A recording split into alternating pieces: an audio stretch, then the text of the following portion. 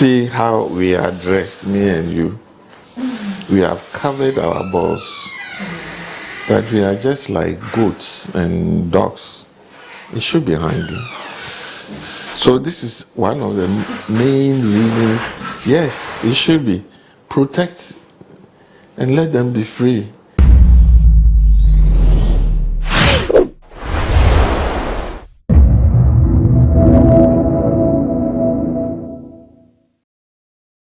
Data has shown that about 3 million babies have been born through the in vitro fertilization process, commonly known as IVF. It is gaining popularity as one of the ways through which people can make babies artificially. What is the process like? What does it take to have an IVF? And which people qualify to have an IVF? Today I'm at the Medifem Multi-Specialist and Fertility Center to find all these answers for you. But before I introduce my guests, let's take a short break. We'll be right back.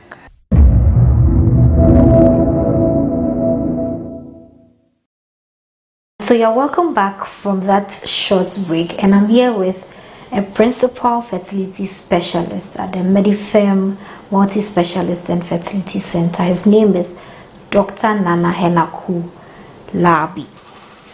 Hello, Doc. Hello. So Today we want to talk about IVF.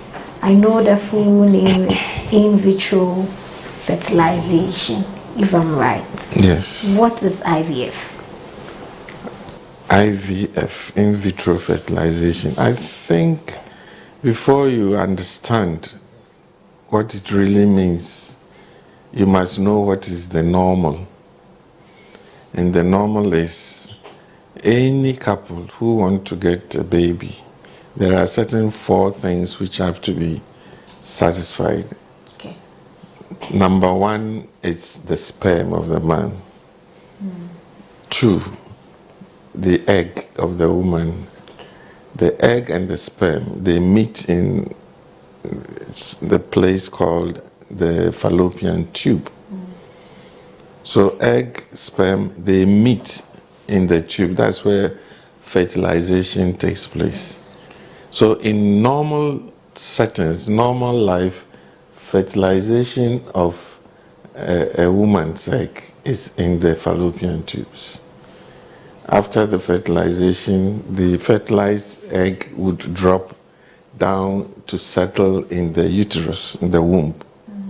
So these are the 4 things which are required for any couple to get a baby: the womb, the sperm, the egg, the fallopian tubes where fertilization takes place, and then it settles in the womb. 4 things, always.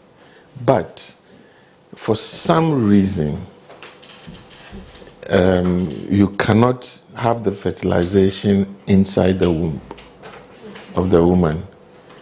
And fertilizing an egg, or the woman's egg, with the sperm outside the woman's body is in vitro fertilization.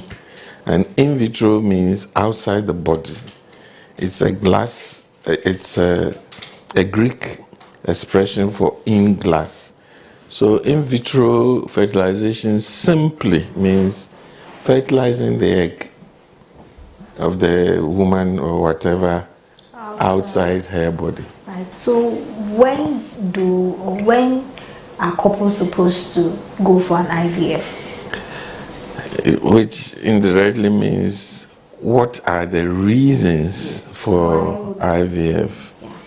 So after an egg is fertilized in vitro, we put the resulting fertilized egg, which is now called embryo, we put it inside the womb and let the thing grow, and eventually the baby is born after 9 months or so. Now, anything which will obstruct you from getting a baby may lead on to getting that fertilized egg outside the woman's body. Anything. And I group them into 4 reasons where how pregnancy takes place. So if there's a problem with the egg, itself, I start with the egg. I start with then followed by the sperm, and then where fertilization takes place, the tube, and then it settles in the womb.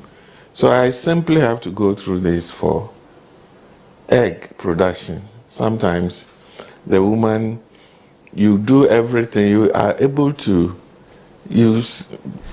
give all those things, you think everything else is normal, but no pregnancy. Yeah. So it eventually ends up with us bringing the egg out and fertilizing outside. That's doing the IVF. The next one is the sperm. Assuming everything is normal, and then the sperm is sort of deficient. It's not. If you introduce the sperm through the normal way, they won't be able to reach the egg itself. In that case, even the sperm, defective sperms, we can use the defective sperm in an IVF setup. Normally, you need 500,000 sperms to fertilize one egg in normal life. Yeah. But if the sperm is defective, what we do is we take the egg, get the best out of the sperm, which is good, mix them outside. So that becomes an IVF due to low sperm raising. And again, on the other hand, in certain situations, the sperms are so low, it cannot be used even in simple IVF setup. So we have to take one sperm, take one egg, and ourselves inject that sperm into the egg. And the process is called ICSI, intracytoplasmic sperm injection.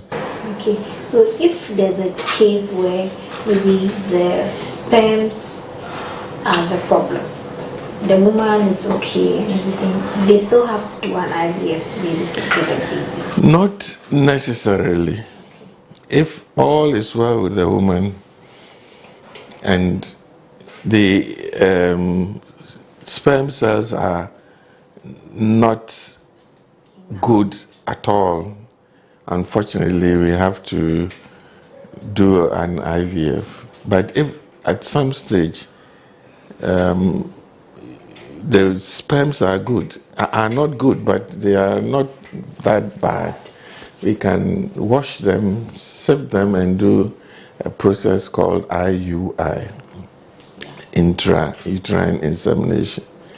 But even that, it means we are preparing the sperm to inject into the womb for the sperm to go and meet the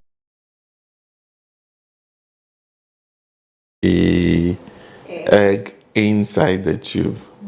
But some are so weak they cannot. Look, you measure sperm quantity in millions.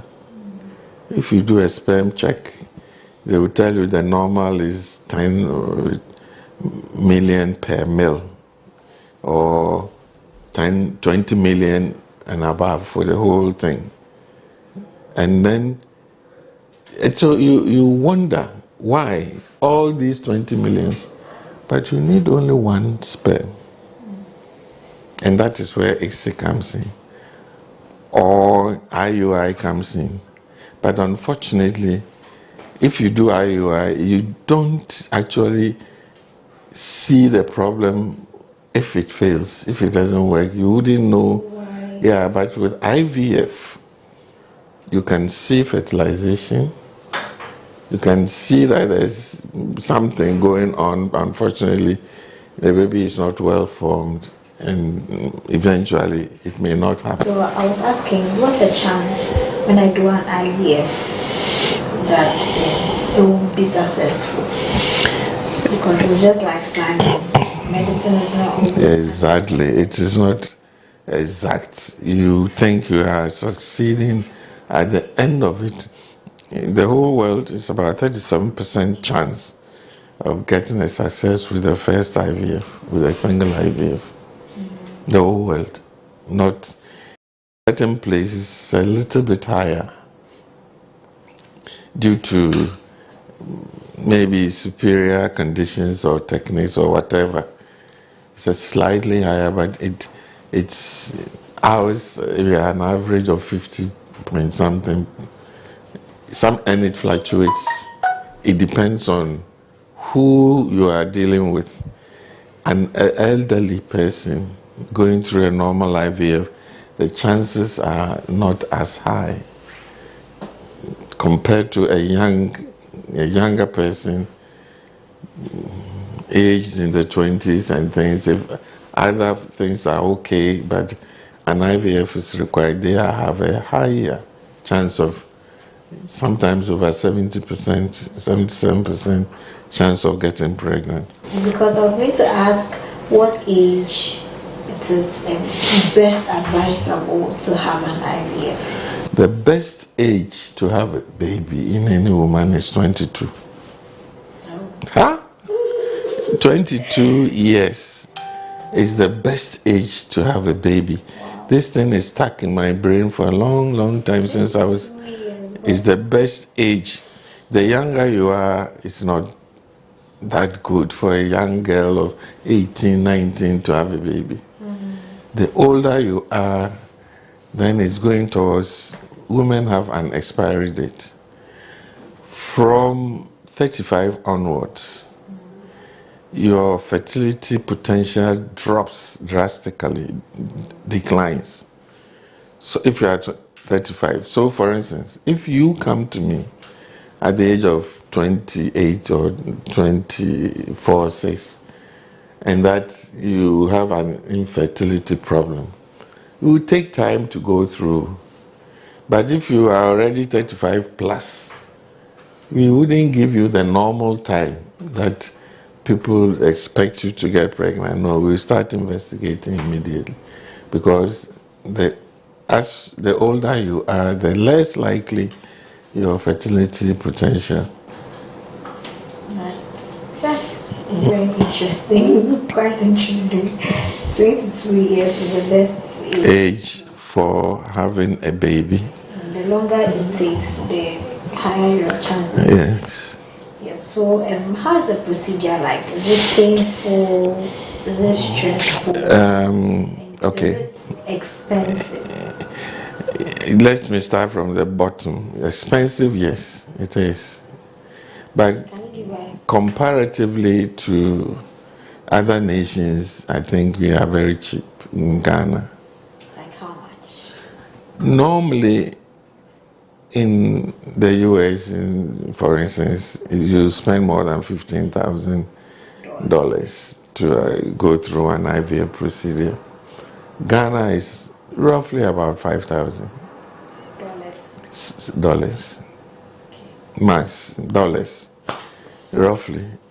And it depends on various units. There are some units which we all differ a bit, but averagely, in fact, I was estimating we were much less than the $5,000, but and because the exchange rate, that's a problem.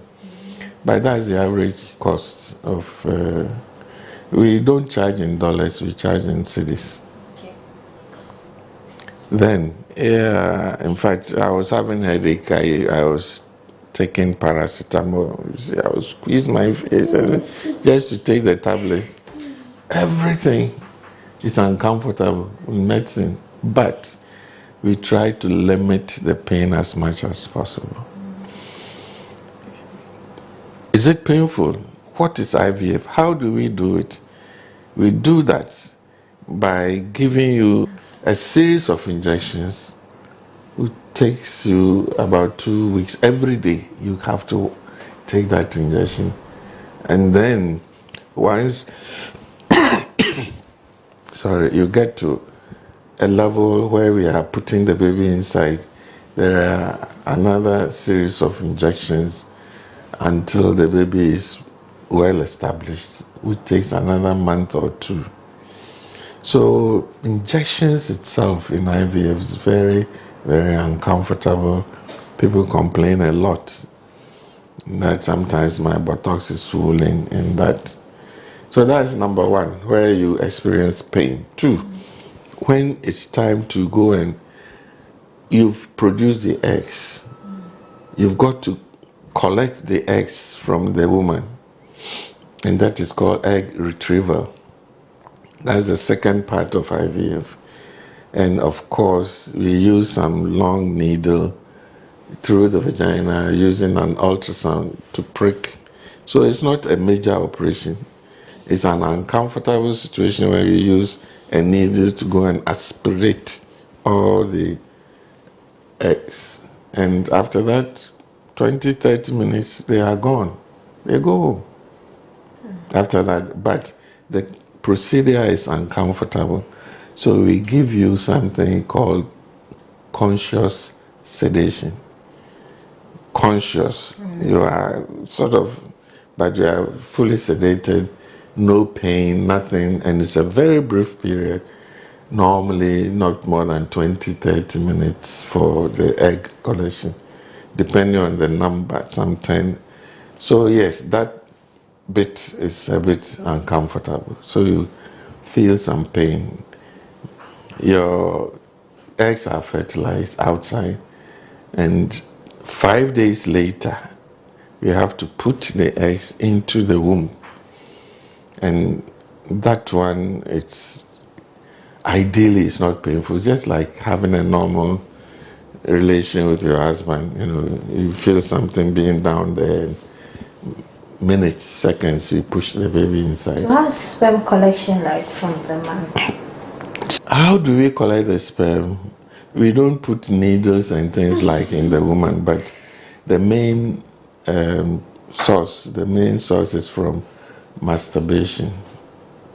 Okay. You know what that is? Yes. Have you done it before? I'm not a boy. I'm not a man. So they masturbate and then see the fluid coming out, and sometimes it's very difficult for the clients, the patients. And I'm sorry, I made a joke with it, but some need their wives to come and help them to do that. We resist or whatever you call it, from having sex in order to produce the sperm. That you lose a lot, especially the initial sperms. You may lose them, but that's where the concentrated things may be. Okay. So having sex to produce sperm, we don't advise. On the other hand, there are certain cases where there is no sperm. Normally, we have to dig into the testis area and aspirate some sperms. This is a special condition where there are no sperms even when they make their normal ejaculation, no sperm. So we have to find some sperm around the testis there and aspirate to use it to do the IVF. Right. Thank you very much. At this point, we'll go for a quick break where we speak to one of the people who have undergone IVF. She'll share her experience with us and how the whole process was for her. When we come back, we'll speak more to Doc.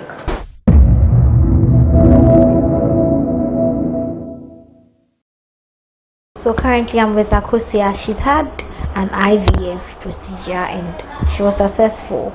So she's going to share with us what she went through, how the process was like for her. Hello, Akusi, and thank you for speaking to us today.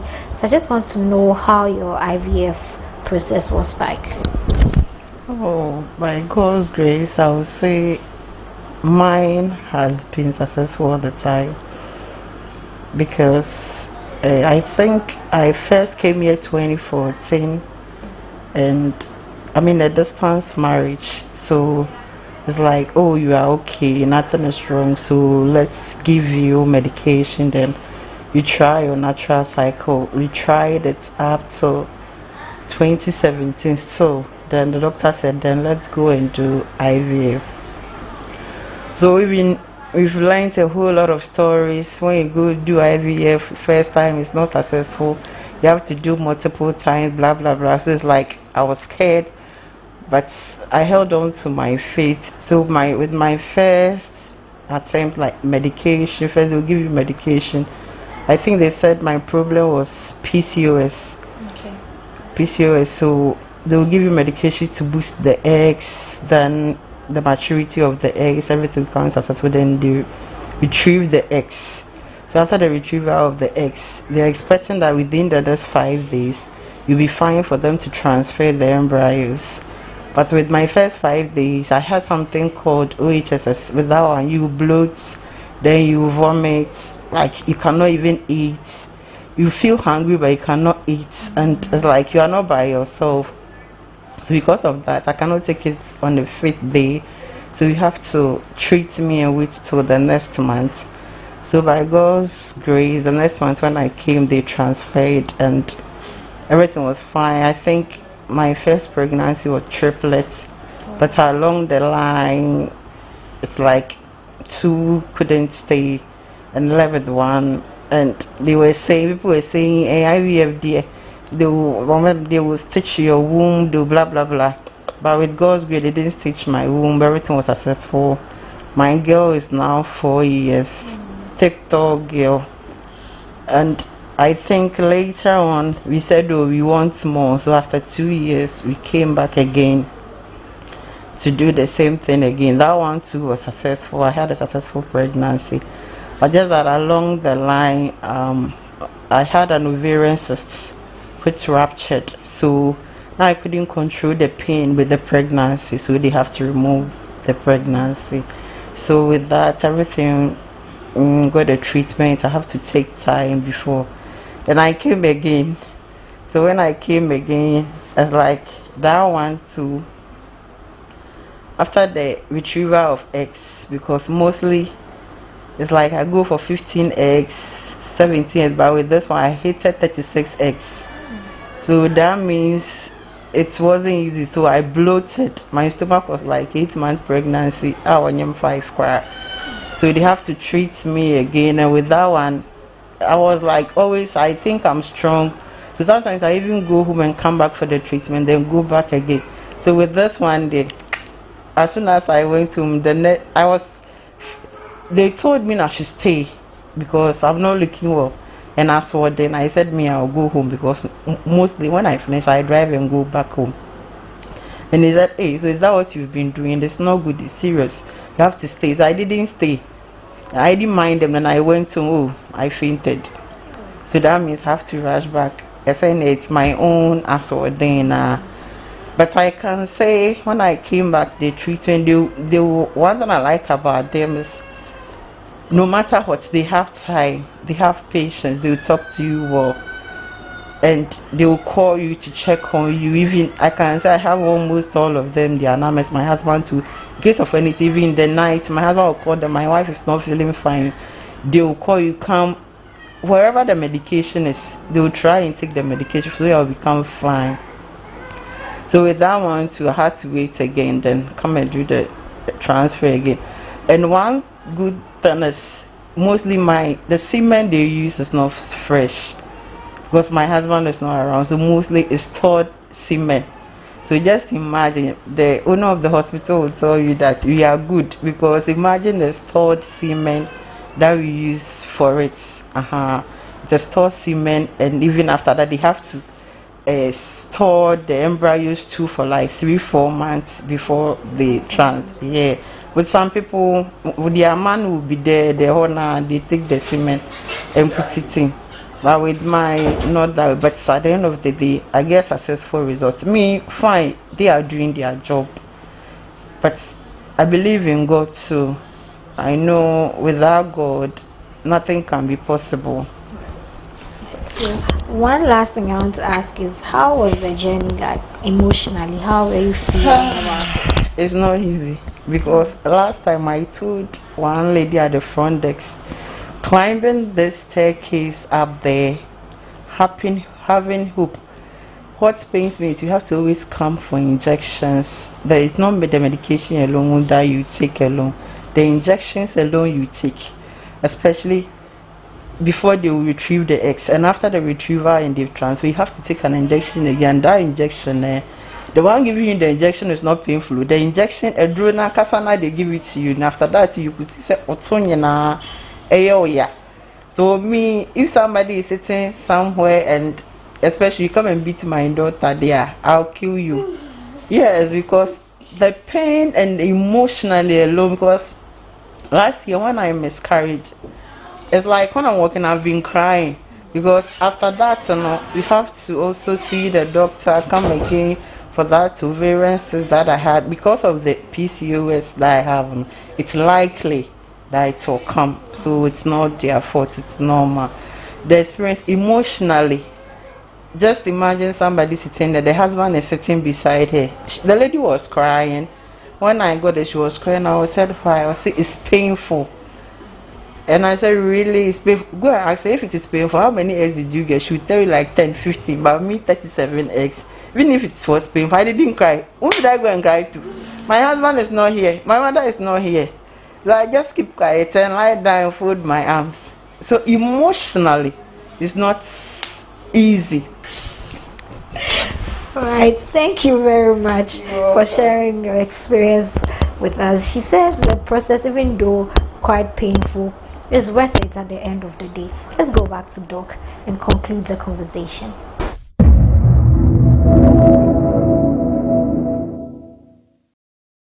We are welcome back. So I'm seated back with Doc, and this part we're going to talk about some of the controversial things that we've heard people say about IVF, what women who go through IVF are supposed to do, some of the facts, the misconceptions, and all of those things surrounding it.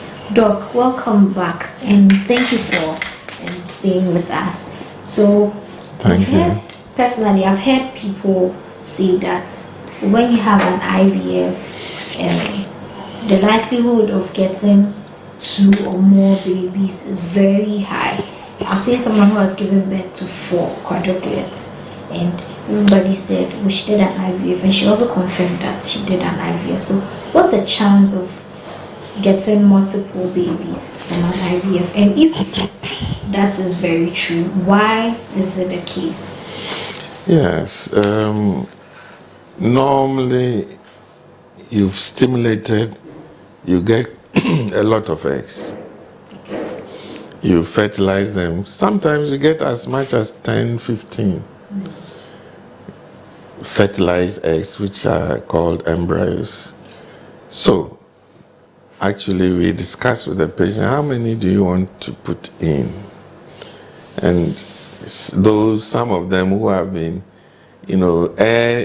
yearning for a baby for a long time, they will tell you, doctor, put 5, doctor, put 4.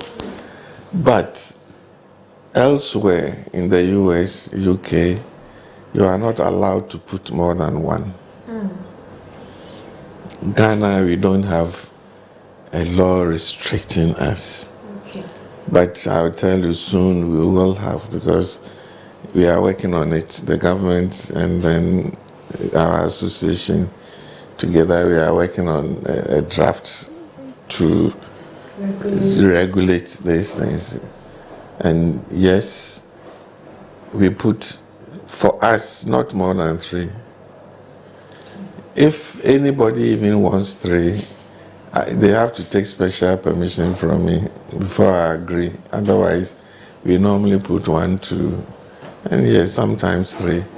it depends on the way we see your fertility potential. In a young woman, everything seems to be okay. Maybe due to something, the male side, or we try to limit as many as we can. You put 3, you may develop all 3. And that you have the triplets. Some they insist, they really give us tough time. They want, and even for that we make them sign. They want 4. You put it and they would develop quadruplets. But to be honest, with our standard, we find it a failure if somebody has more than 2. You failed. Because 3, 4, you see it you hear it in the news and all that. Really, it's not right.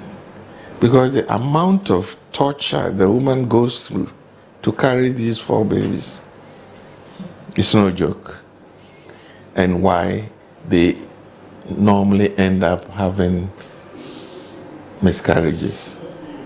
So the higher the order of pregnancy is, the more likely you develop a miscarriage. There are situations where some women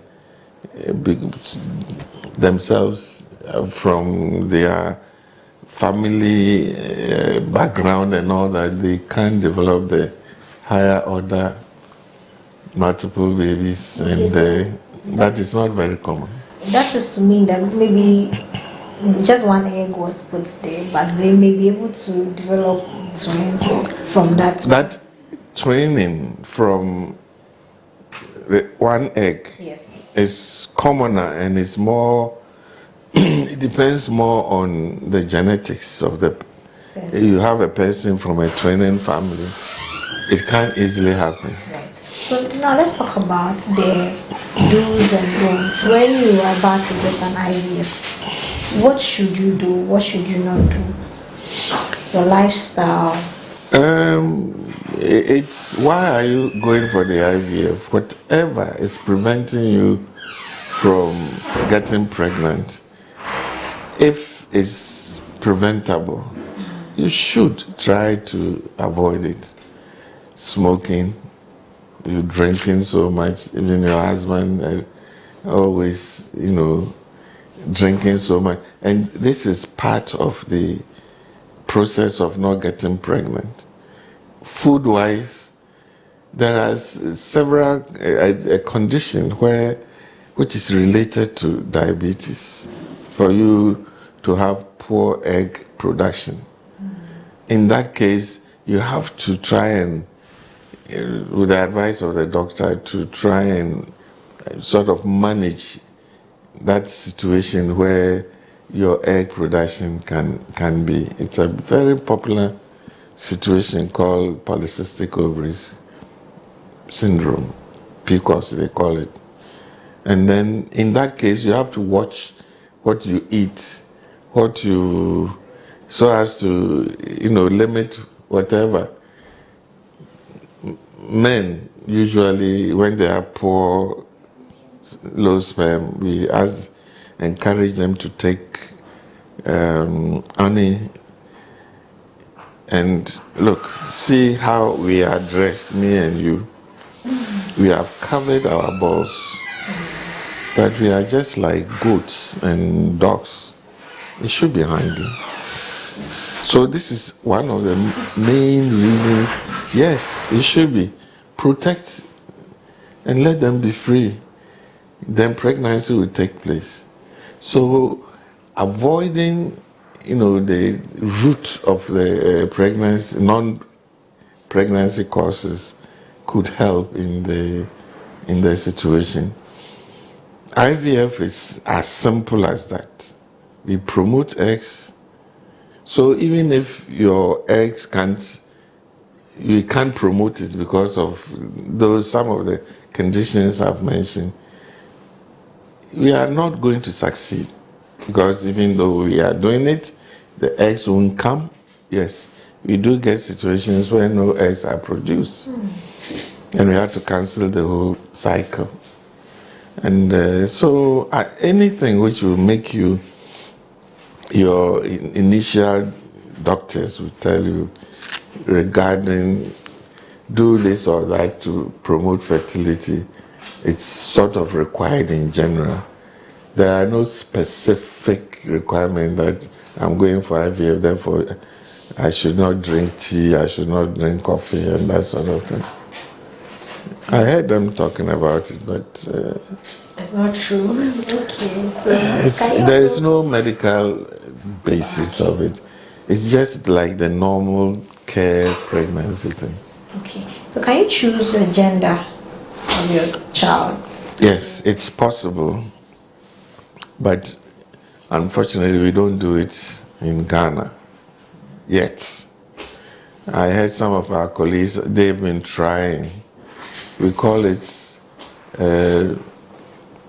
pre-implantation genetic diagnosis. It means before the egg gets stuck in there, we manage to bring some out. You take a cell out of the developing embryo and study it for whatever you want to. Apart from sex typing, there are some medical conditions where you can diagnose this before the newly made embryo gets implanted. So they take them to the lab, remove one cell from the growing embryo and test it. Sorry. Unfortunately, sex typing, it's supposed to be common, especially with the Nigerians, but it's a very expensive way of going through doing what I just described, PGDs. Yes. Finally, I want to know some of the lifestyle choices that young people can adopt to reduce infertility rates, because sometimes our lifestyles also put us at risk of not being able to produce. Very much. Both in men and women. So before you even get to the point where you need an artificial help to be able to produce, what can you do as an individual to be able to increase? Yes, you learned something from me. I said the best age to have a baby is. Yes. So 22 that's hours. number one. You don't wait and keep it when you are 38, 40, then you come for a baby. And seriously, it seems the infertility has gone up, infertility problem. It's mainly due to the woman's Age. Aim to have her own career, and therefore a delay.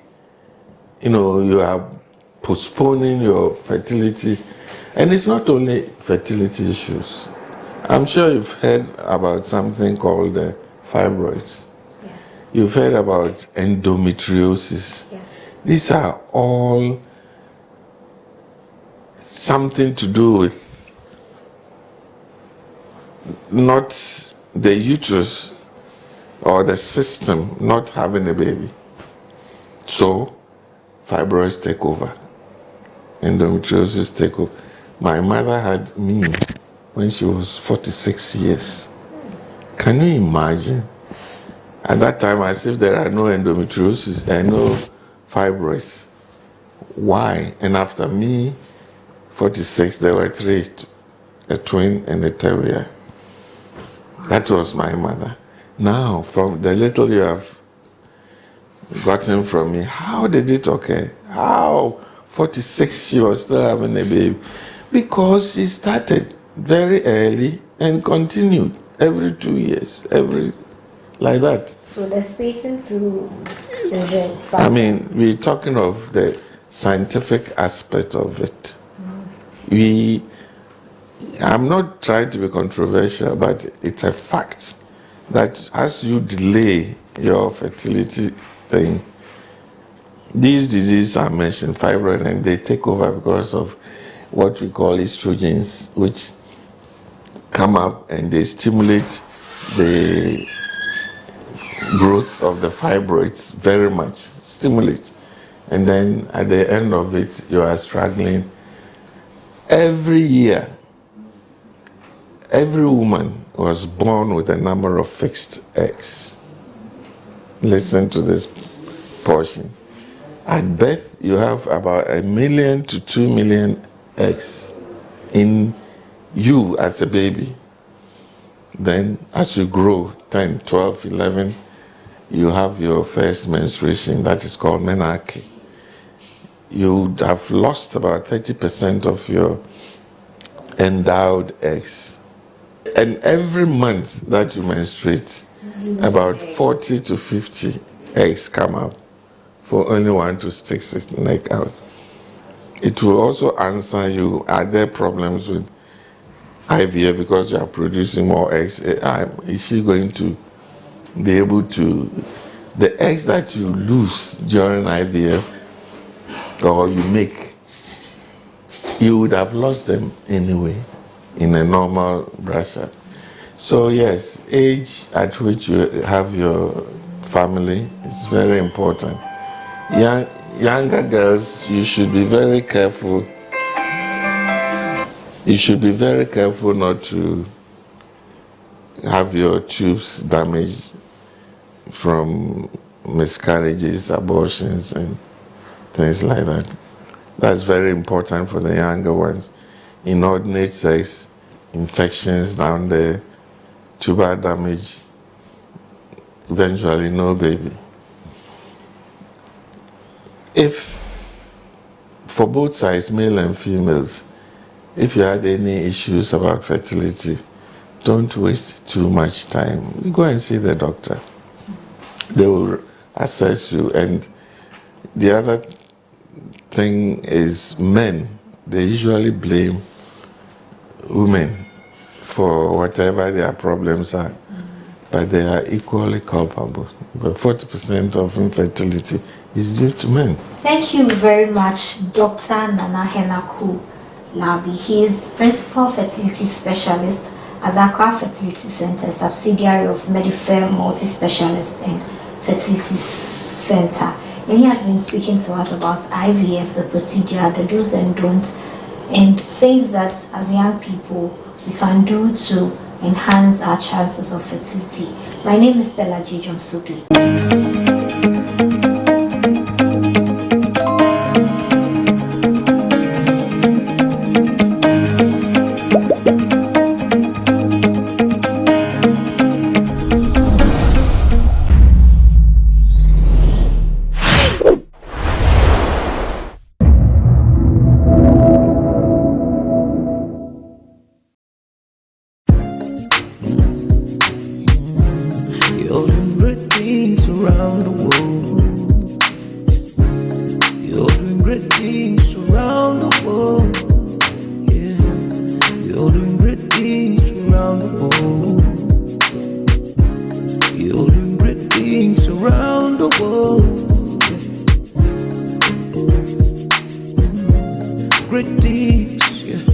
Thank you for tuning in to another episode of Diaspora Link. My name is Diallo Sumbri. I am your host. I'm very excited about our interview today. Our guest is Mr. Ike Anderson, straight out of Jamaica, here in Ghana. Let's get into this interview and let's find out what has brought Ike and his family from Jamaica to Ghana.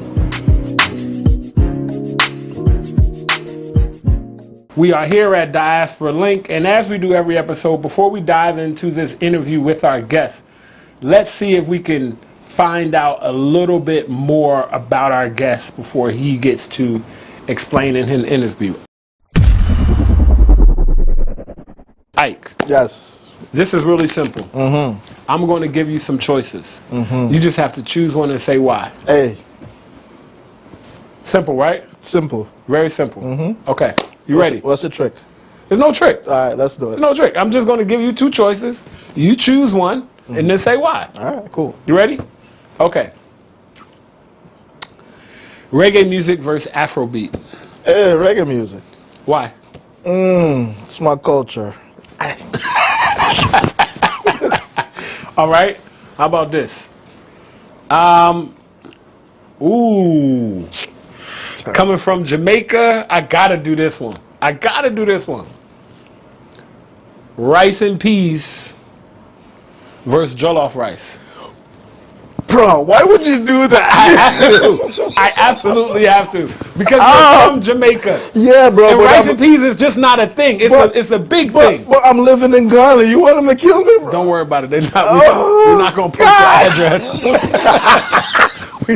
You got to choose one. Hey, bro, that's like asking to choose your favorite child, and that's not possible. That's the next question, bro. That's the next question. Bro, I pass. Next. No, there's no passing. There's no passing. Woo. Rice and peas or jollof rice? Jollof with some peas in it. That's halfway. Watch that. Okay, I'm going to let you go. I'm going to let you slide. All right, next one. Football, as they say it in Africa, versus basketball. Football. Did you play soccer growing up? Did you play football? That's all I played, yes. That's all you played. Yeah. Okay, maybe that wasn't fair because Jamaica, Europe, Africa, every place in the world they play soccer except in the U.S., really. It's a big sport. Football. Yeah. Okay, no problem. All right. Okay, so here we go. Football versus cricket. Football. Football. Did you play cricket? I did, but the ball was too hard and you catch it. Football was easier. Yeah. Okay, football. How about this? Now, I'm a foodie, right? Jamaica and Ghana actually have two very similar dishes. Here we go. Rice and peas. Proper rice and peas, right? Not the little green frozen peas, but the proper pigeon peas that comes in rice and peas versus wache. Come on, man. Proper coconut milk, rice, pigeon peas, proper rice and peas. That's a very tough Which one? You take it too long. You might not even be able to go back to Jamaica. That's what I'm trying to do. Or I can't live in Ghana. You can't live in... Choose one. I say rice and peas because I like the milk in it. Okay. It's the coconut milk. It's the coconut milk. Yes. Okay. I said proper, and I even though I can't eat that. All right. Next one. Jamaican dance hall dancing versus Ghanaian Afrobeats dancing. See, they're cousins. So which is your favorite cousin?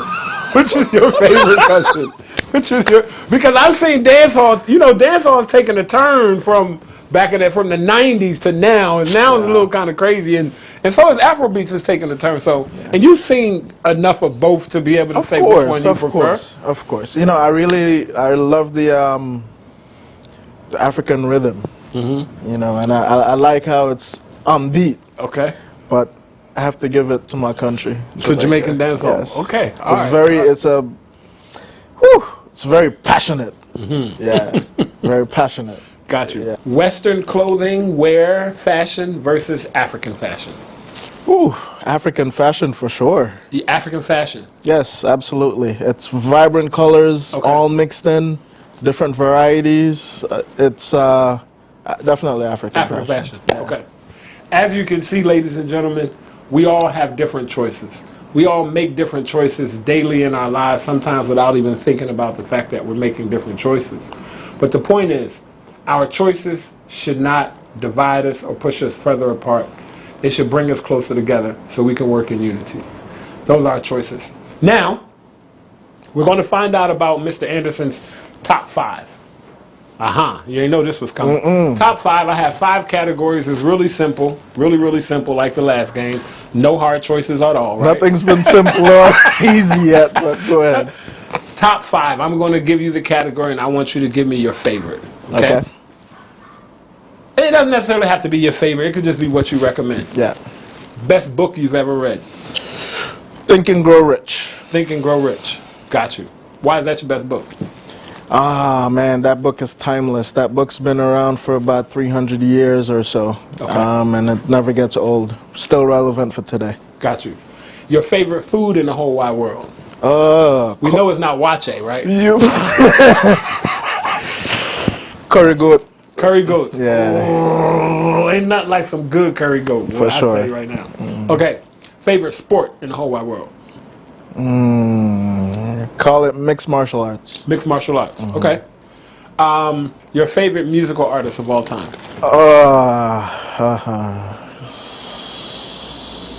Peter Tosh. Peter Tosh. Okay. Last but not least, your favorite place to vacation of all time? Bali, Indonesia. Bali, Indonesia. Nice. So now that we found out a lot about some of the choices that Ike would make, and we found out his top 5, let's dive into this interview and see what has brought him from Jamaica to Ghana.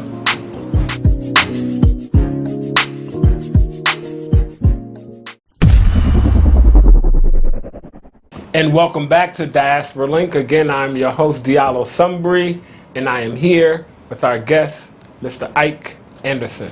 Ike, welcome to the show. Thank you. Thank you for having me.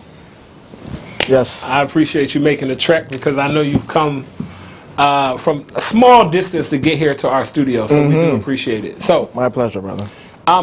talk to us a little bit about how you wound up in Ghana. Ooh. So, Go ahead. go ahead. So in 2018, Okay. my family and I were on a journey traveling to different countries that made up our DNA. So we did a series of DNA tests, and Ghana, or whereabouts, was one of those countries on our travels. So we came for, we're supposed to be here for 2 weeks. We ended up being here for a month and a half, and just diving deep into the culture and more into why our DNA brought us here. So that's how we ended up here in the first time. And you were coming from your hometown of?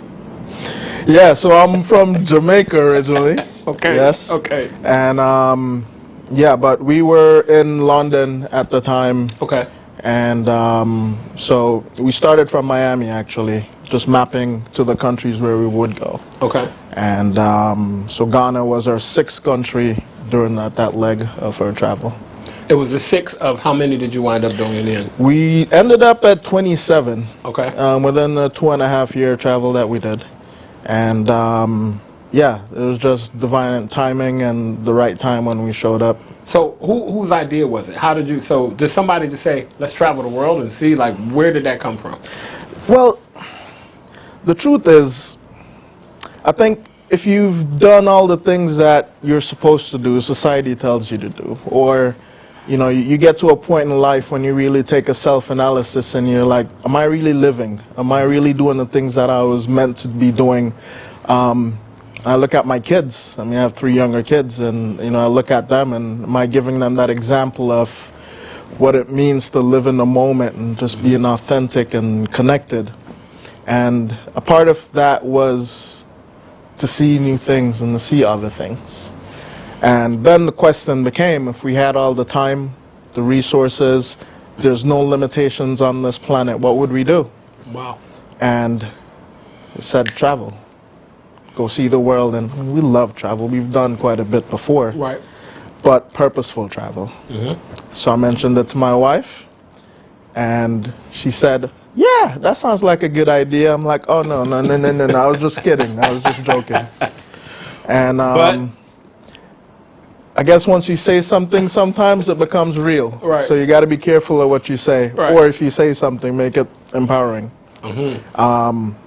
So 8 months after that, we packed up and we left. okay. Yeah. Now, what's your background before then? Because everybody, well, you mentioned if you do everything you're supposed to do, Yeah. right? So maybe some people haven't done. But let's talk a little bit about your background that afforded you the ability to be able to say, I'm going to take my family and go see the world. Like, what was your profession? What was your business? What were you into before you started traveling the world? Yeah, good question. So I guess I'll answer it by saying, okay, yeah. So, no, because it's a loaded question, you know, Okay. and just to say I was this or I was that really doesn't, you know, explain the idea behind the whole process. But I've always been fueled by achievement, Okay. or by just thinking differently and doing things differently. Okay. So a part of that helped me being an entrepreneur. Okay. Getting new ideas or seeing something being done and seeing how I can optimize it and make it better. So I started a digital marketing agency. Okay. Ran that for 13 years. And that's just simply online marketing, web development, lead funnels, all that stuff. Got you. And that, thankfully, created the opportunity for me to expand in other things like real estate, hedge funds, and different opportunities like that. So growing up, I was just very deliberate in the work that we were doing and, you know, doing the business that we were doing. Got you. I mean, that's important, and I'm going to get into a little bit about that later, why I asked that question and why that's important, because you have people from all over the world who literally could choose to be anywhere that they want to be, right? Or who have the ability to choose for how they want to live their life. Absolutely. But something brought them to Ghana or something brought them to Africa, right? Something pulled you here, right? So you said that Ghana was 6 of 27.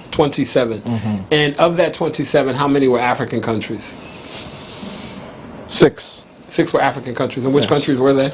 South Africa. Okay. Tanzania. Egypt. A lot of people don't even think Egypt is Africa, but it's crazy how people still think Egypt is not in Africa, right? It is. It's crazy. Ghana, obviously. Okay. Kenya. Okay. And I don't know if you'd consider Zanzibar or same thing. Definitely. Definitely. So it's another one. Okay, so what we're going to do right now, Ike, is play this game that we have called Africa in 60. Woo! It's not something that we've prepared you for because we want you to be on edge and we want to catch Why you you doing this to me, man? So, as you all know, we do this every week with our episodes. With Africa in 60, we want to see how many African countries our guests can name in 60 seconds. It's simple. It's not. I'm sure you're going to name all 64, right? No. All right. So this is not a pass or a fail. It's just kind of a fun thing that we do here. So has our timer started? Do we got 60 seconds on the clock? Can I get a 3 countdown? 3, 2, 1, go. South Africa. Yes. Botswana. Yes. Zimbabwe. Yes. Mozambique. Yes. Rwanda. Yes. Kenya. Yes. Uganda. Yes. DRC. Yes. Ghana. Yes. Ivory Coast. Yes. Senegal. Yes. Sierra Leone. Yes. Egypt. Yes. Tanzania. Yes. Right next to Tanzania. Ooh. Kenya. Yes. Congo. Yes. Did I say Congo? You said DRC, no problem. Cameroon. Yes.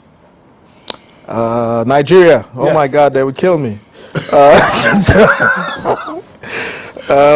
seconds. Oh God, bro, don't do this, man. 5 seconds. Okay. Done.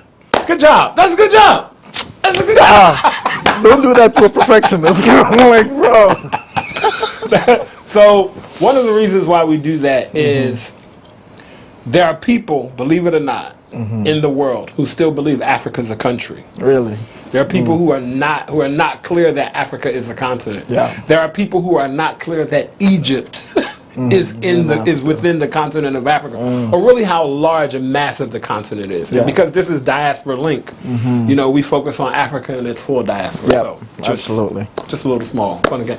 So talk to us a little bit about you being in Ghana. You've been to 27 countries. You've already been to 6 other African countries, right? Yeah. You've been to Europe. So you and your family have traveled around.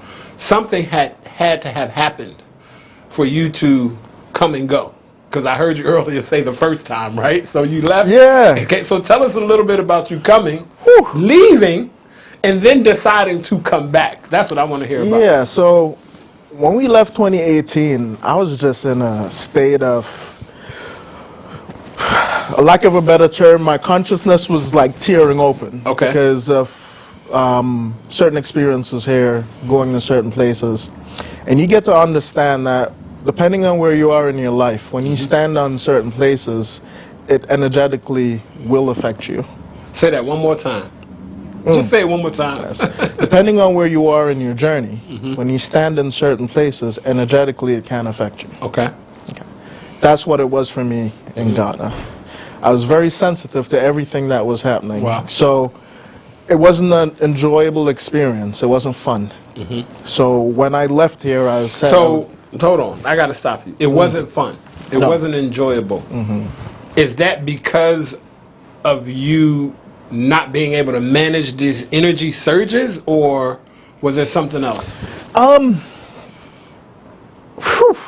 So it's a mixture of everything. So it's really understanding the culture. First of all, Ghana is like a big Jamaica. Okay. So when I came, it was like your home. Automatically, I also felt that there's a lot of ancestral energy here for me. So I felt like even walking down the street, someone in my lineage somehow walked down that same street. Right. I felt when I went to some of the dungeons, not all, but some spoke to me, and it became very clear what was happening there for me. And it was just a little bit more than I wanted to take on at that time. Okay. And it was just a little bit more. So sometimes, again, you ask for things, and it starts showing up. You either confront it or you run away from it. Right. At that point, I'm like, It's it was too much. too much. It's too much. Yes. I get it. I get too much. Yeah. So, So y'all left. yeah, so we left, and then we went to India afterwards. Okay. And, you know, I think we landed in an amazing place where everything slowed down, and that was it. India is actually a part of my wife's ancestry, so that's where we went next. And India is slower than Ghana? You said you slowed down a little bit. Well, we I went mean- to South India, Okay. which is much different Okay. than... Oh, gosh. Yeah. All right. So it's totally different. Okay. So I was able to slow down and really put things in perspective and get some spiritual alignment while I was there. Okay. That compartmentalized everything that was happening and created much clarity for me. Got you. Yeah. So, yeah, when I left Ghana, I was saying that was it. That was it. I'm done. I done did with Ghana. Not coming back. Not coming back. I'm okay. I'm good. I'm I was good. really good. Okay. So a bunch of friends that were coming back for year return, and they're like, dude, you've been there before, you should come back with us. I'm like, nope. Good. And I've done my time. I'm good. And I don't know. I felt some form of, I won't say responsibility for them coming back, because I know there's a crack here, and if it's not navigated a certain way, people can fall into it. So I came. Okay. And You came with them to, you wanted to protect them from the cracks. well, that's what it apparently was. that's what happened. Okay. Yeah, but it wasn't consciously. That's why. Now, let's stop for a minute. I want to deal with this. I want to deal with the cracks, because there are a lot of people coming to Ghana. Yes. Right? And being someone who was involved in helping to create the year of return, my mind is always asking myself and wondering, are we doing a good job of preparing people to come here? Or what is it that people need to do so that they don't fall into those cracks? Talk a little bit about your experience with some of those cracks and give some examples, and more importantly, how you resolved it. Bro, I mean, so you see, that's the thing. And again, everyone's at a different place in their journey. When I travel, I have my wife and my 3 kids. It's 5 of us. Wherever we go, we're doing it together for the most part, right? So the way I look at things is a little bit different around safety, security, standard of living, you know, making sure that they're cared for. Very important when you're traveling with your family. Absolutely. Very important. So coming to Ghana, there's this mindset of we're going home. It's a feeling of we're going home. So when we land here, there's almost this feeling of, we're here. And our brothers and sisters here are like open arms. Akwaba, we love you. We're glad you're here. You're doing your pilgrimage. You're doing your journey. Let's Akwaba. The big Aquaba. Yes, but you realize over time, not everyone's with the same integrity. Right. And Doesn't matter how you look at it. You look at it as a dollar sign. And for a lot of people, and my disclaimer, not everyone, Right. but for a lot of people, it's what can they get from the interaction, the engagement. So that was an experience that I had that we had to rectify even for ourselves too. Well, one of the important things that you did that I appreciate is you didn't indict the whole country. No. And you didn't indict all of the people of Ghana. And I'm always in conversations with people saying that you're going to find some problems. Absolutely. And you're going to find people who are not on the right side of history and integrity. But that doesn't mean that everybody in Ghana, is like that. So Absolutely. You ran into some of those challenges, and then you all left to go to India. Yes. Okay, so hold on. We're going to be right back. We're traveling with the Henderson family. We've gone from Jamaica to Ghana to India, and then now when we come back, we're going to talk about how they came back to Ghana.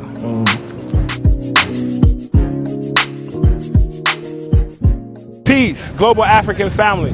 My name is Diallo Sumbri.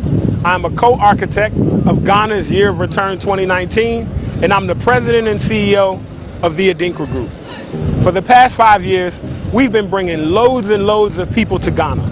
Many of them, their first time on the African continent, their first time putting their toes in the African sand, in the African soil. And so many people have had their life changed. Our birthright journeys are curated cultural immersion journeys centered around reclaiming cultural identity, exploring your ancestral heritage, and celebrating African resilience. It gives me great pleasure to introduce our Birthright Journey Partner Program. It's really simple, and you really don't have to do much, other than email us at info@theadinkragroup.com. Now, what makes a great Birthright Journey partner for our program? Are you a leader? Are you an influencer? Are you that person that your family calls on to organize, or do you automatically know that that's your job? Are you somebody of status in your community? Are you a community leader? Are you that person in your church or in the school? If you are the ideal Birthright Journey partner. Do you believe that every person of African descent should have an opportunity to touch ground on the continent of Africa? If you are, then you are the ideal Birthright Journey partner. It's simple. We're going to show you how you can travel to Ghana for free. Not only can you travel to Ghana for free, but you can actually get paid to travel to Ghana. Really simple. Just contact us at info@theadinkragroup.com and set up a discovery call. You'll get to travel. You'll get to travel with your family and friends. You'll get to travel with your community. And the best part of it is that it'll be free for you. Or you'll even earn money doing it. So again, info@theadinkragroup.com. We look forward to seeing you in Ghana. We look forward to dancing with you in Ghana. We look forward to eating fufu, eating jollof, eating wache. Make sure you contact us now, and we would love for you to become a Birthright Journey partner. Madasi.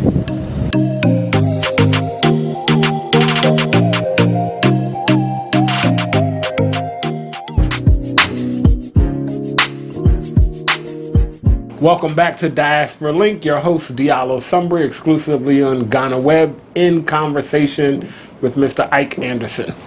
Ike, yes. Okay, so came to Ghana, left, went to India, came back. What called you back to Ghana? So I would say Ghana called me. Okay.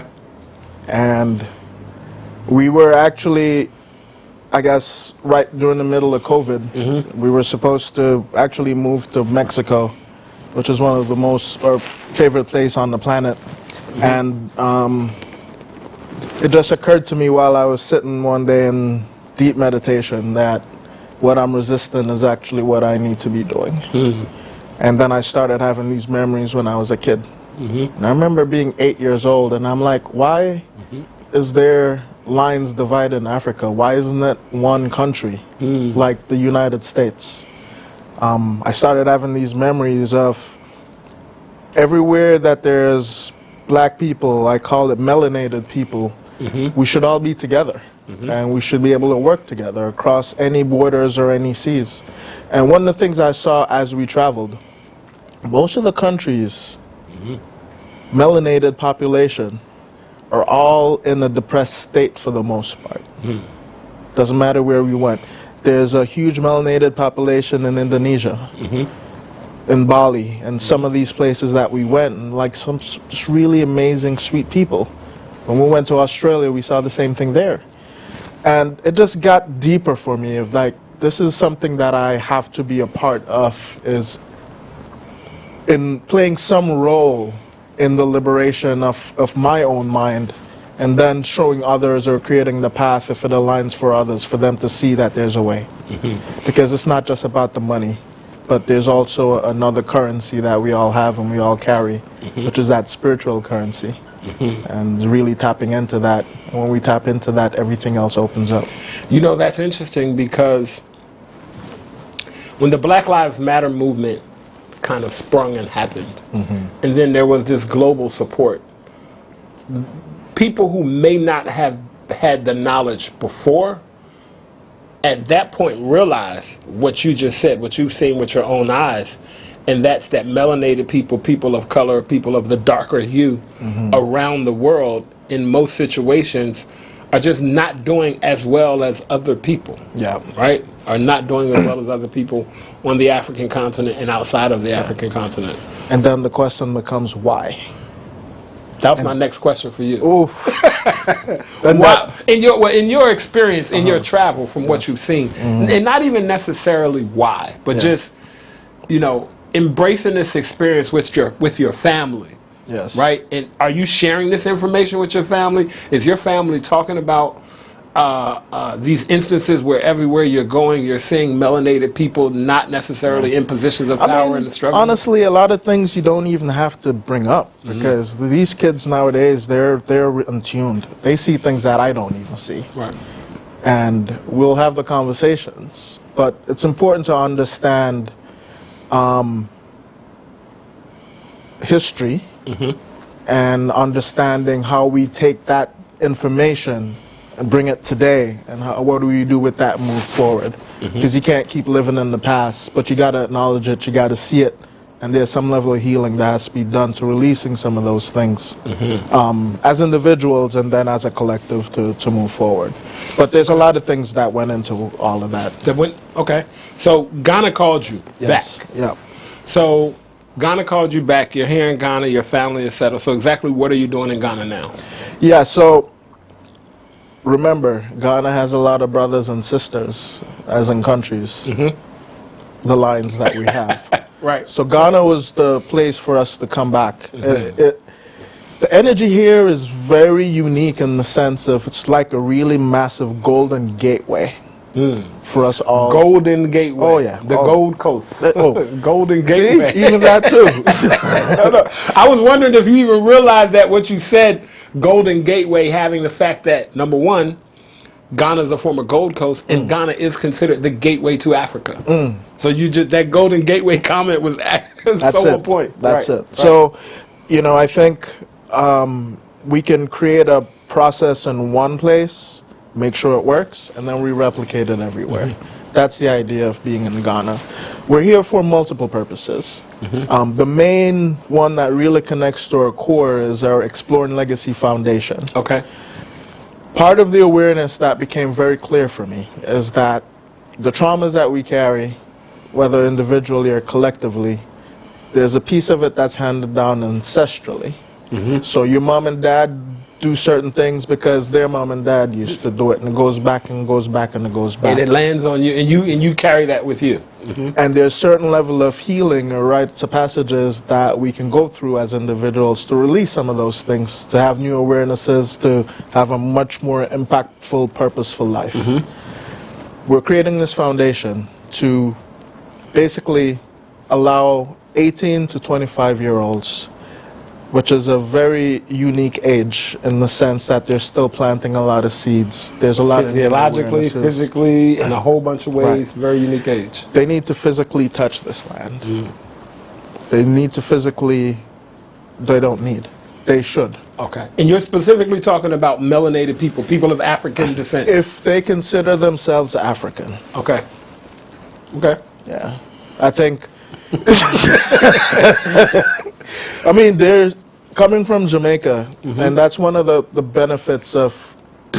We don't have tribes or ethnicities there. If you're Jamaican, you're Jamaican. Right. So you're going to see Caucasians there that consider themselves Jamaican, and so brothers and sisters. So if someone... Blew my mind the first time I saw a Chinese person open his mouth and speak pure patois from the Yes, mountains. bro. Yeah. Blew my mind. I was like, hey, what is this? Yes.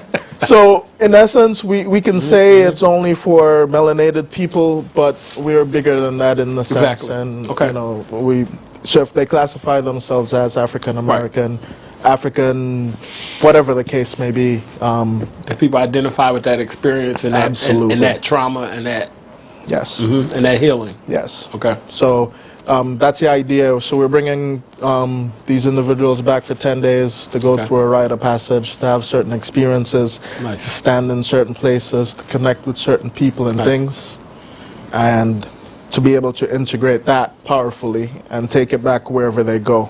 Africa isn't for everyone. I don't think everyone should live here. Gotcha. I think it's a big world. We should be able to spread and go wherever we feel comfortable and confident. I got you. Express yourself. Express yourself. Yeah. So No, I get it. Okay, so and you found that you feel that Ghana is a good place to kind of start that with. It is the place. Okay. It is the place. It is the place. So talk to me a little bit about how this works. People just apply. Once they apply, you approve them and they get to come. Do they have to pay? Or how exactly? Yeah, so going into 2022, okay. Our projection is to bring back 1,500 young adults. Okay. We're going to break it up into zones and divisions. So America is considered one, Europe is considered the Caribbean. Okay. Obviously, the first set, we're still deciding where that's going to come from, but we're being led for them to come from Jamaica first. Okay. There's an application process online, and once they go through the application process, I think that ultimately this will be open for every single person who feels like they should go on this journey.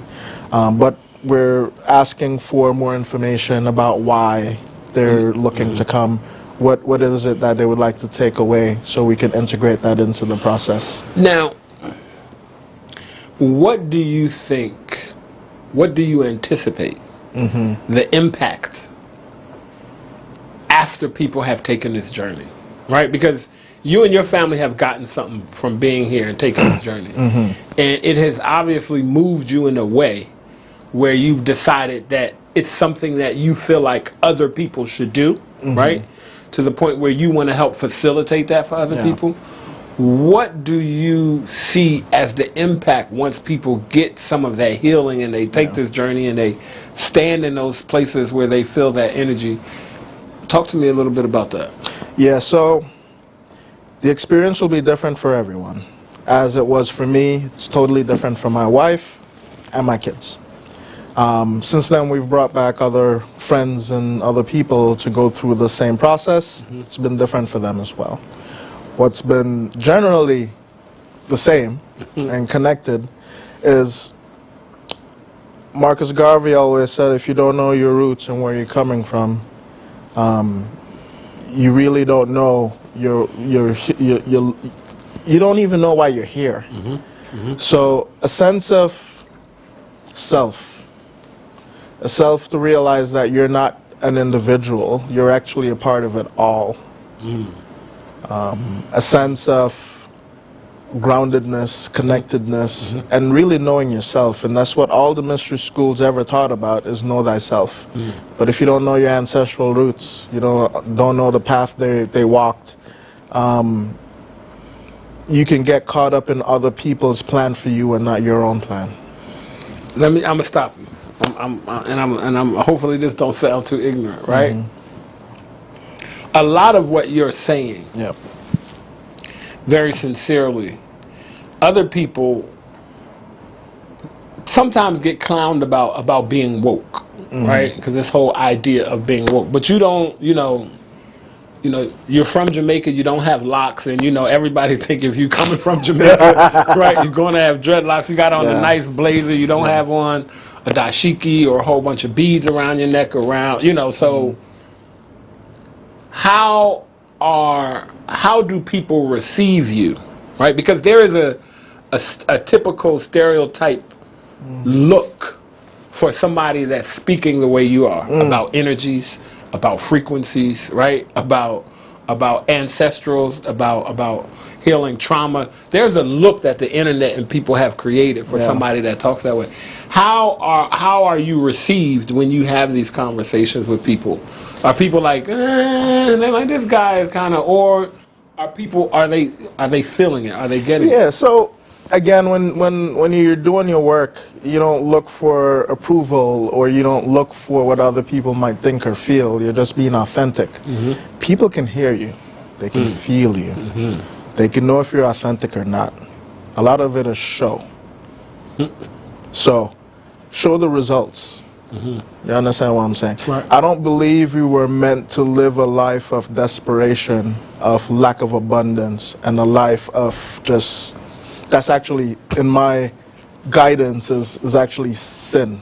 We're meant to be just like abundant. So whatever that looks like for you, it's okay. If it's a dashiki and whatever it is, then that's still fine.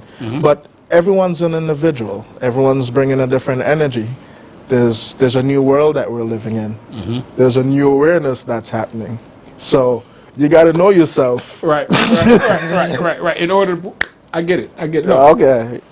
How's your family? Are they happy to be on this journey? Is Dad like, come on guys, are you kind of throwing the line and pulling them, or is everybody kind of like, is everybody as gung-ho as you? Because I have my two children are older now, but I remember when they were younger, it wasn't easy to get them to open their mind as much. Yes, I mean, they've been traveling for a while now. Okay. So a big piece of this is schooling, education. Okay. So they have an online private school that they go to. Okay. Individual teachers for whatever subject. So we're not too worried about that part. The social integration piece, they're into tennis here. My son's into different activities. So they're getting a rounded access to different things that they probably wouldn't have gotten back in the US or in Jamaica. Now, I have teenage daughters. Okay. Yeah. So, yeah, there's things in America or Jamaica that they want that they're not getting here necessarily. Right. Like, the Chick-fil-A's or whatever else they're doing, naturally. And then there's some friends too that they miss, or family members back home. But they get it. They understand it. They value the experience. They're enjoying their time in Ghana as well. They are. And what my wife always reminds me, and we discuss all the time, is we give them a toolbox, and all these experiences is just a tool in the box. Whenever they need it, maybe not now or 10 years from now, but when they need it, they'll be able to draw on whatever they need to get from it when they need to. And obviously your wife is supportive. She's with you. It's a team. It's not just you, right? Well, listen. Now, hold on. Say the right thing. Whatever the answer is, say the right thing. Absolutely. Listen. If it was up to me, listen, I couldn't do anything without that lady. Right. No, I understand. Natalie, she's actually perfect. Yeah. I get it. And I get it. Actually, she's loving Ghana more than everyone else. Wow. It's scary. Okay. So she's really enjoying herself and enjoying herself. Yeah. If you could give individuals who are coming to Ghana for whatever reason, because I realized that the reason that I thought I was coming here was different after I got here, so I've gone through kind of my own similar journey. What's one piece of advice that you would give people who see Ghana on the news and it's just like, I'm going to go back to Africa, I'm going to go get my akwaba, right? I'm going to go to get one solid piece of advice that you would offer individuals who are thinking, I want to live my life out and I want to live the rest of my years out in Ghana or any African country. It can't just be one, but I'll mix it. Okay. You got to come without any expectations. Okay. And you have to be very clear on your purpose and why you're coming. And to tie that all in, it's not an easy place.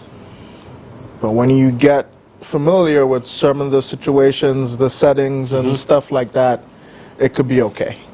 And it, depending on why you're coming. I don't know how much clearer I can go. No, that's it. I mean, I'm just asking for your piece of advice. So I think the people who needed to receive that will receive that, the people who are watching.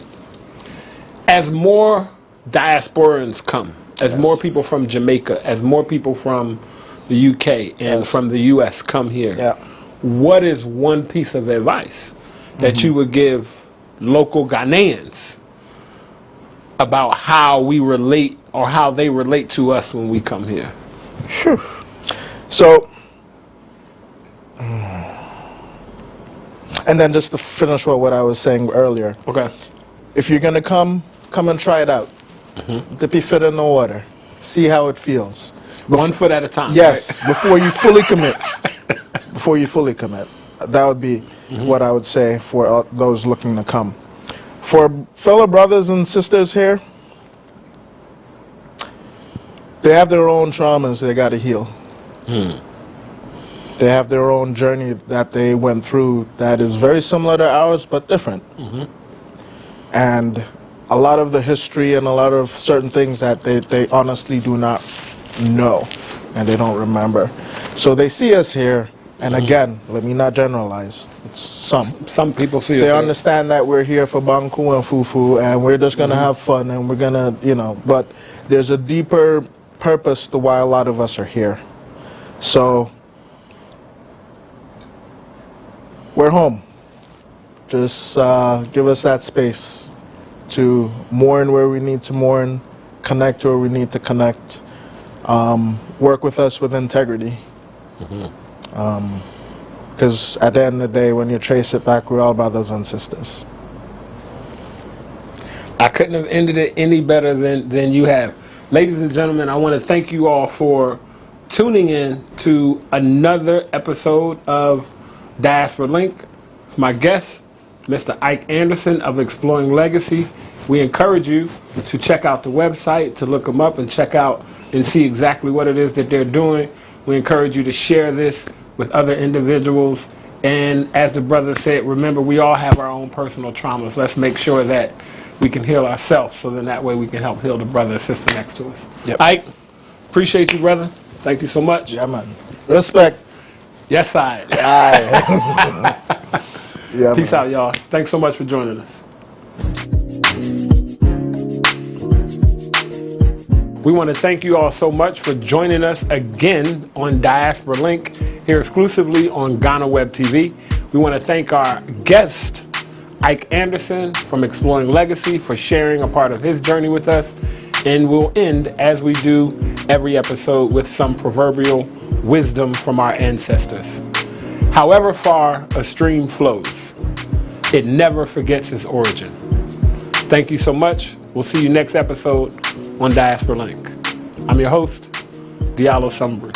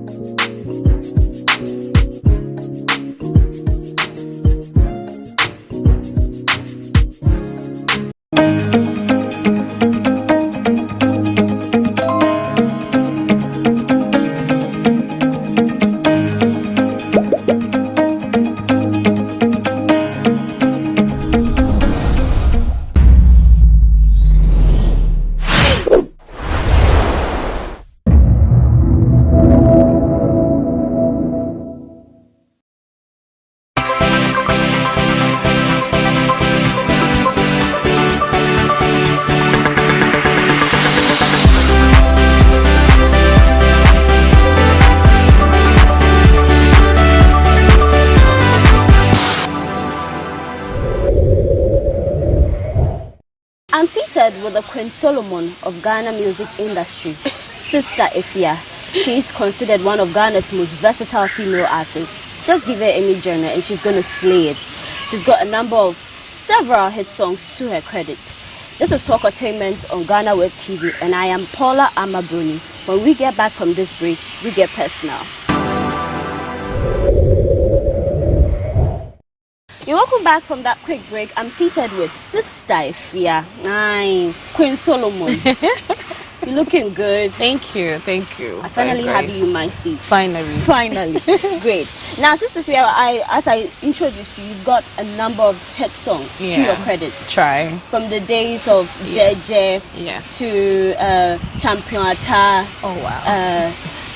A lot. A whole lot. Weather, the latest Aswading, which was on an anthem, and then Makwe. Yeah. Would you say that Ghanaians have given you your flowers when it comes to the kind of songs that you've given us? Of course. I mean, they have in a way, and I feel very grateful because, there's not a lot of female artists that has been able to pass through this, this whole years. I've been in this game for almost 7 years, and I've been able to, showcase what I can do. And I'm really happy. I just did it. I just came to Ghana to have fun with music, and now it's a business. So, the Ghanaian people are dear, no doubt. They've been very, very supportive, and I can't deny that. So you talk about you just came to Ghana to have fun. So yes. What was Sister Efia doing before she finally decided? Well, I was a registered nurse in Reading. Hospital. Well, not for a whole term. I did like a few months, and then I came because I was having so much racism. I'm a workplace. I was not really excited to work. So when I finally met Kader through my former boss, Aaron, in London, and he just loved my talent, and then the next minute he was like, oh, I need to record a song. I recorded Kokrono, and then he was like, oh, come to Ghana and shoot the video. When I came and shot the video, the song was actually popping already, and I was like, what? And I felt like actually I'm doing something with my music career. So it just came by chance and you grabbed it, and I just grabbed it. And here we are. Great. Yes. So you mentioned that you've been in the industry for 7 years. Yes. I know musicians sometimes they set goals for themselves. Yes. Would you say that you've accomplished that goal? Do you feel fulfilled, or there's more to do? Of course, music is not just something you just feel like. Even the biggest artists that I know, Beyonce, it keeps still working. You just need to do it. I'm not fulfilled yet. I feel like there's more to me that I can deliver.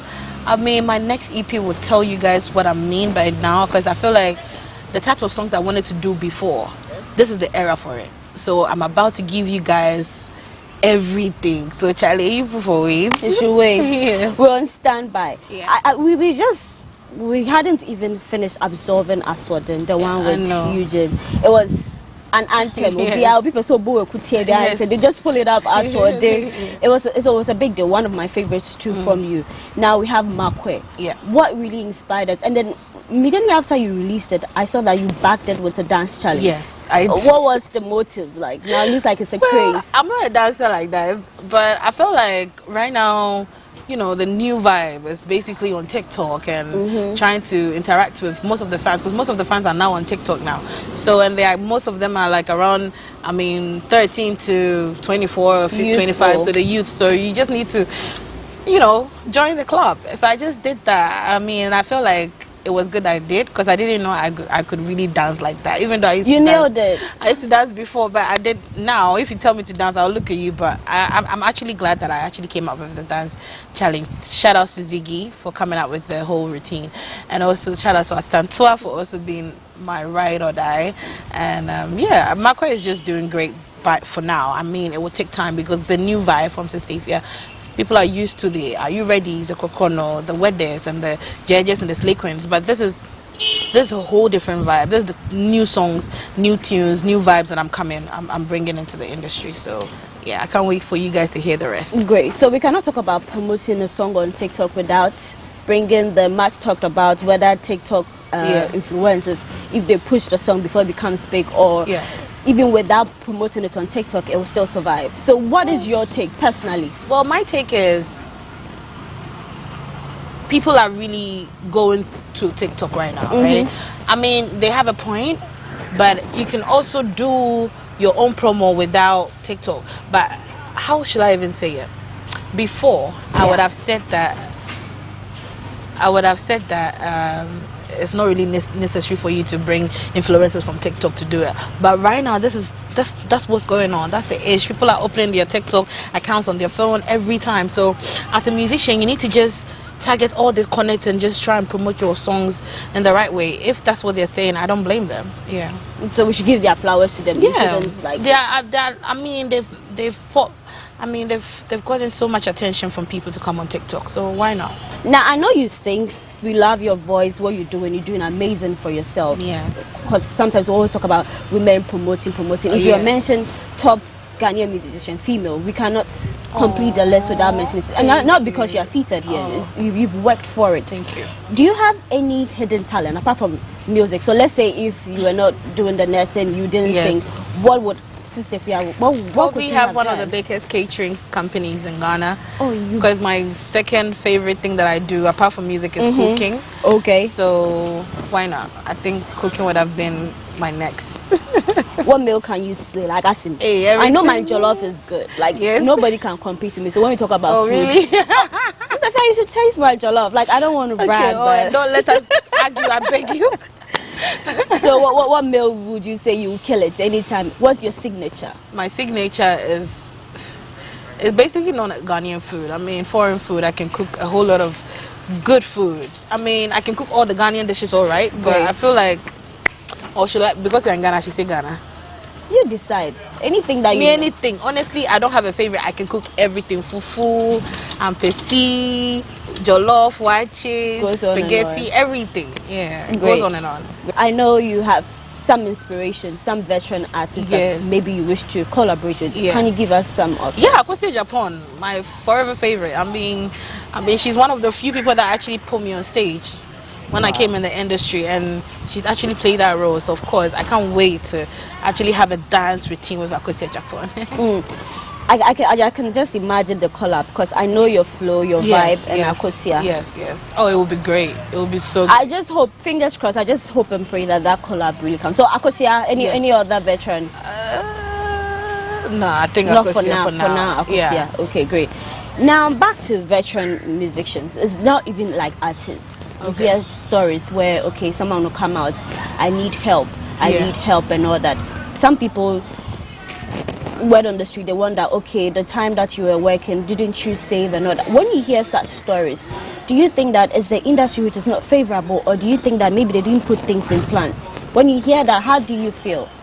I mean, I don't blame anybody for their downfall. Sometimes it is what it is, you know. I mean, I wouldn't know the right answer to give you because I've not actually thought of this ever in my life. I mean, I've just read things on social media, but I don't really take them personally. So I don't know how I'm actually going to answer that. But in a way, I feel like life is life. Life can hit anybody. It doesn't matter if you're an actress, a musician, a president, anybody can actually go broke one day. So I'm sure they're not the only ones. I'm sure people from other countries who have been, billionaires are now poor or on the streets. So it's not a big deal. I feel like life is taking its part and doing what it has to do. So when we hear such stories like that, we also try to better our lives, put things in place, because of course they did not dream that they wanted to be in so such now position. We have to always be aware. Now actually it's made a lot of artists like, you know what, I have to put some stuff together. So that's it. What is Sister Efia's plan? Like, what are you putting in place to avert all this things? Mid-year, I can't tell you. Oh, Sister Efia. I can't tell you because usually sometimes when people see celebrities, they're like, okay, some celebrity wears something expensive. Is it just music and all that? Sometimes people don't know that you have businesses. I have side businesses, So I feel like I can't say because I'm actually putting a whole lot of things together. The reason why I've not even had kids yet is because I need to plan my life, and which I'm doing. I've told myself at a certain age I'm going to start having kids, which is not yet there. But right now it's like something that in the back of my mind, I need to put this in place before any of my kids come out. So that's what I'm doing. It's a plan. You're planning for the future. I'm planning for my future. Great. Now, housewife or Miss Independent? Housewives. I like how you say it. Why housewife? Independent is overrated, man. I need someone to take care of me, baby. That's the thing. When a woman says they want someone to, not like you don't work. Well, Yeah, I do work, of course. Yeah. But then you go for the. I'll go for No housewife of Ghana. Honestly, to be fighting my nose, baby. Can I get some money? Okay, great. I'm seated with Sister Efia, one of my favorite female musicians in the industry. We'll go for a quick break. When we come back, we get talking.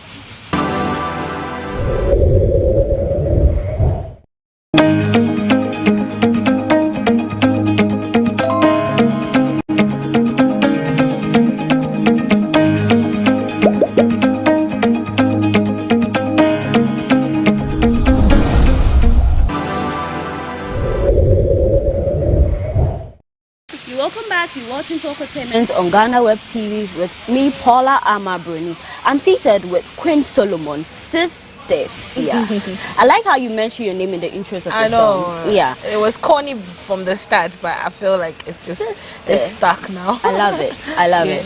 Now, female celebrities, we make news, one for the job that you do and others to sometimes controversies. Yes. Why do you think that Ghanaians, fans, social medias have not accepted that a woman can decide whatever she wants to do with her body? Recently, Nana Brown talked about the fact that you know, sometimes when you age, you please, if you got the money, you do whatever you want to do.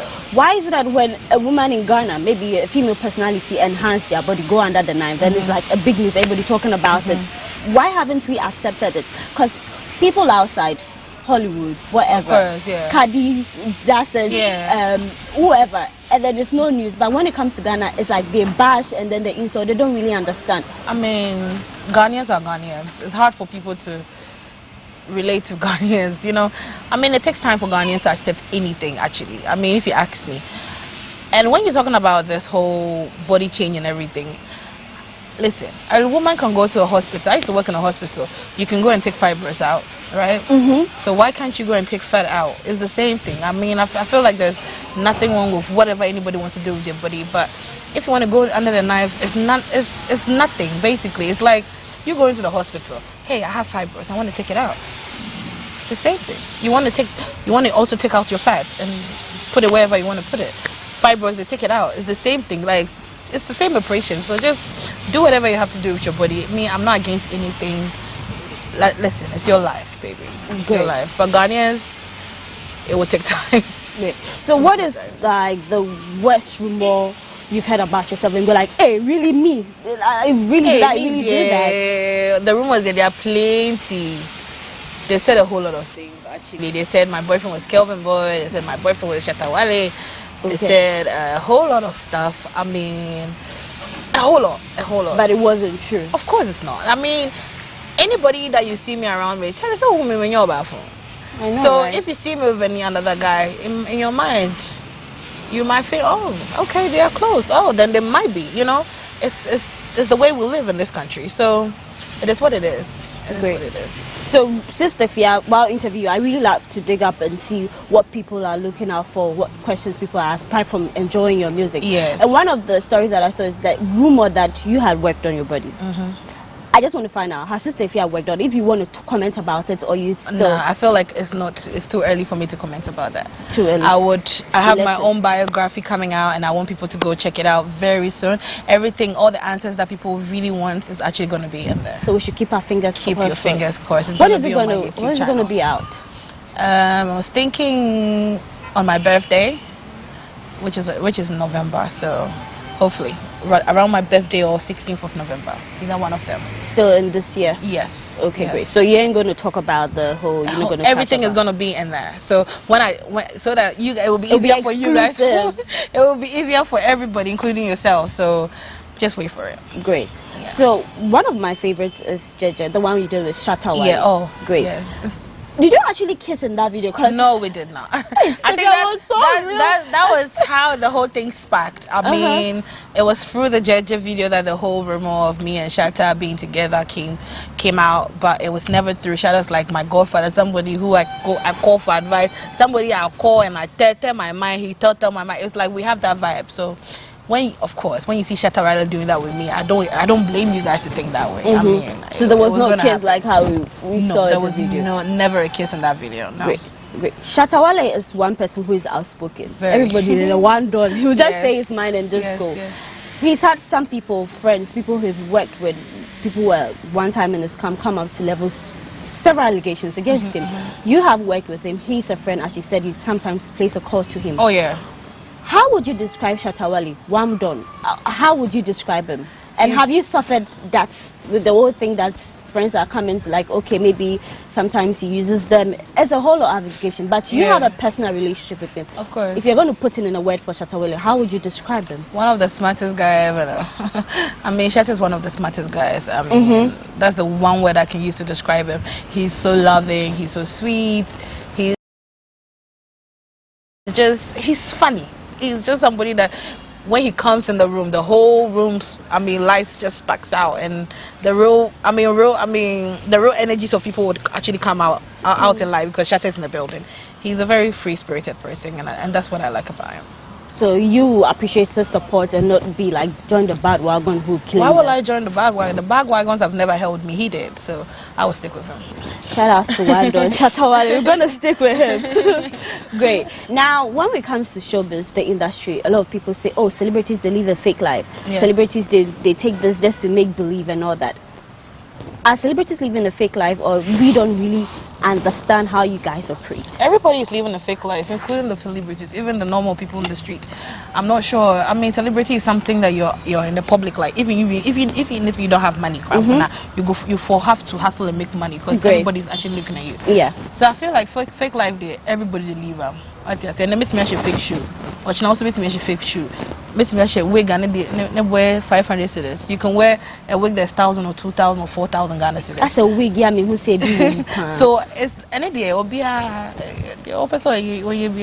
how real or fake it is to you, just do it. Yeah, I don't believe in those things. I feel like everybody's fake. Okay. Now back to the industry, especially because I'm a woman. Sometimes I see the targets. A woman makes it big, and then they want to link it to a man, a sponsor, and all that. A woman wants to wear what she wants to wear. Recently, I follow you on Instagram. One time, the bikini shoot, the hot one that you gave us, it was something that a lot of people talked about. Oh, it's indecent, but it's a shoot. It's a bikini shoot. It was at the beach. Great. So, with such things, with people telling celebrities, female ones especially, we are the target, how to live. How do you think? How does he? Or you just ignore? I do now. I feel like there's nothing that can come. I mean, I'm just a tough girl right now. I mean, it takes a lot for it to get under my skin. I mean, you do whatever you want to do. People will talk whatever they want to talk. It is life. Life goes on. Live your life. Protect yourself. Make sure God is actually doing good in your life. And just move on. People are going to talk either way. So just don't pay attention to those things if you ask me. I'm just a free-spirited person. Same as to your female celebrities, you didn't really... No. You know. I mean, everybody, I support everybody from afar. I mean, everybody's doing great. We got great chemistry. Me and most of the female artists. So, I can't speak for them, but I can say that I don't care. I just don't care what anybody has to say. Great. So, should we expect a collab with any of our female artists sometime soon? I've worked with, I think I'm the only female who has worked with most of the female artists. I love the one you did with Frida, Efia, Eno. Yeah. I mean, a whole lot of girls. Ishon, Felinuna, Sefa. I mean, I think I'm trying my best. Great. So if you were the musical president, what change would you bring? Because I know a lot of people saying that, okay, leader. Let's say you were handling that, because I know it's a union. I'll talk to Nana Akufo-Addo to give us a national cathedral to do something for the music industry. More of a theater, so a concert. Yes, a concert where we can actually go, because it was actually going to give money. God, dear, we get plenty churches for here.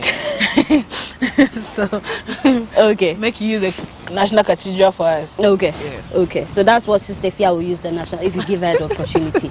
Great. Now, in the music industry, a lot of people love to keep their relationship very private, personal life out of it. Let's do music. Will Sister Efia ever make a relationship public? Hey, it's been 7 years you guys have known me. You guys should know the answer now.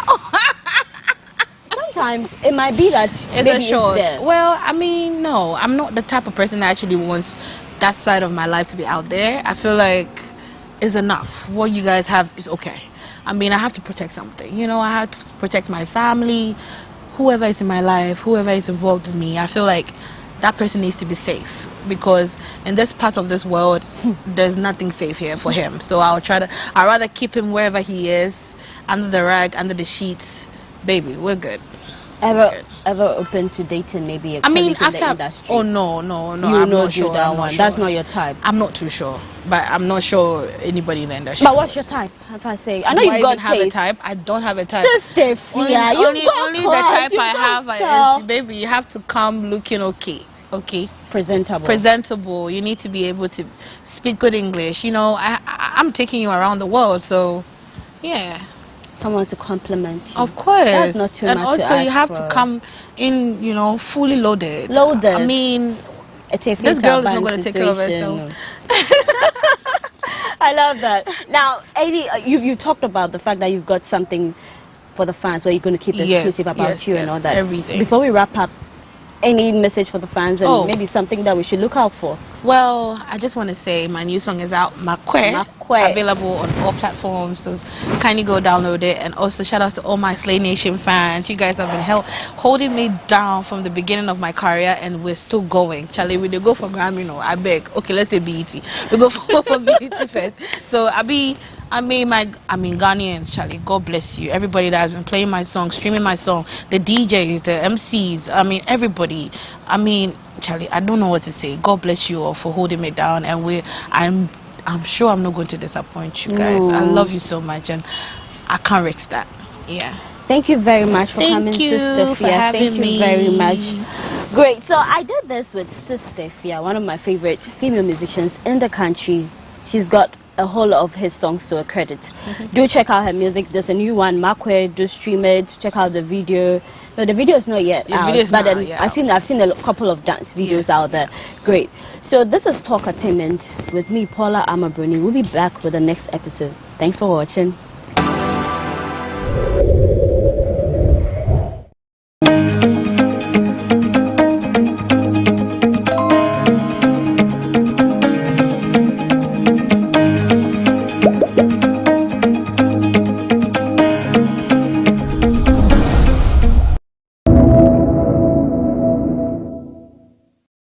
Somewhere last month, the Ayawaso North Municipal Assembly served notice to residents of the Mamobi Kwao Lane to evict. The 21-day ultimatum given the residents expires in about 3 days' time. Ahead of that, the residents are racing behind time to evacuate.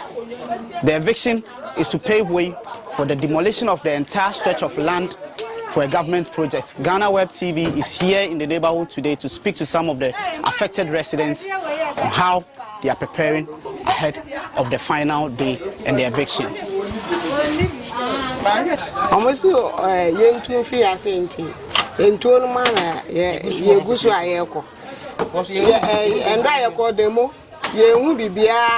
Abanti yesro see ye betimi atran omo maye ko si 28 e bia Sunday no na edu yeso no omo abebubu mpofri nti ye park so see yes sister bi na maye baby say ye park ne ma ne begu for the meantime nti e kire ni so mbe maye sika bi ana so mbe maye mra na ya Sunday ababa yenim say aban asase nti e wo mu aye omo beka say omo de tutu by emba critical say yeah, that's one. That blow 6,000. That blow 6,000. And I have said, so your MPP, a strong go. Oh, me grab me to you. Yes, I buy say. Assassinate the independent mansion. If you buy a mansion, and we are selling it deal. Oh, my break a crack. Never find out one I am free. Independent country by says, as I never find money yet, also a pedabi. Yes, I have. No moon, yes, sir, any deal. Okay.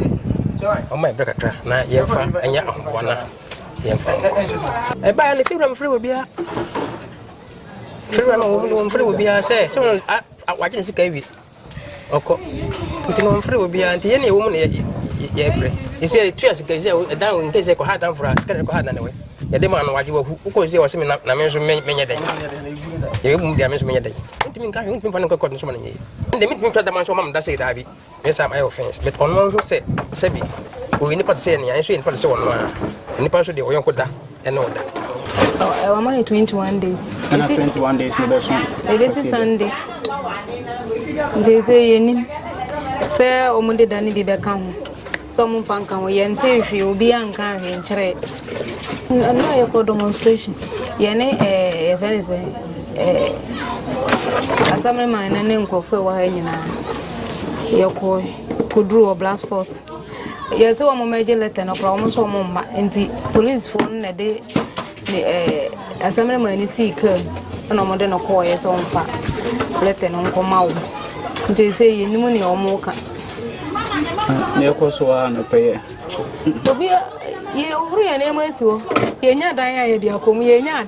The eviction has affected a lot of people, not just people who call this place a home, but others who move to this place as their place of livelihood. I speak to a trader who has been affected. Of course, she wants to speak to us on a condition of anonymity. How? You die na. Yeti. Omo mupula. Ewo ha. Enye izi sabai kwa baji kwa kwa ya bile kwa kakada ya famu wa kwa ni yanko bido de kwa kwa sabi o ma choko na ko ma chura wie so na nko bi anya so bi isi ankokora gu ya emiru gu ya enkwala wa ha mu tu ye ehe na isi ya efa ye kwan ene mo bi de gogu he ne mo le na sabi maji na me ton lo ya makoja metu ya mo uji ye de fa he e di lo ye de fa he fa enti abai anfa abanka ba gbegu menza abai anfa ba ka ba anfa gbegu menza ana ye bi wu asana wu se sa de mo ye no ha obi asam de etete ye pa ye da ye na ye hu ni papa ye machine ye hu be kra ye fa di yankasa den yankasa den mo ka cha ba se pa de chewa ono ma ye mre. So contrary to the claims of the residents, officials here at the Ayawaso North Municipal Assembly informs us that they started serving them notice as far back as 2019, and they believe that on Sunday when they move in, the exercise will be successful. They believe that this is not just necessary to afford the assembly the opportunity to have a permanent office, but to also put up structures that will help boost the local economy. For GhanaWeb TV, George AEC.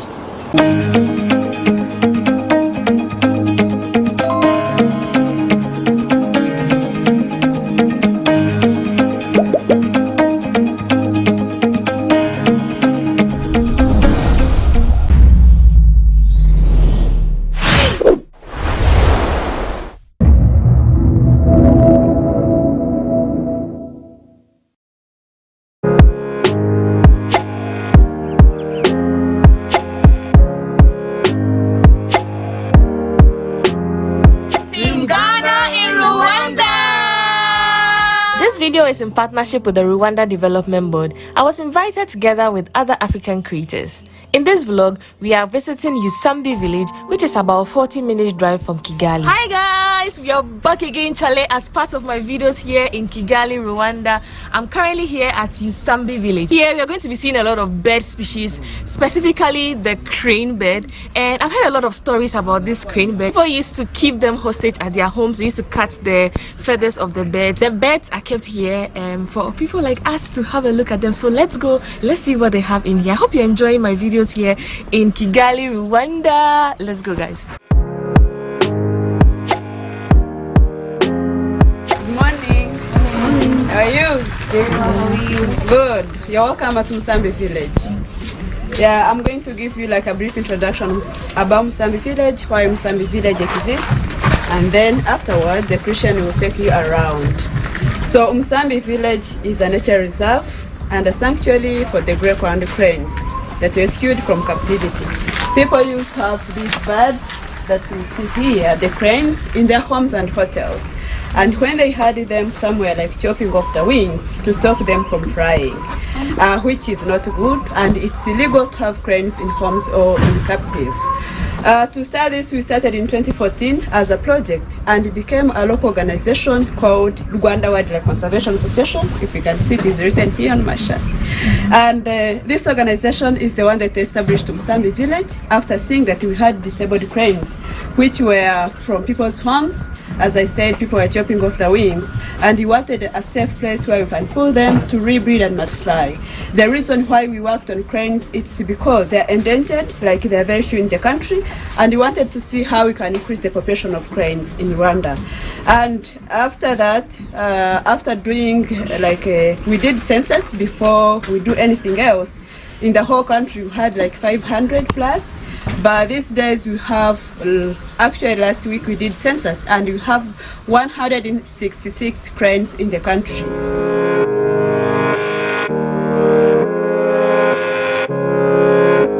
This tree is called, in English, the fire frame. Fire friend. Fire frame, this one.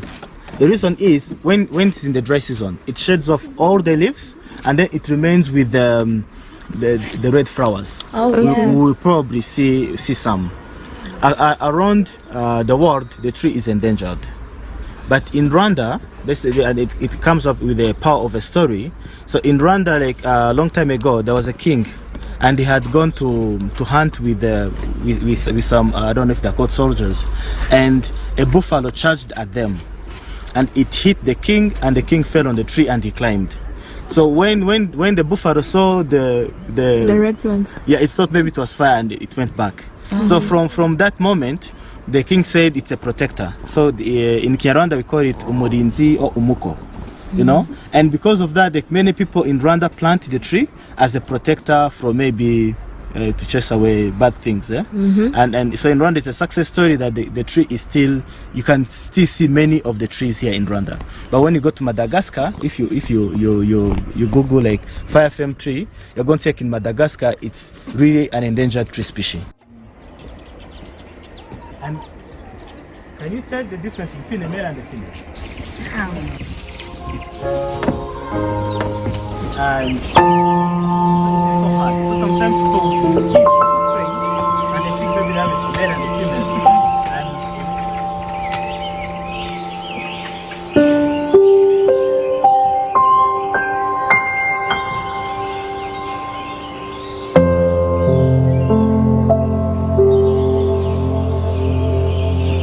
The flight feathers. Okay. You know, and in that some birds were hurt. They could not fly anymore. You know, maybe like you harm the whole wing. So when we started the like this process of rescuing them from the homes where they were kept as captives, to rehabilitate them, and then for them to be able to fly. The birds that were not able to fly, they would face a great danger when you take them to the national park, because of the place, you know. So we decided to have a village for them. So that's why we call it Umusambi village. Okay. Like it's a village for the cranes. Okay. Yes. So do people still have some of the cranes at their various homes? No. Now there's a policy that all the wild birds and all the wild animals should go back to the national park. Yeah. So it will be very illegal. Yes. As of now. Okay. Yes. Yeah. Wow, we are learning a lot. Are you learning? I'm learning. I can't get a crane, but a crane means I'm rich. Yeah, exactly.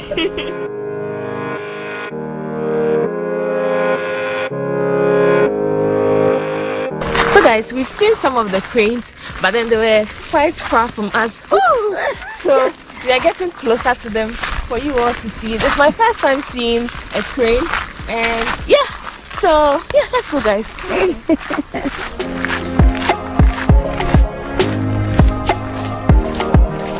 Even the African when you come in the morning, usually when the birds wake up in the morning, the first thing they want to do is be territorial. Like, this is my land, you can't come here. So they make a lot of noise. First we hear as if it's singing, but it's trying to tell the other person this is my place.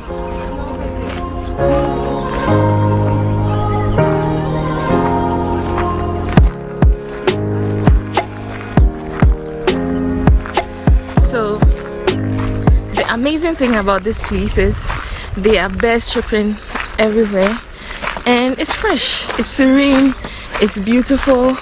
And guess what? The sun is out now. Listen closely. Do you guys hear them? It's beautiful. Christian, how long has this this place been in existence? So it was opened in 2020. Okay. The COVID-19 times. Oh, it's a young place. It is? Yeah. Yeah, this is the very first time actually we're having many visitors. Oh, right. Okay. So yeah, would there be any development here aside from this bird species here? Yeah. We probably, as time goes, we can introduce even other species, including, like for example, grazers. It's a long-term plan. Okay. Also, this is like a model of what can be done from a marsh. Maybe we can replicate this to other parts of the country. Okay. Yeah. So I want to show you an example. One of the importance of a marsh.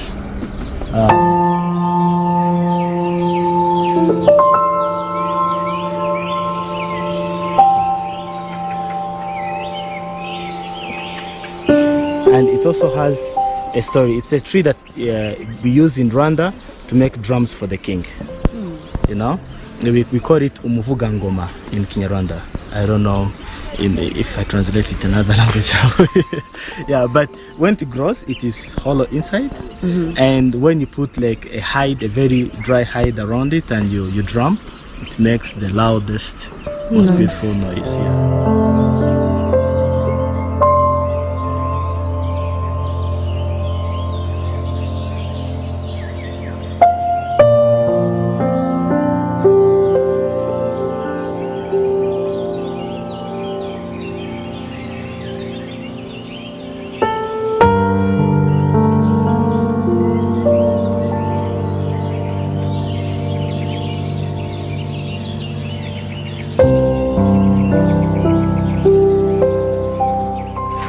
Josephine. Hi. How are you? We are good. Enjoying the place. Yes, so she is from Rwanda. Yes, guys. Yes. And she's a tour guide. Yes, this is my home. This is my industry. I'm feeling like home, sweet home. Yeah.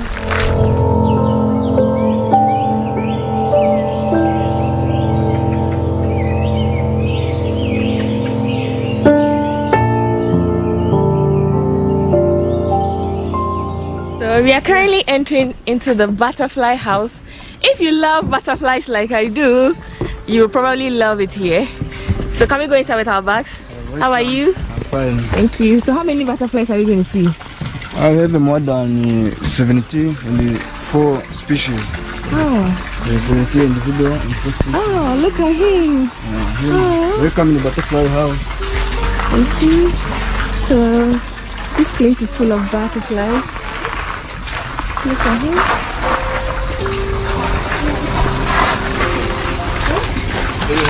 Look at this.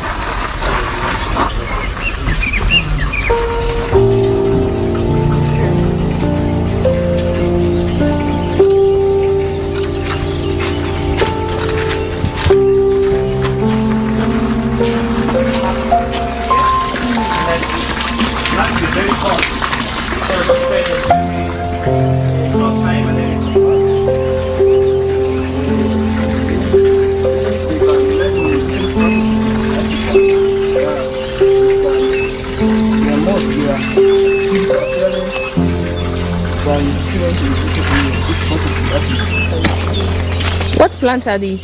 So these are native trees. We get the seeds from one of the rainforests in Rwanda called Bunyungu.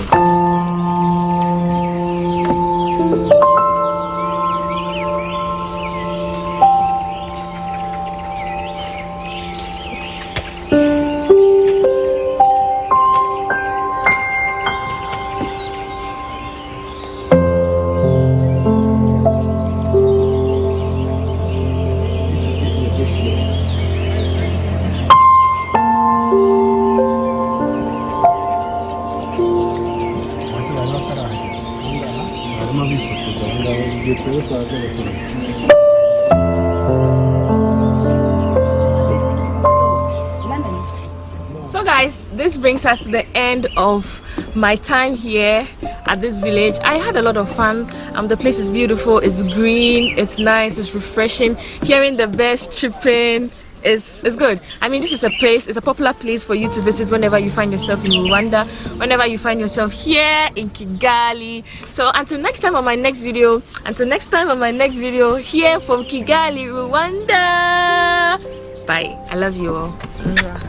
There is also a restaurant here. You can come have some food. So you need to call them in advance so they could get your food available for you. So yeah, it's very beautiful.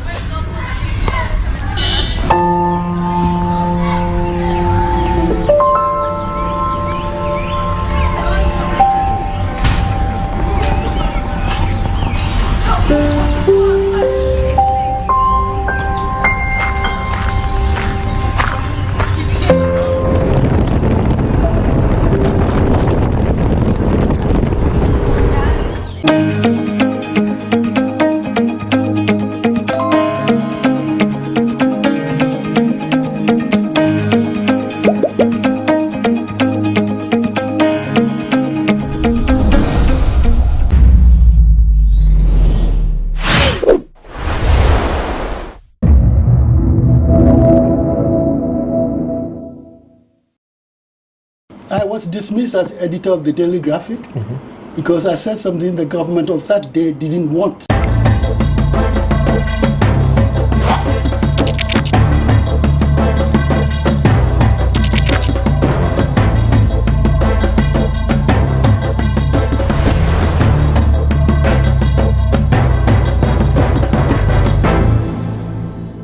Welcome to the Lowdown on GhanaWeb TV. This is the most informative socio-political and personality interview program you can find online. My name is Ismail Akwe. In this episode, we are going to tap into the life and brains of a Ghanaian legend. He is a journalist, a novelist, and so many other things around the media. He started writing in the 1950s and he has since not stopped. Our guest will be introduced to you after this break. This is the Lowdown. Don't go anywhere.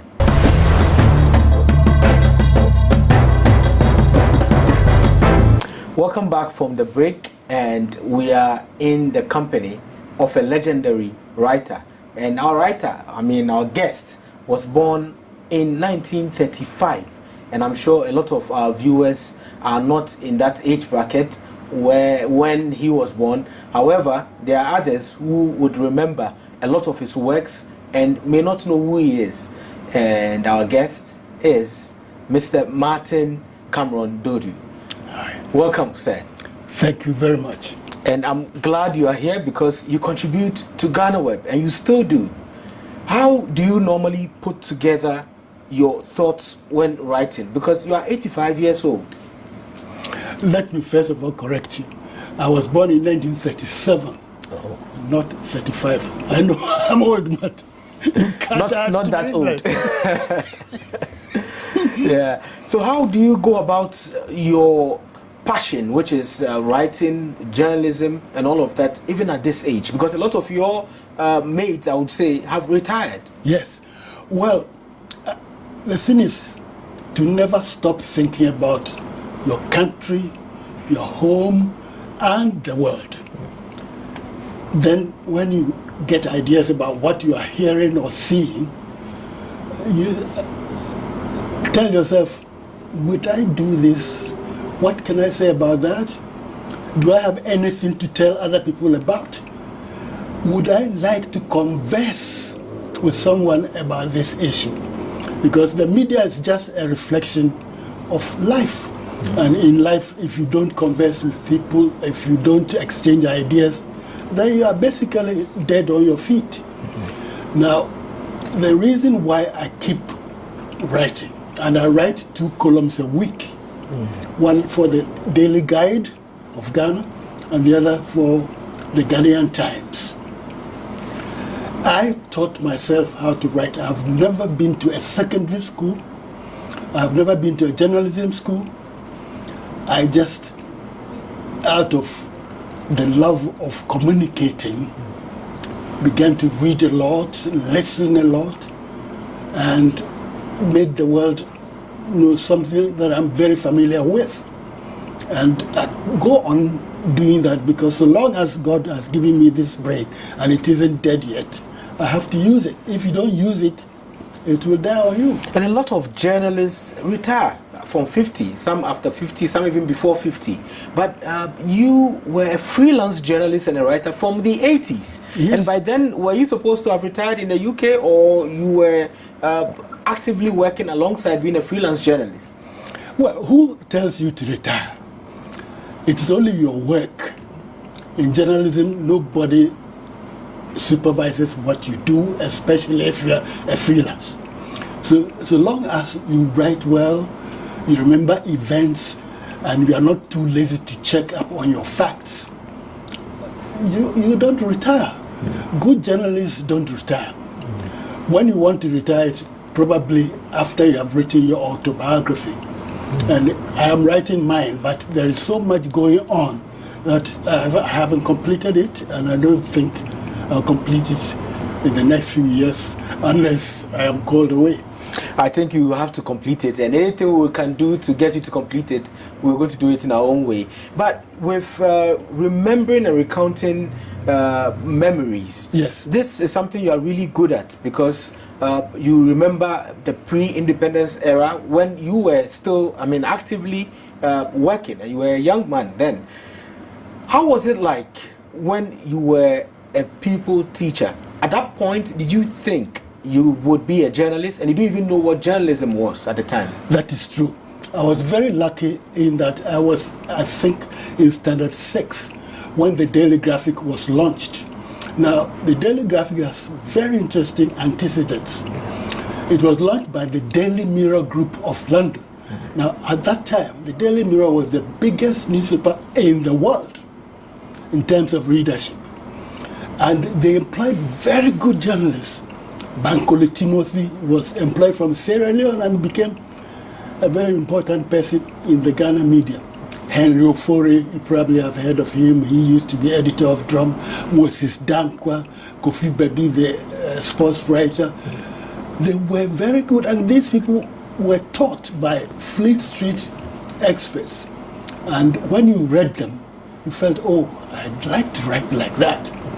And so even when I was in middle school, I was writing good essays, and I was lucky to have some very good teachers who helped me along and taught me that first of all you must master the English language, and secondly you must read so that you know what interests you and learn from that to make your stuff interesting to other people. Where do you get your materials to read? Were you reading newspapers at the time? Yes, newspapers, and also yes. I come from Esiakwa, which is near Chebi, and Chebi had a library at the community center. I used to go there every week, paying out of people teachers' salary about £7 a month. I was taking lorries at 1 shilling a time, go to Chebi, borrow a book, bring it back to Esiakwa, read it. As soon as I finish, I go and change it, and so on. And what kind of books were in the library at the time?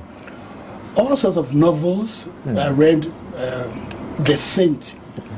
There were a lot of novels about the saint, for instance, and then Black Shirt. If you knew how these people wrote, if you borrowed a book, you needed to finish reading it. You couldn't put it down. It had that knack of making you interested in the story they were telling you. And then, of course, Charles Dickens and other people. I read a lot.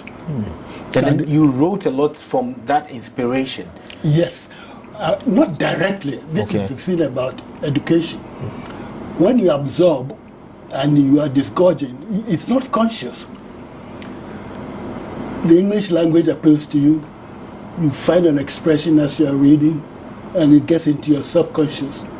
And before you know it, you are applying it to your own situation, and perhaps modifying it a bit.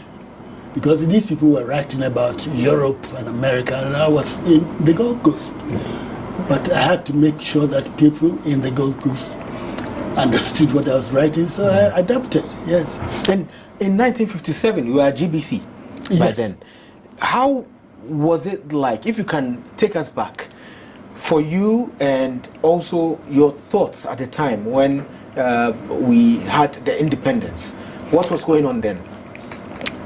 Whilst I was in school, there was this struggle between the National Liberation Movement and the Convention People's Party about which party would lead Ghana to independence.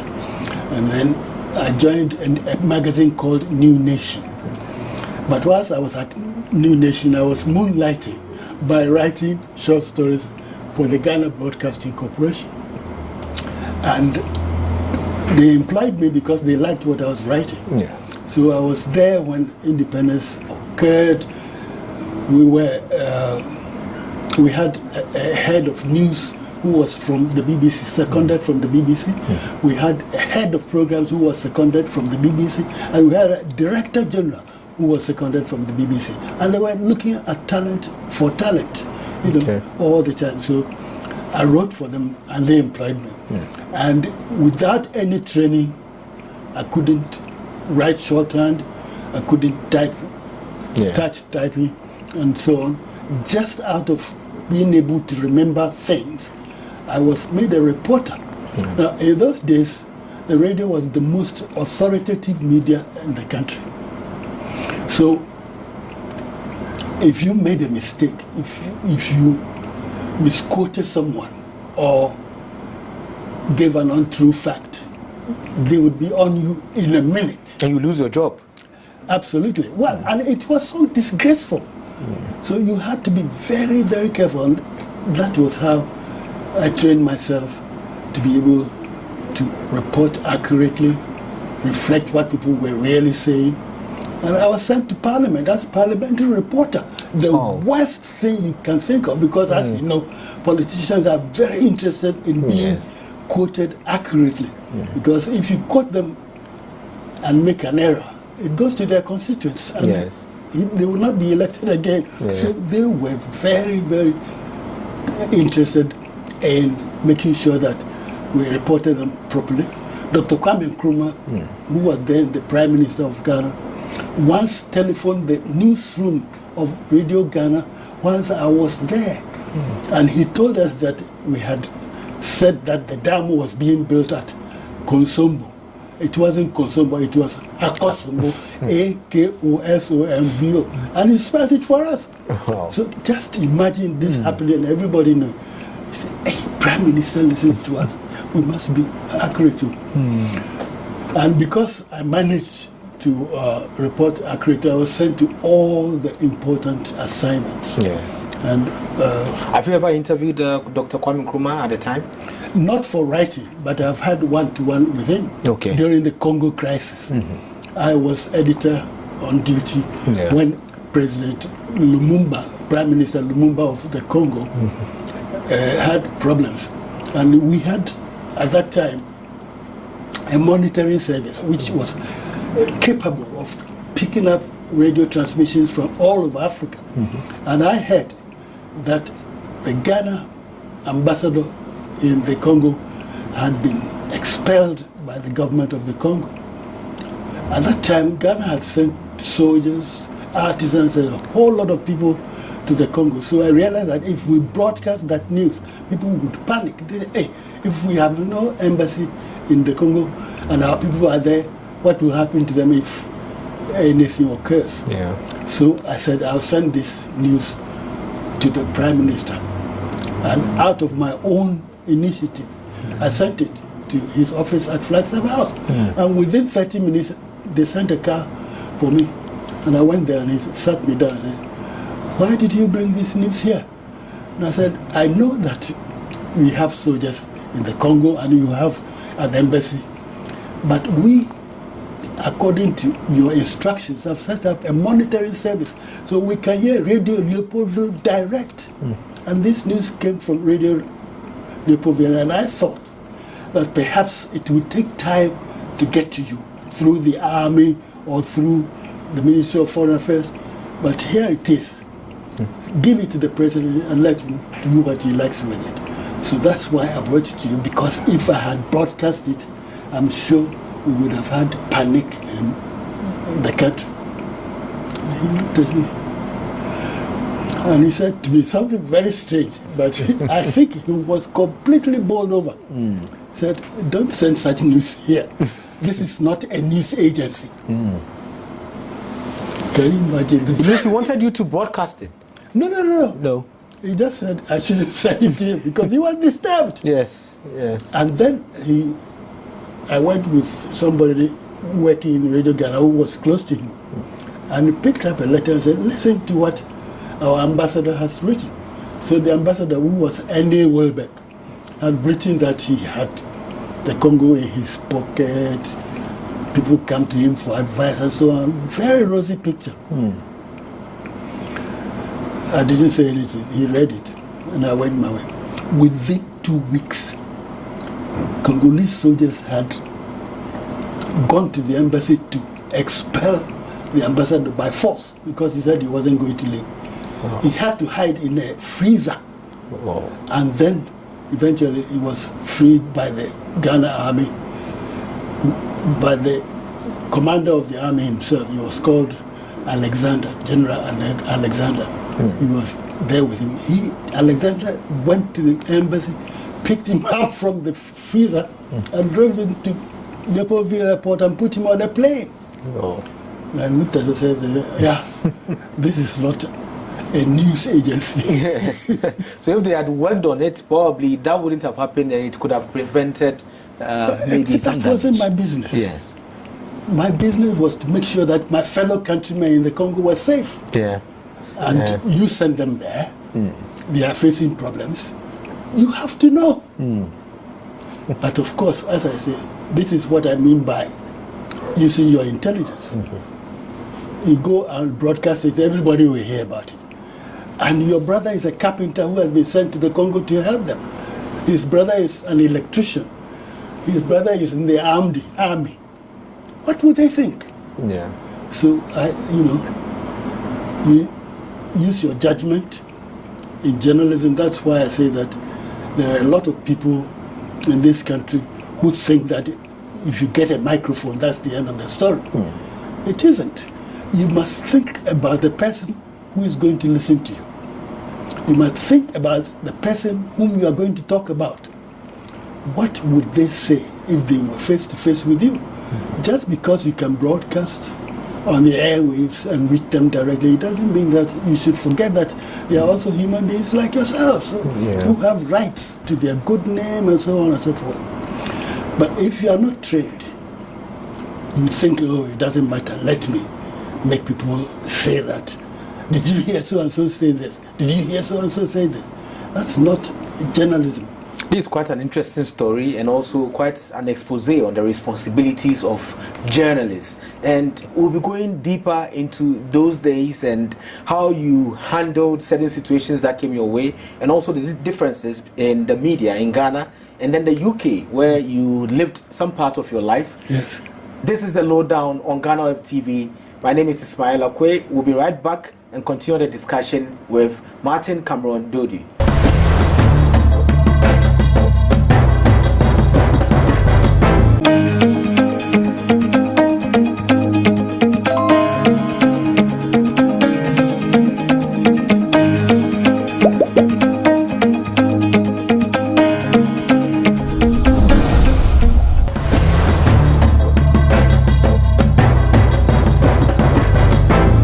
Welcome back from the break. This is the Lowdown on GhanaWeb TV. My name is Ismail Akwe, and we are discussing with our guest, Martin Cameron Dodi. And I don't know, are you comfortable with the name Martin? Because you normally sign Cameron Dodi and no Martin.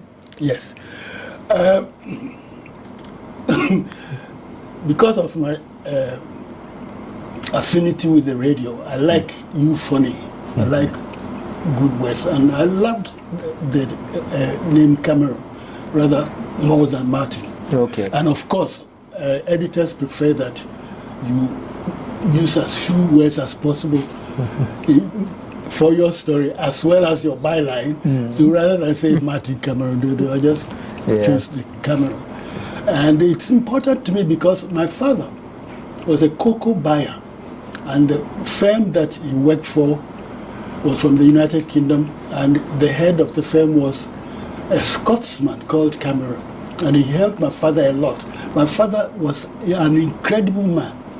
He never went to school, but he could buy cocoa and account for it. He brought 60 pounds of cocoa. He would know if it was more or less, knew the scales and so on and so forth. And these people appreciated him and promoted him. And we had quite a nice life. So I said, oh, if it hadn't been for Mr. Cameron, maybe I wouldn't be enjoying this life. So you are living the life of or the legacy of Mr. Cameron, because at least he made your family comfortable. Absolutely. That's quite interesting. And in the 1960, I think in 1960, you were the editor for Drum magazine. Yes. At what point did you leave GBC? It was very interesting. I was making rapid progress there. I went there in 1956, and by 1960, I had been promoted to editor. In those days, if you became an editor, you had a car loan, had a bungalow, and all sorts of things. So I was moving fast. When Henry Ofori, I have mentioned it, came to interview me at GBC about the stories I was writing, which were being broadcast not by the news section, but by the programs section. And he asked me, why is it that we have so few writers in Ghana? And I gave him an answer. I said, look, this is a humid climate. People go to their offices and work. Those educated who have offices, when they get home, they are very tired. And writing is a tiring occupation. Not only that, but they hardly pay anything. Which incidentally, GhanaWeb has been perpetuating. You use a lot of stuff which you don't pay for. How do you expect your freelancers to exist and continue producing stuff for you? When I became editor of Daily Graphic, the Drum, I paid well. I fought for contributors' fees, because without them, what are you? Okay, you may be bright, you may be a very good writer, but you need the input of other people, because they are different people. They have different experiences. They are all over the place, and you are sitting in your office. And the person brings you a story which you put in a magazine and sell. If you saw those days, at the end of the month, you see about 10 kids on this road here. African drum, African drum, African drum, and people used to like to buy the drum. So if they are buying and paying for it, why won't you share it with those who help you to make it popular? We have to be absolutely truthful to one another. I regard GhanaWeb as my second home. I used to write even for Say It Loud. Wow. Yes, I took part in some of those very serious, controversial debates. I hope you didn't go anonymously. I think I didn't use my name. Because some of the stuff there is, you know, it's almost disgraceful to be associated with it. But we've toned it down now. That's very good. But you've done very well.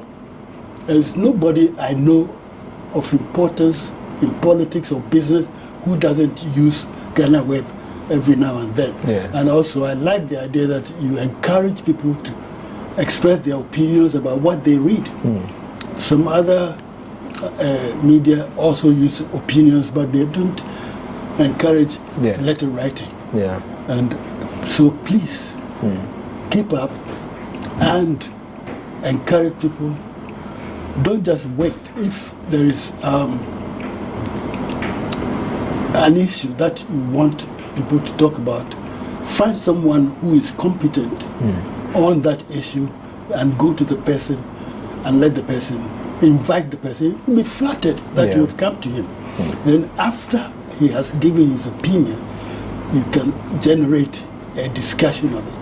The country needs discussion because things are moving very fast and things are difficult. Inflation all over the world, there is hunger here and there. And in this country, we are sitting on one of the worst man-made disasters you can think of, which is Galamsey. That the people of this country, with all their culture and knowledge, will turn River Ankobra into a chocolate-faced river. Brim, where I was reared in Achimabwakwa, you can't drink it. Last weekend I was at Esiakwa. We used to have Supon, Trafo, and Brim, so they now take water from the ground. And even that is not good enough. And so people I saw were drinking sachet water. You know. And the media is not doing that much. Let's compare it to the past when you were the editor of Daily Graphic. Was it the same situation then? Were the reportage mostly about politics, or they were a bit different?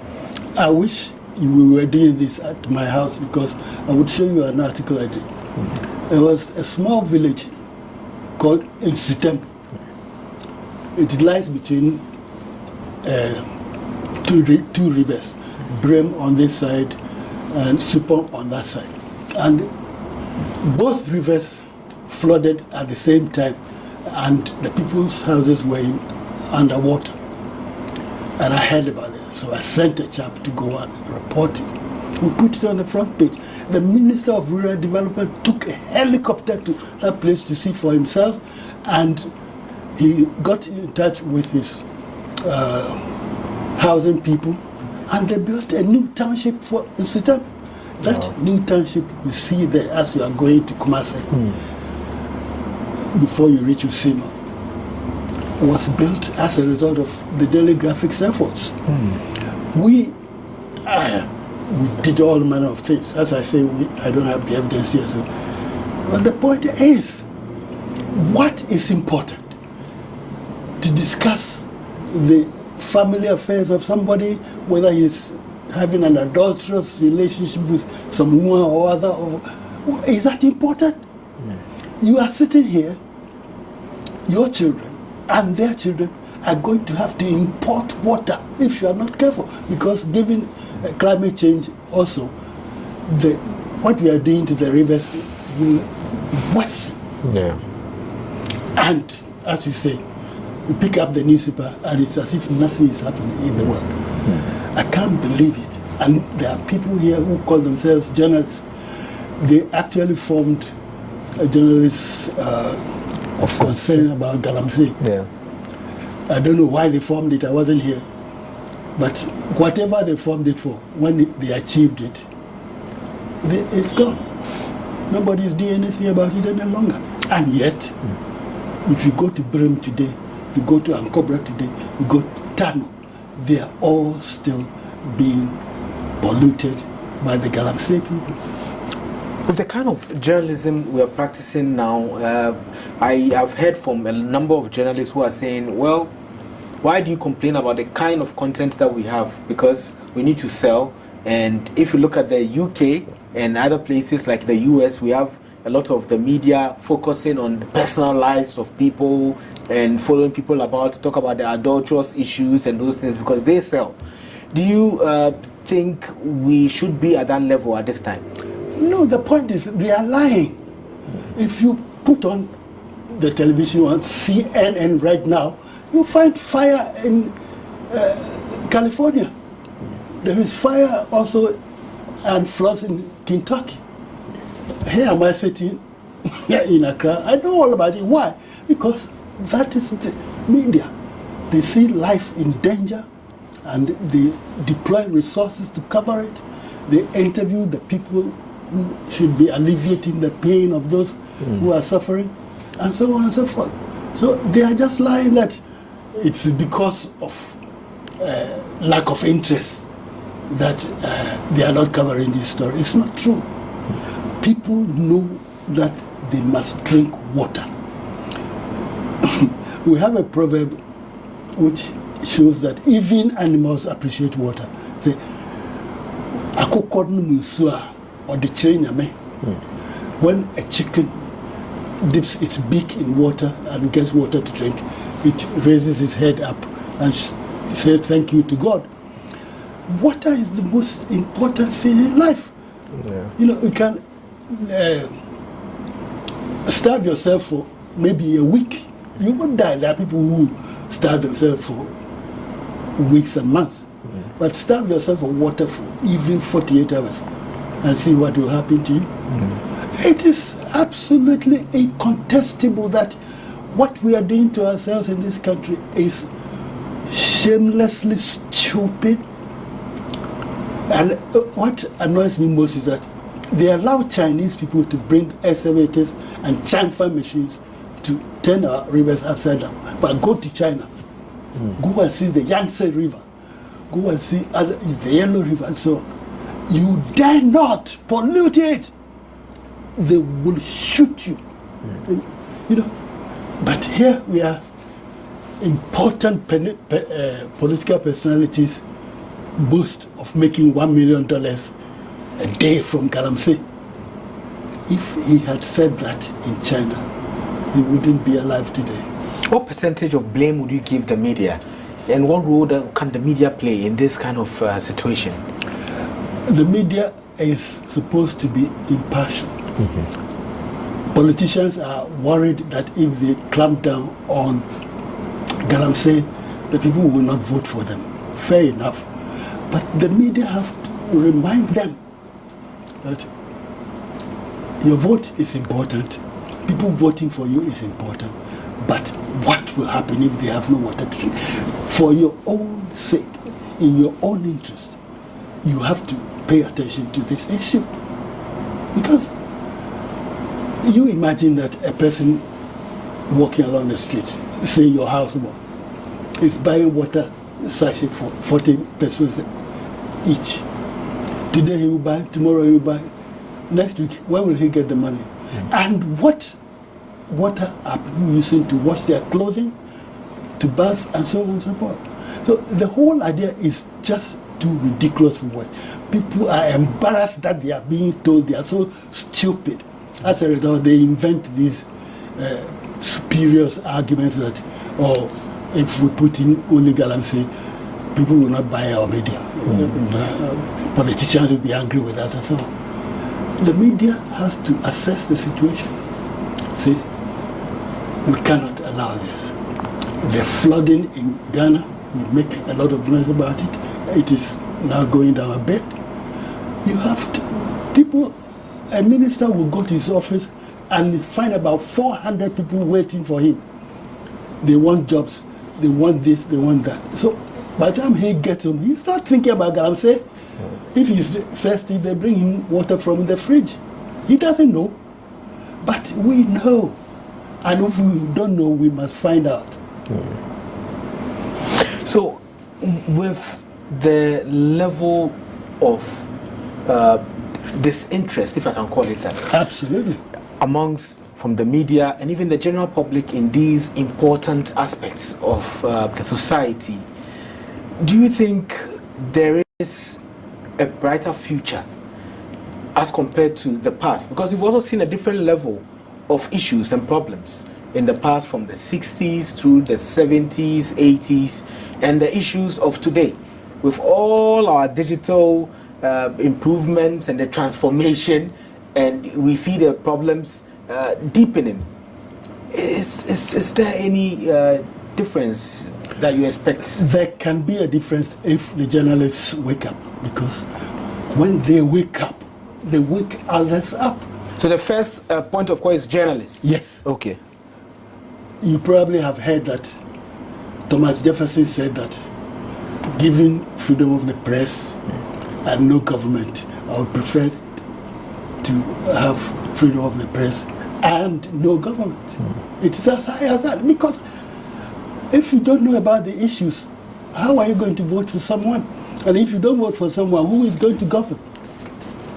So it is important that the journalists wake up, and if the politicians don't allow themselves to wake up, you kick them in the butt so that they will wake up. But the journalists own, the politicians own a lot of the media houses. That is true. I was dismissed as editor of the Daily Graphic because I said something the government of that day didn't want. Do you remember what you said? Yeah, 1970.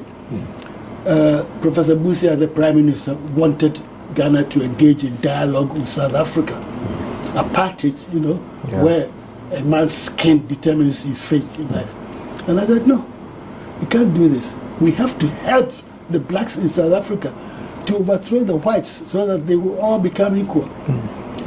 And I published this and I ran a campaign in a government-owned newspaper because I believed that the government was holding the papers in trust for the people. So the people's interest was that. And I did other things like what I told you about the water. Yes. And I was dismissed. I knew I might be dismissed, but who am I compared to 30 million black Africans in South Africa? Their interest. So you knew you would lose your job for doing that, and your subordinates agreed, and then they implemented the campaign. Oh well, as an editor, I write an editorial. How can you not publish it? No, I did it. But the important thing is this, that the journalist of intelligence doesn't put himself above the people. Even now, that was 1970. How many years now? 50. That's 50. About, over 40 years. People still remember what I wrote and what I did. And it's there for the records so that people can see that you don't say that person owns this medium and therefore I can't use it to say what I think. If you couldn't think, he wouldn't have employed you. Okay? Yeah. And if he employs you and he doesn't respect your intellect, then who is he? You have to be challenging these ideas all the time. Definitely be respectful, explain yourself, and let people know why you did or you are doing certain things. But to say that, oh, my boss wouldn't like this, so I wouldn't use it, when you know that it's in the interest of the people, it's a different matter altogether. So you resigned from GBC, you went to Drum. Yes. You resigned from Drum. Yes. Went to Graphic, and you were fired from Graphic. Yes. We'll continue the story after this break. We are speaking with Cameron Dodu. Is a legendary journalist, writer, novelist, and everything you can think of in the media, a broadcaster as well. My name is Ismail Akwe. This is the Lowdown on GhanaWeb TV. We'll be right back.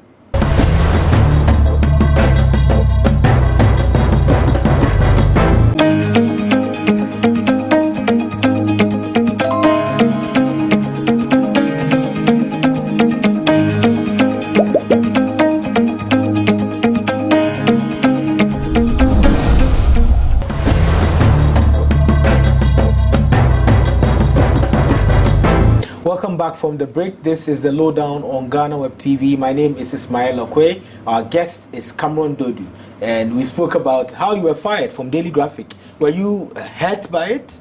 Oh yes, I mean, editor of the largest paper in the country. And also, my argument was quite simple.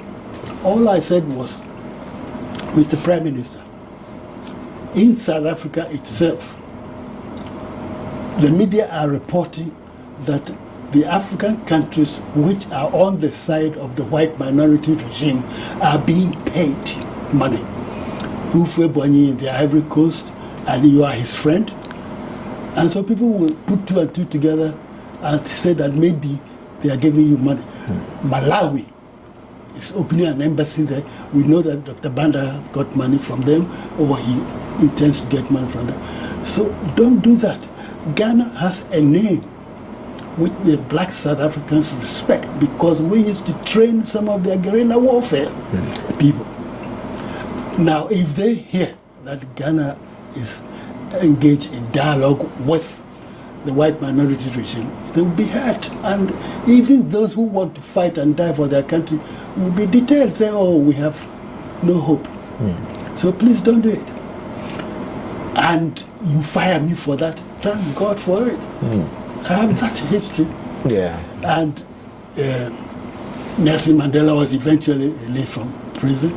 I went to the inauguration when he became president. Oh. Yeah, I saw my work bearing fruit, and that is important. Yeah. So it was one of the proudest moments of my life. So what happened right after Graphic? What did you do next? Well, whilst I was before I even joined the graphic, I was correspondent for the Financial Times of London and also for the Volkskrant in Amsterdam and other people. So I never ever felt that I should fear. If you fire me from the Daily Graphic, I have the Financial Times, and eventually I even moved from there to the Sunday Times, a very rich newspaper, then from Sunday Times to the Guardian, and so on. So I have faith in myself that my talent can be appreciated by other people. And can you imagine? Here my Ghanaian, no degrees or anything, and my byline appears in the London Times, the London Sunday Times, the London Observer, the Volkskrant Amsterdam, Ons Vereld and others. And all of them were getting different stories. Absolutely. Not the same story across the papers. That would be stupid because they read. Yes. They read one another. So I managed. And they paid as well. Very well. And they paid expenses. For instance, I was sent to Gambia by the Sunday Times. I was sent to Liberia to cover those schools and other places. They know what stories are. And all they want is a good story.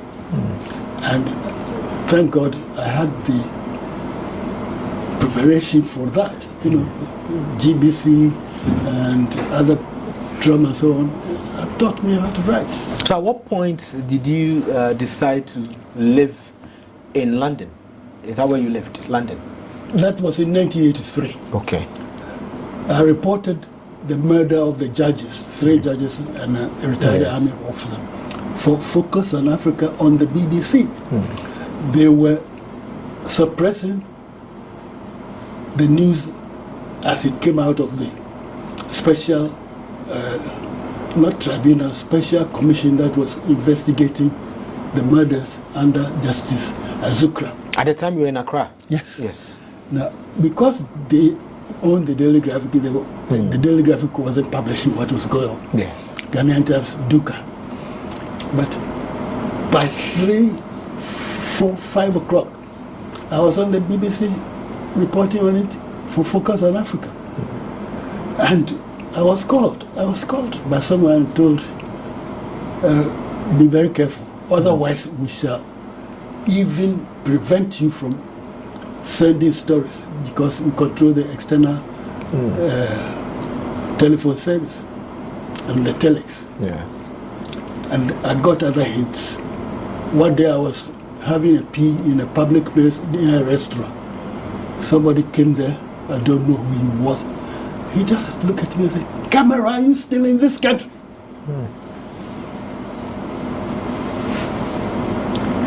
Before I could say anything, he gone. Who was he? What had he heard?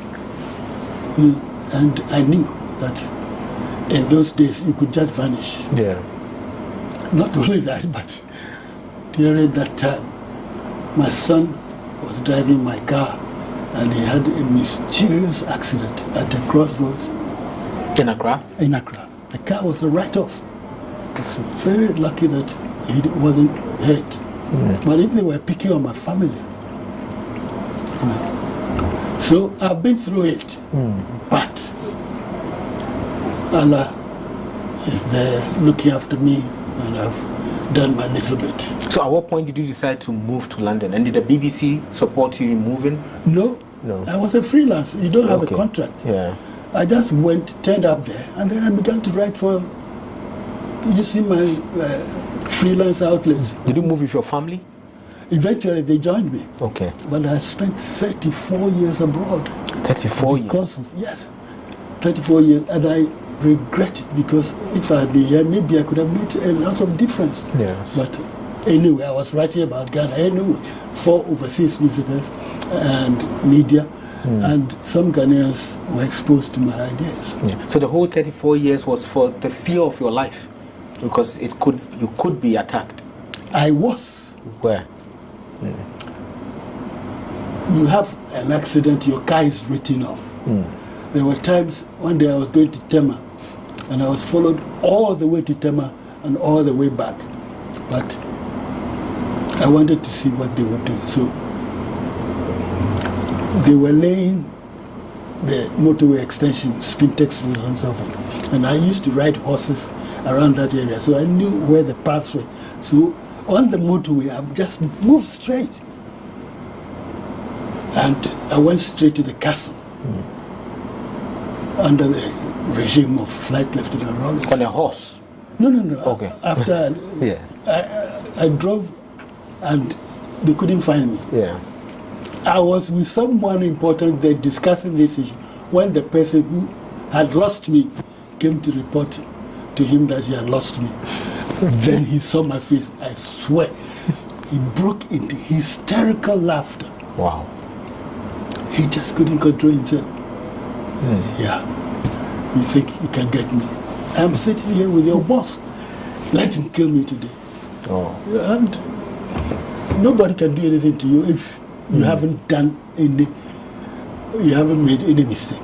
So the threats were glaring. I didn't invent anything from the story about the judges. I wrote what was said by the witnesses and the judges and so on. You should kill me for that. What have you done? The record is still there. Wow.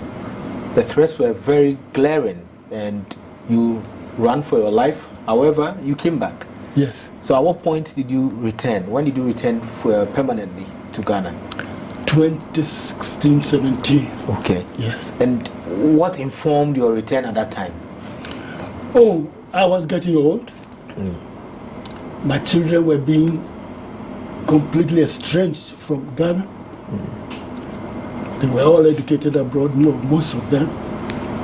And also, the atmosphere was good. I wanted to come back earlier, but preparation is important. At my age, you don't go and hang around on somebody's premises and so on. So I took my time, prepared, and I came back. That's why I've been able to continue to GhanaWeb. Yes. And are you happy? Right now? Yes. No. Because of this Galamsey situation, I'm not happy. I would be lying if I said I was.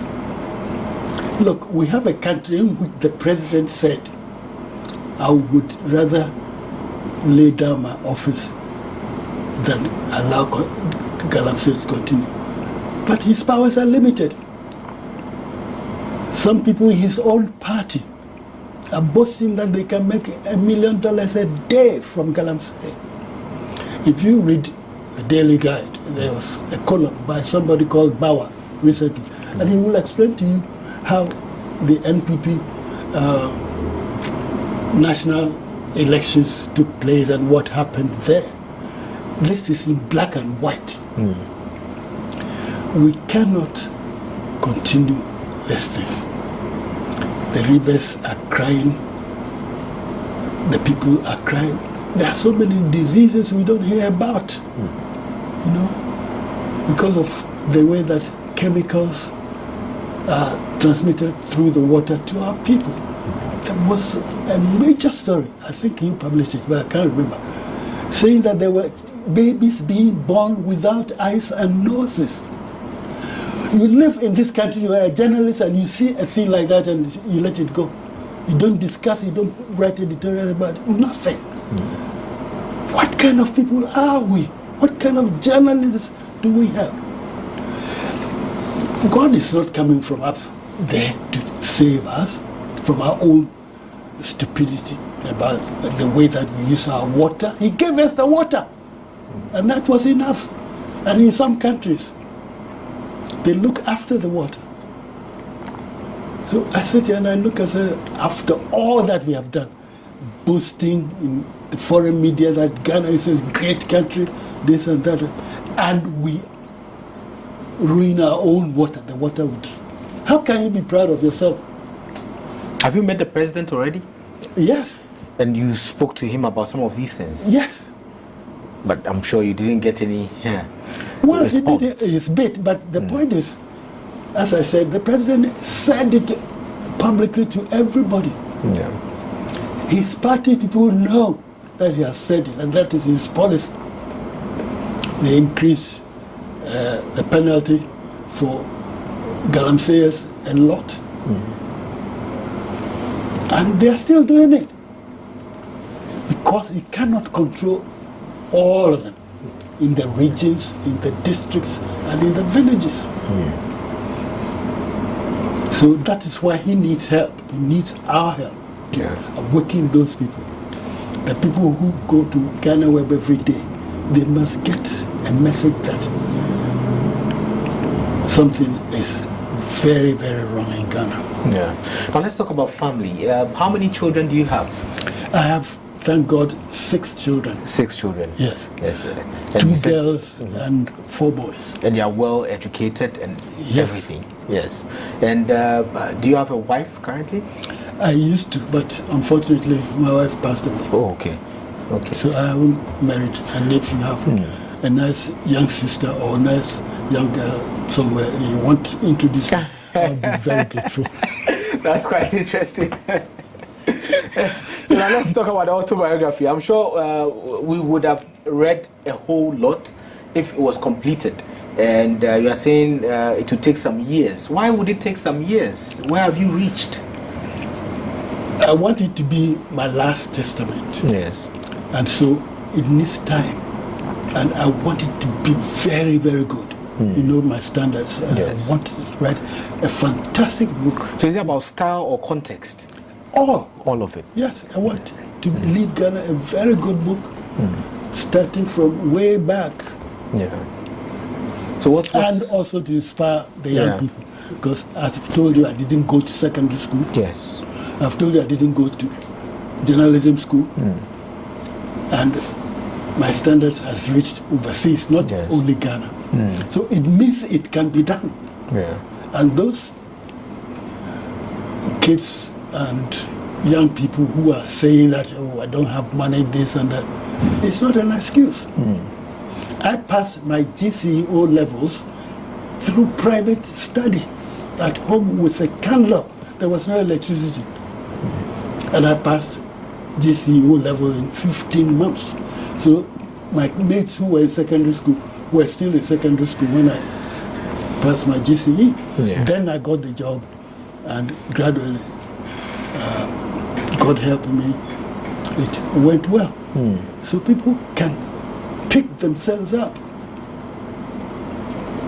That's quite some great words. Before we leave, I just want to ask you one thing. Who is your favorite writer?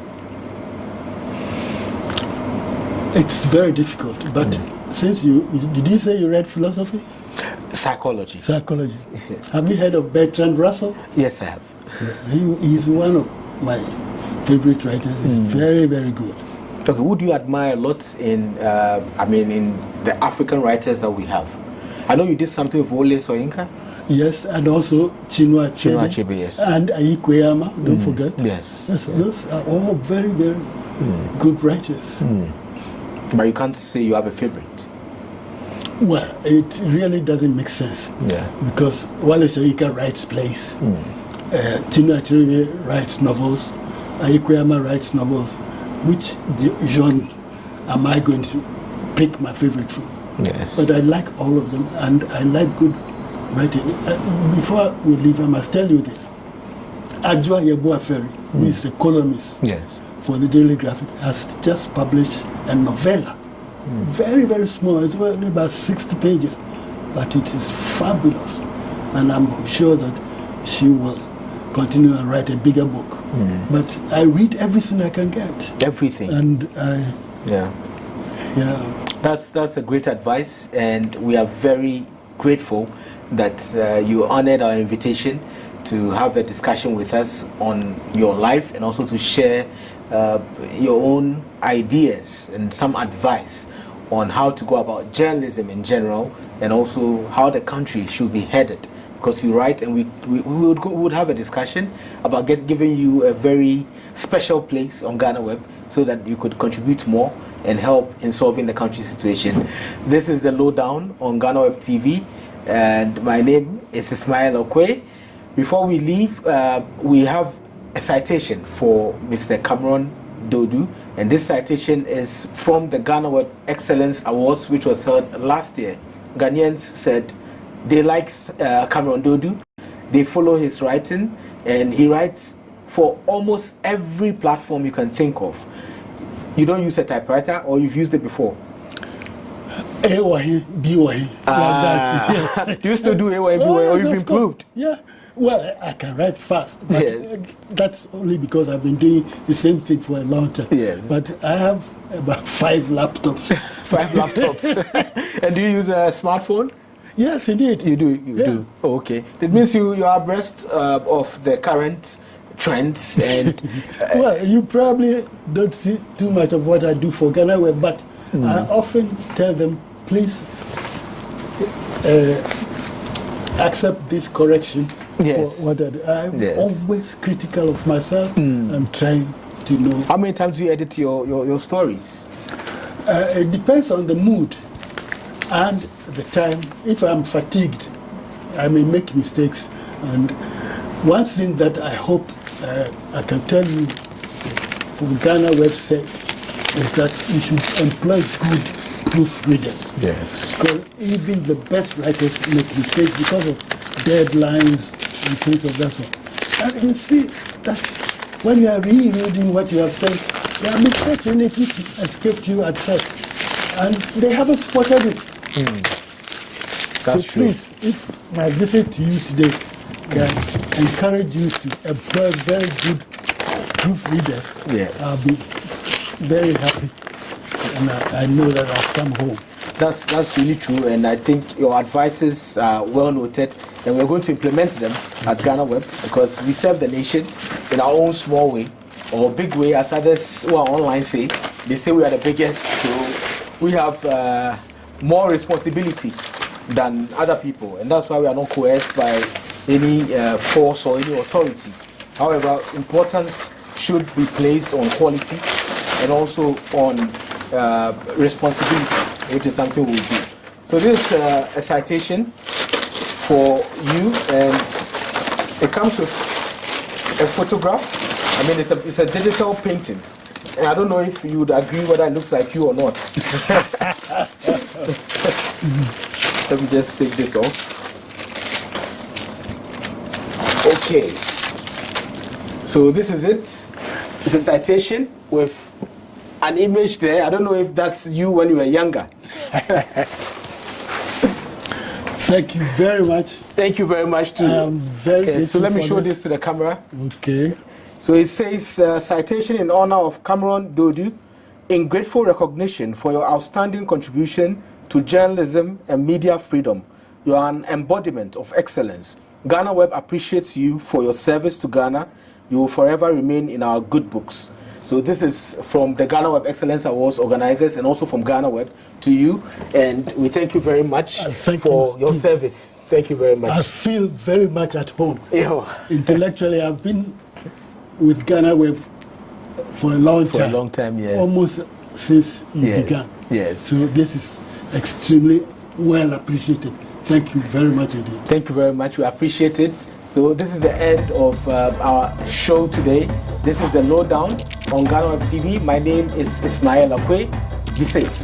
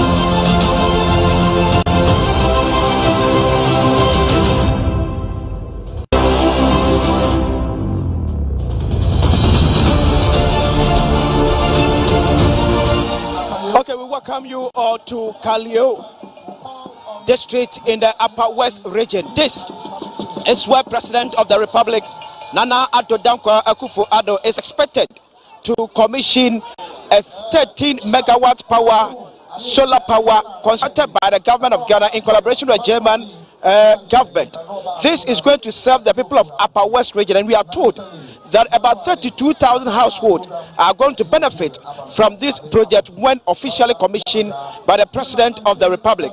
So in no time I will be engaging the District Chief Executive Officer of Kalio District to tell us more about this project, since it directly sits in her district. Honorable, thank you and welcome. Thank you too, and welcome to Nadoli Kalio. Thank you very much. I hope after this program I also have more feeling about Kalio Nadoli. Exactly.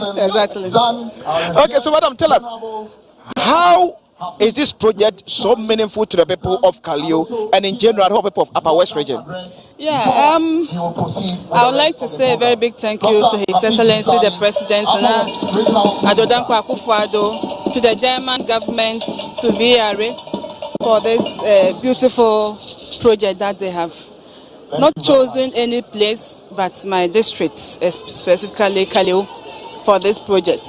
Though it's a national project, but for the people of Nadoli Kalio, we are going to benefit a lot, in the sense that from the inception, the sword cutting, up to completion of this phase 1, we have had a lot of employment for our youth, from security to laborers to even the technical team. We have been able to get our young people to come on board. So for me, I think that it's going to be a very good benefit for my people. And also, we are also going to benefit from the corporate social responsibility that this project is going to bring about. We are getting some schools, we are going to get rural electrification extended because of this project, and a host of other things that this project is going to benefit my people. Okay, as a district chief executive, I hope you have the historical antecedent of this project.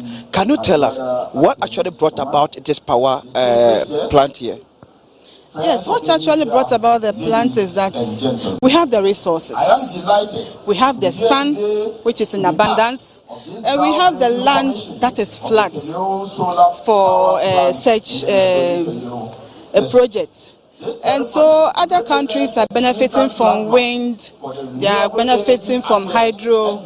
Ghana as well, we have some bit of hydro. But we cannot let the sun waste. The sun just burns us and move away. But if we are able to tap the sun and use it,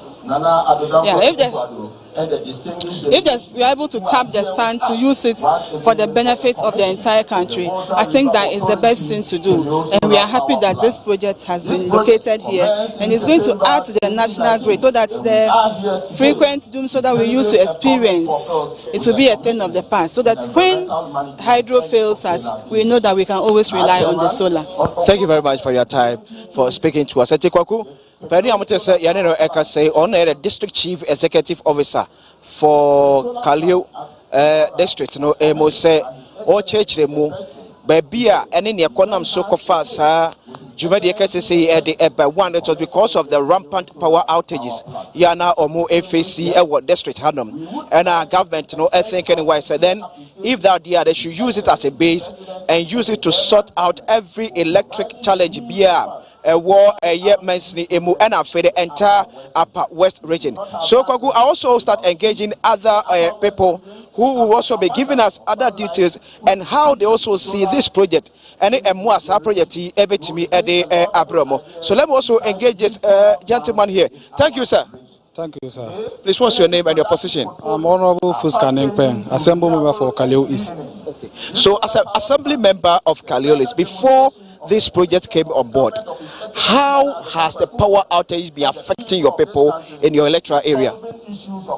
Fortunately, on power outages, there were a lot of power outages within the enclave, or even in Ghana as a whole. But now, with the inception of this project, I think it is going to help to beef up the power consumption or the power level of the nation. So how does your people receive this news? It is a welcome news to them. They are very, very happy for such initiative. So now the people in your electoral area can be rest assured that 24/7, unless any natural cause, you are going to have power flowing through your house. That is our plea. That is what we all intend for. Because we are thinking that at the end of or after today's project, we will not be experiencing any power outage within the Kaleo community and Upper West and at Ghana as well, large, because we know that this project is going to be hooked into the national grid to serve other communities, not only Kaleo. So it will help to solve our power problems. So aside farming, what other business does your people in your electoral area do? For business, aside farming, others are also into small scale businesses. So others have their shops that they have cold stores. They also have some small shops that they also use this live equipment or live gadgets to operate. So it is also something that is happening within the enclave or within the electoral area or the community as large. Thank you very much for also joining us. The assembly member.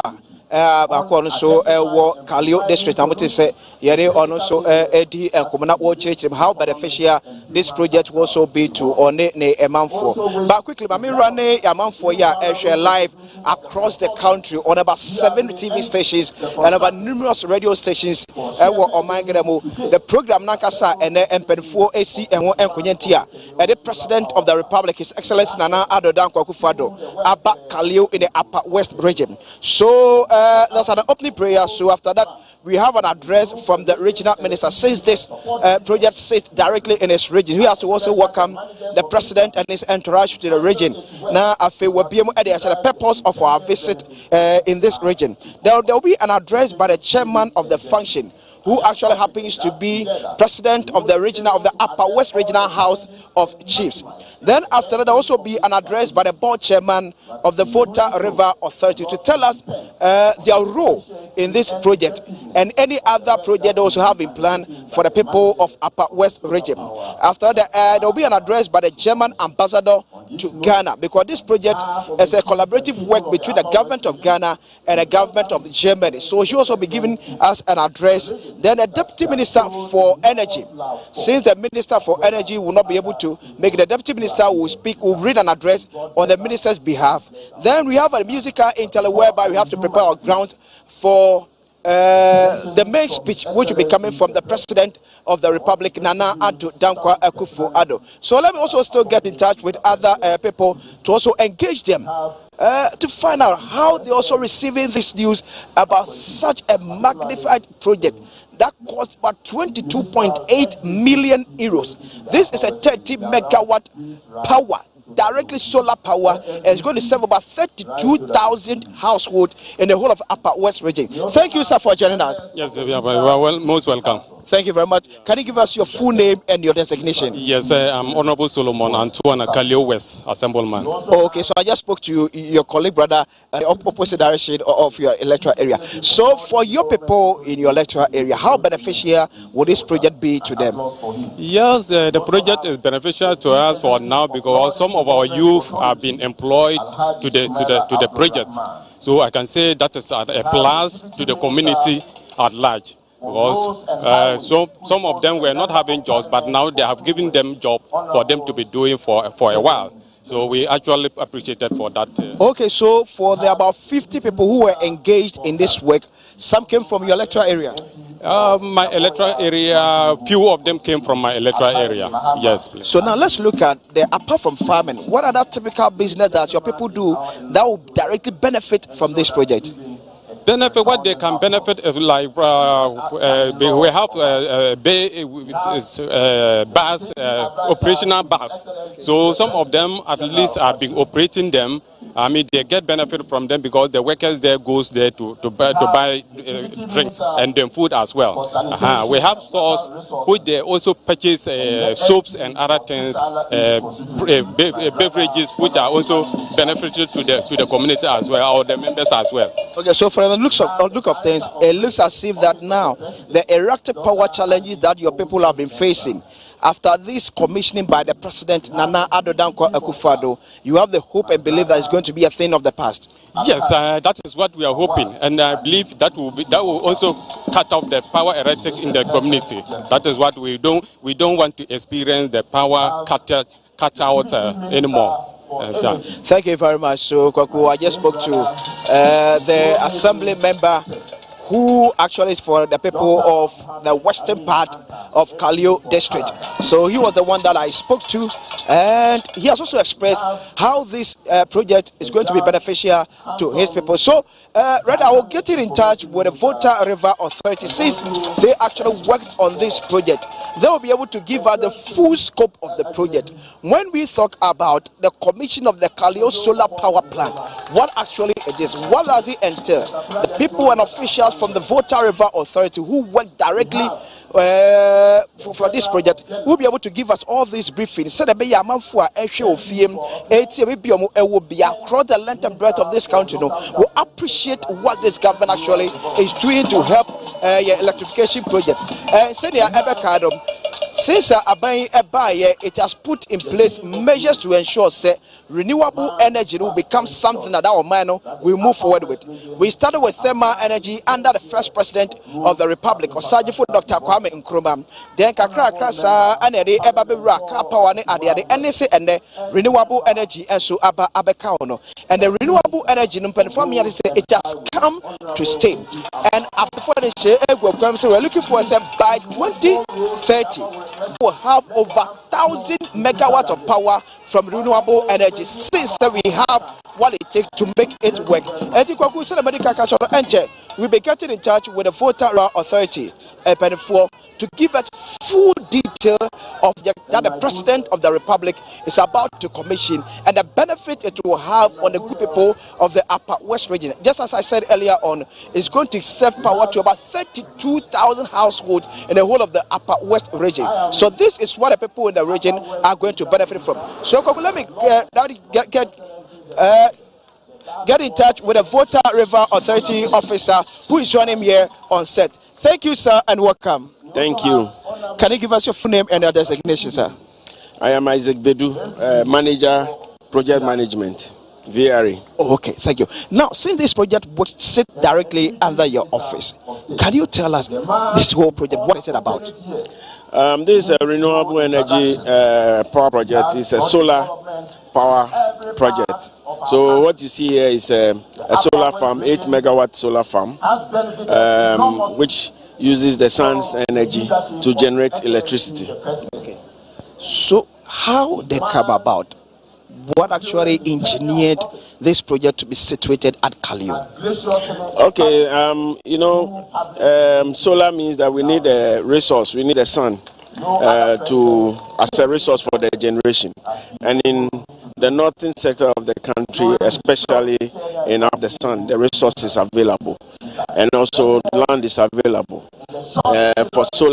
Huge acres of land in order to be able to plant. So with the resource available and then the land availability in the Upper West region, we decided to site the project here. Okay. So aside solar, aside the sun, aside the availability of land, did you find it difficult getting other things that use this project? No, I think we've enjoyed a very good couple in the area. When we started looking for land, they were quite ready to give us land for us to develop. So they encounter much difficulty as far as coming into the region. The minister was very cooperative, the chiefs were very cooperative, and the landlords were very cooperative. Okay, so how is it going to be connected to the national grid to serve the whole of the Upper West region? Okay, so this is connected to the 34 kV, it's connected directly into Greek Coast substation.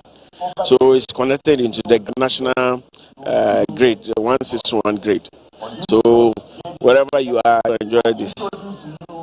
The people of the Upper West region over the years, our outages, and their belief and hope is that for coming on board of this project to be a thing of the past. Can that be that assurance to these people? Yes, this is cited here. It improves the voltages of the community. So once it's connected to the 34 kV, the voltage is improved.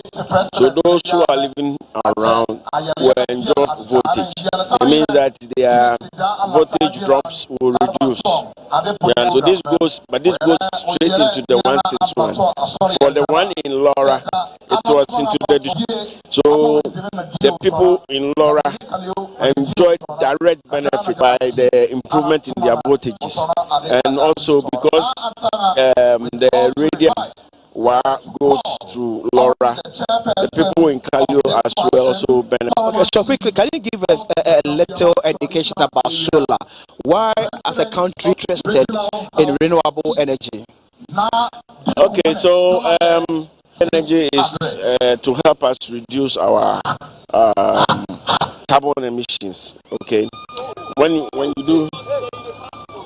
do thermal plants, okay, you produce carbon emissions which are harmful to. But with solar, we are not producing those carbon emissions. Okay, and seeing our emissions in the environment and protecting the environment. That is one major benefit to solar. Okay, so what kind of orientation have you given to the people in the region to understand the effect of a solar planted in their region? There is no side effect. So, I mean, we've educated them about the benefit of the solar. They are using the sun's energy to generate the energy, and you know. Ministers of State, Your Excellencies, Members of Council of States, Members of Parliament, Board Chairman, Water River Authority, Municipal District Chiefs, my colleague Namibu and Kuri, Chief Directors, Heads of Security Agencies and Departments, the press, the same guests, ladies and gentlemen, I am privileged and greatly honored to have been chosen to chair this August gathering. First and foremost, on behalf of the chiefs and people of the region, and on my own behalf, I wish you and your entourage to the region. Secondly, we wish to express our gratitude and sincerity to you, Mr. President, for the relentless efforts you have into your administration to change the narrative of the Upper West region and Ghana as a whole, despite the economic challenges. It is unprecedented, the monumental flagship programs and projects you have changed the lives of Ghanaians during your tenure of office. This cause to celebrate, knowing that the people of Ghana did not make it for maintaining you as the President of the Republic of Ghana. We, the chiefs of this region, have had the opportunity to participate in the launch of a number of social programs you have initiated and implemented across the country, particularly in the Upper West region, to mitigate amongst people who are mainly farmers. Your Excellency, it will be recalled that on 4th February 2020, for the start cutting of the Kaleo Solar Power Project, it is to note that today we are here again to witness the commissioning of power project. This undoubtedly is going to make in Ghana. In the Upper West region alone, 2 projects. This one we are currently witnessing today, and most of such projects have been far removed from us this region time past. Today, we note happening live here in Kaleo. That is a positive change for us in this region. Let me use this opportunity on behalf of the people of the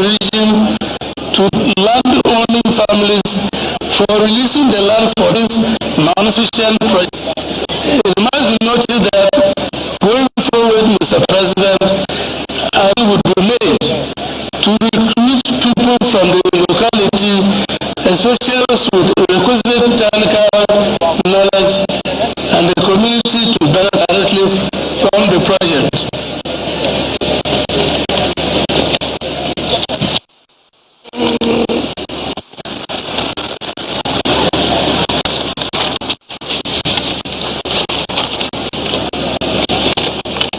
Your Excellency, we know the benefits of the project.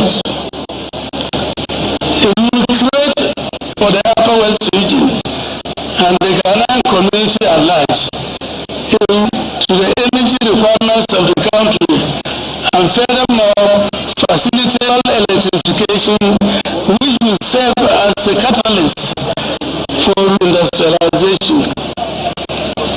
It is a game changer of the Upper West region. Must applaud the President and his team for this feat. Your Excellency, for more of such interventions in other parts to stem the north-south drift of the population. Your Excellency, as traditional authorities, we are aware of economic challenges which have affected many of your social programs aimed at improving the livelihood of Ghanaians. You have indeed shown leadership and kept faith with the people in your efforts to bring the economy back to normalcy. Your unwavering commitment for change in Ghana, despite these challenges, I hope fruits to the glory of God and leave an indelible mark we particularly note and reward appropriately. I am most grateful to be called upon to chair this function. Please share or steering this function to its logical conclusion by cooperating. Your Excellency, we wish you and your entourage a successful work of the Upper West region. Thank you, Your Excellency. May God bless our homeland, Ghana. Thank you. Thank you very much.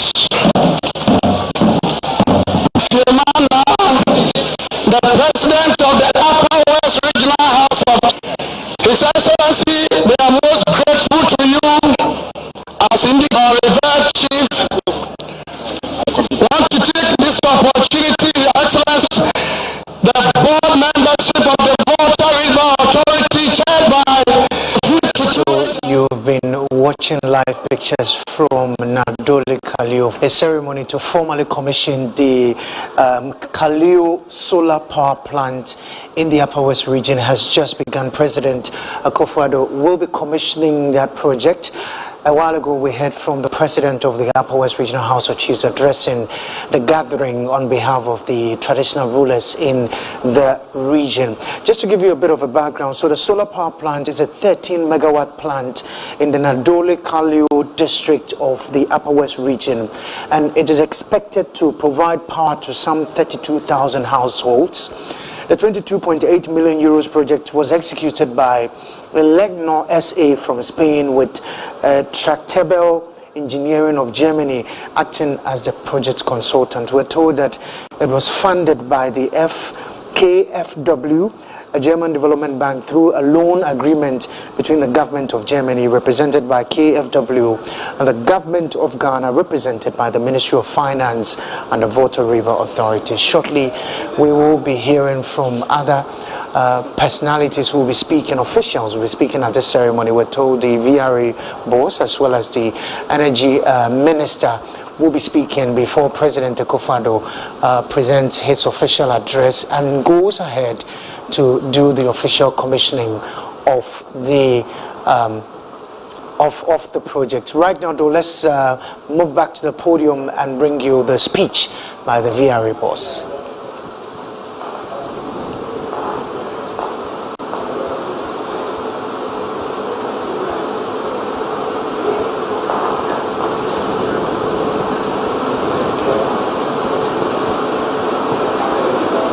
All right, so we will take you back to Kalio shortly, where we will be bringing you the speech by the VRA boss. Don't forget that the Deputy Minister of Energy will also be addressing the gathering before President Akufo-Addo delivers his address, and then move on to commission the project.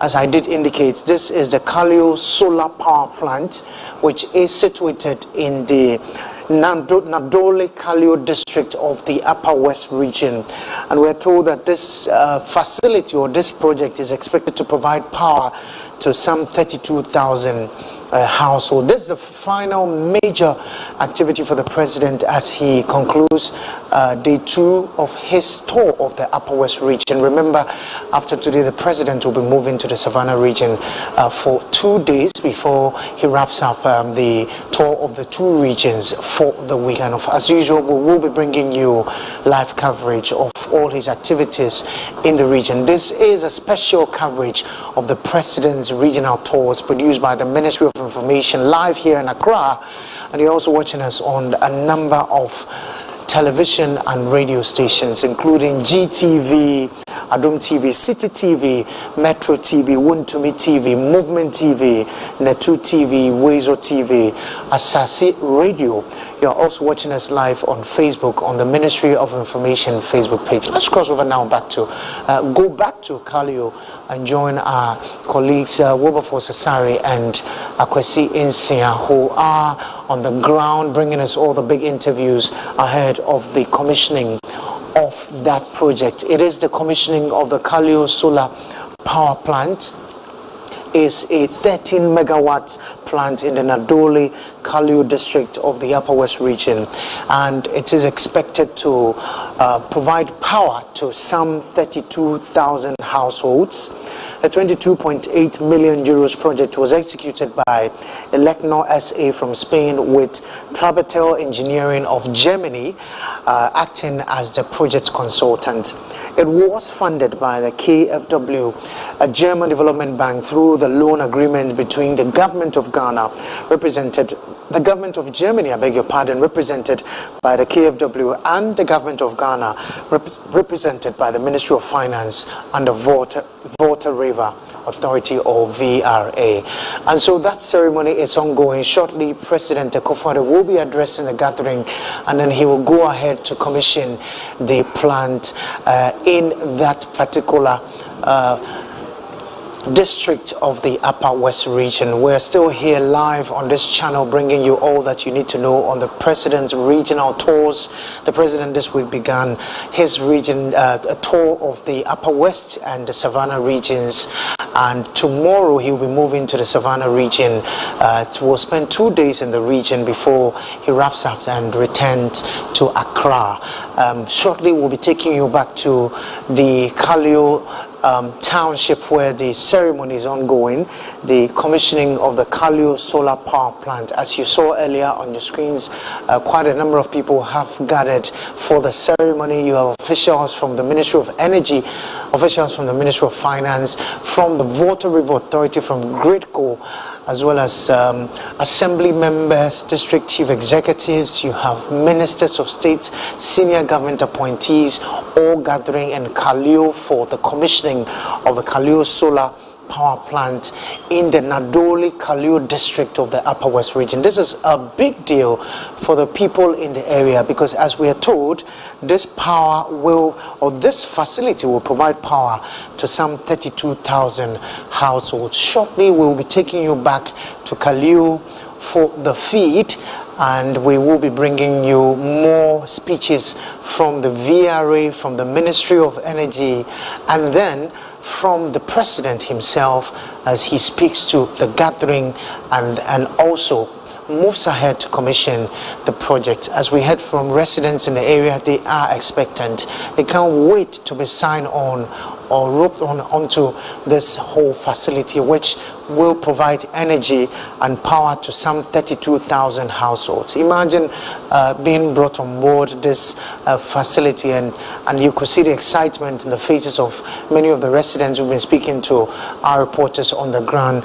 We will be speaking to our reporters shortly. We'll be moving back to them and bring you the live feed right here on our special coverage of the President's regional tours, a production by the Ministry of Information, also live on a number of media platforms including GTV, Adum TV, City TV.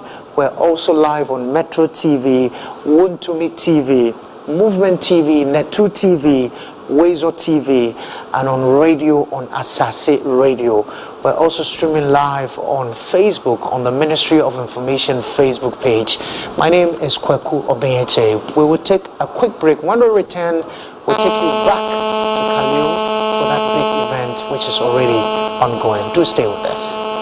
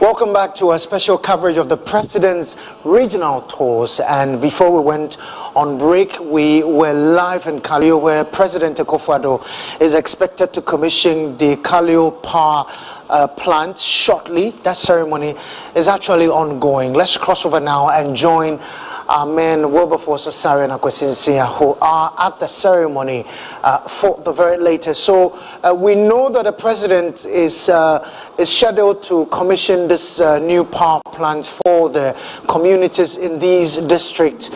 Wilberforce and Cuisine, take us through what has been happening now.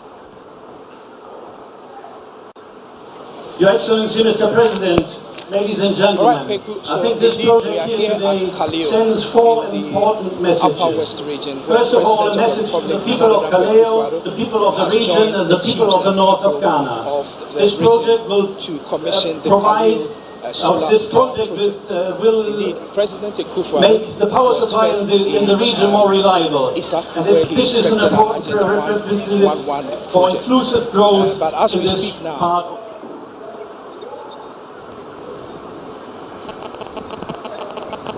The government of Ghana enacted the Renewable Energy Act in 2011, and since 2011, the legal framework that is needed for the deployment of solar power in our country kickstarted. So this project proves that this kind of projects of this size are technically feasible and economically viable here in Ghana. And we of course hope that this success will encourage many other independent power producers to follow. I'm actually quite optimistic that in particular the field of mining we will see followers. Project here. We are told that this power project is one of several that has been done in this part of our country. And this particular one is coming on stream with about 70 megawatts so Ghana is working on the people of Kaleo and its environs will enjoy the benefit of this particular it is a message project. To my government. Earlier on.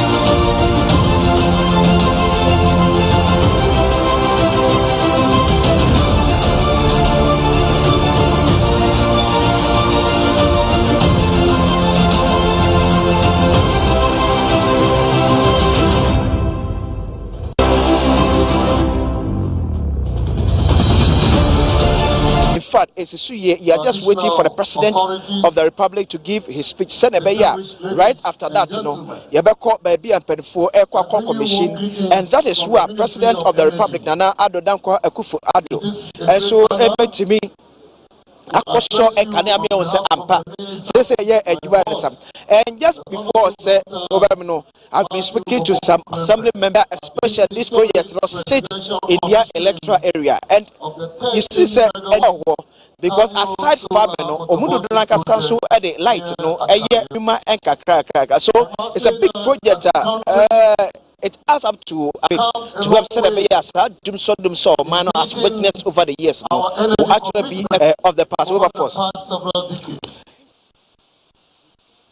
In the 70s, embraced thermal generation in the 90s, and now we are charting a new path with the rest of the world in the area of modern renewable energy led by,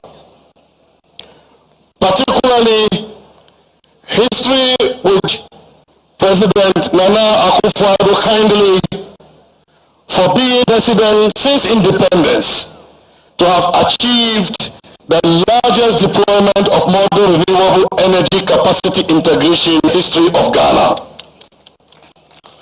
Mr. President, out of a installed renewable energy capacity of 151 megawatt, 114 megawatt P, being 75%, was done by your government.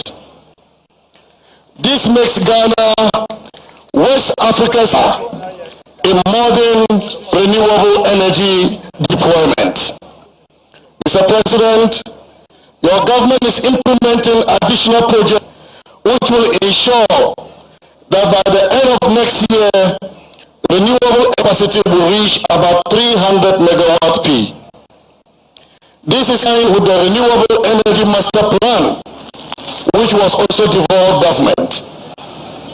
Our goal for the power sector is to ensure by the year 2030, we will have an installed capacity of at least 1,350 P of modern renewable energy. Mr. President, there is no doubt that leadership and direction in the energy sector has repositioned the energy industry as key enabler for socio-economic development. In this era of energy transition, the policies of your government are already bearing fruits and are rightly putting Ghana as a leader in sustainable development. This has given true meaning to your role as co-chair of the eminent group of the United Nations Sustainable Goals Advocates.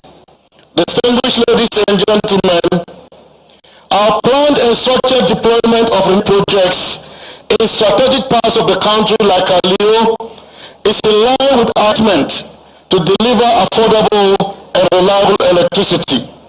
Under the management of the Honorable Minister, Dr. Matthew Boku-Prempeh, the ministry will ensure that most of the new projects like one are positioned geographically to improve electricity access and reliability across the country, provide jobs, and bring the engineering practice and technology closer to the step of every Ghanaian.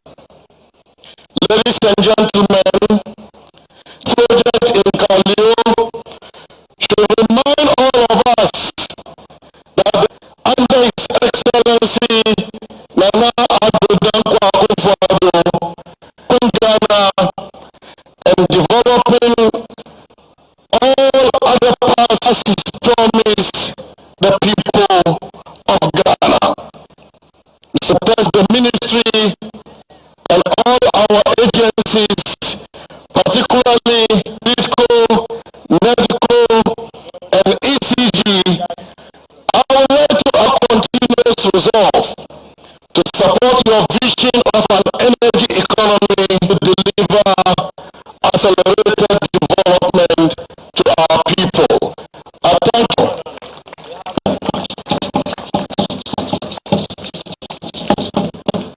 Honorable Amin Anta, our affable Deputy Minister, at this juncture, ladies and gentlemen, we are now having the privilege. Valentine, okay. So what do you do here in Kalio? Part of the elders of the constituency project that is being commissioned mean to you? Oh, it means a lot because health creates jobs for people here, and it changes the economy of the area, and so the youth will be empowered to take part in improve their. Okay, so we are crossing over to Akufo-Addo is about to address the gathering. Let's hear Mr. President.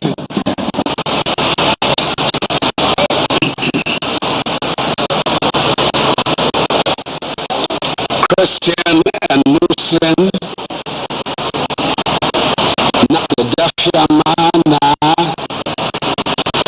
Upper West Regional Minister for Roads and Highways, and Member of Parliament for Etiwap, Minister for Local Government, Decentralization, and Member of Parliament for Okre, and Member of Parliament for Fwase Ayebi, Minister for Public Enterprises, a Member of Parliament for Efia, the Deputy Minister for Energy, and Member of Parliament for Karaga, and other Deputy Ministers of State, officials of the Presidency, Member of Parliament for Nadoli, the District Chief Executive for Nadoli Kaleo District Assembly, the Chairperson and Members Board of the Volta River Authority, Chief Executive Officer and Management of the Volta River Authority, Ambassador of the Federal Republic of Germany to the Republic of Ghana, Ambassador of the Kingdom of Spain to the Republic of Ghana, representatives of the contractors, the President, the distinguished members of the Upper West Regional House of Chiefs, the traditional rulers, residents of Kaleo, fellow Indians, ladies and gentlemen.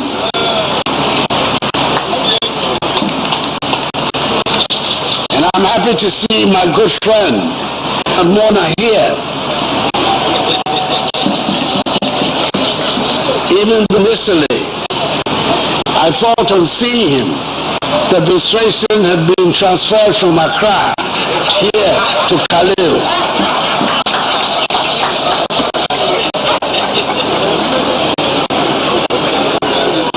It is good to be back in Kaleo, especially to commission the Volta River Authority's 3rd megawatt solar power project. This is further testament to what President Akufo-Addo promises he delivers. Recall that in February 2020, before the cut of the 2020 general elections, I was here in Kaleo to cut the sword for the commencement of this project, which was the phase of what will eventually be a 28 megawatt here at Kaleo. As pledged, this project has been duly completed, reiterating government's commitment to diversify further the country's entire generation portfolio and increasing the nation's renewable energy generations.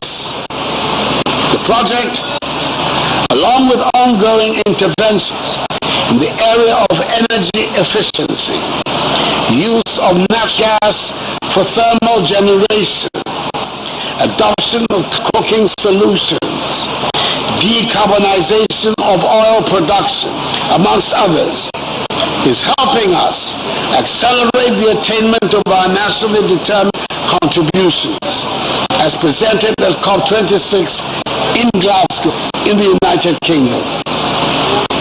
The Akufo-Addo government has invested heavily in the electricity transmission network, which will enable us to evacuate more renewable energy through our grid to support the extension of electricity to all parts of Ghana.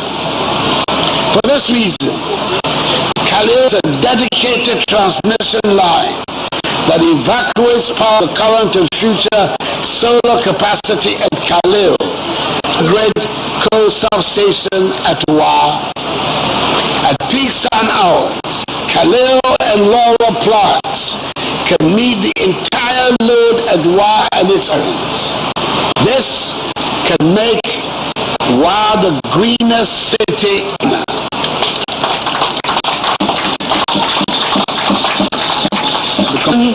of the Kaleo solar power plant is consistent with ghastly determined contributions to addressing the effects of climate change. Ladies and gentlemen, Chairman, since 1961, the nation started commercial production of electricity.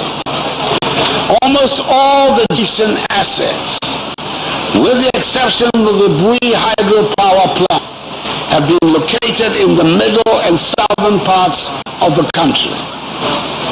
Thus taken upon ourselves, as part of our development trip, to bring some of these sources closer to the north, thereby additional opportunities in our regional development journey.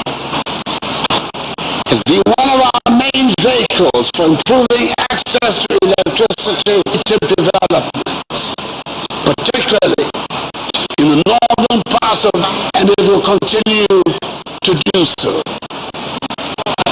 A solar plant of 2.5 megawatts back in 2013.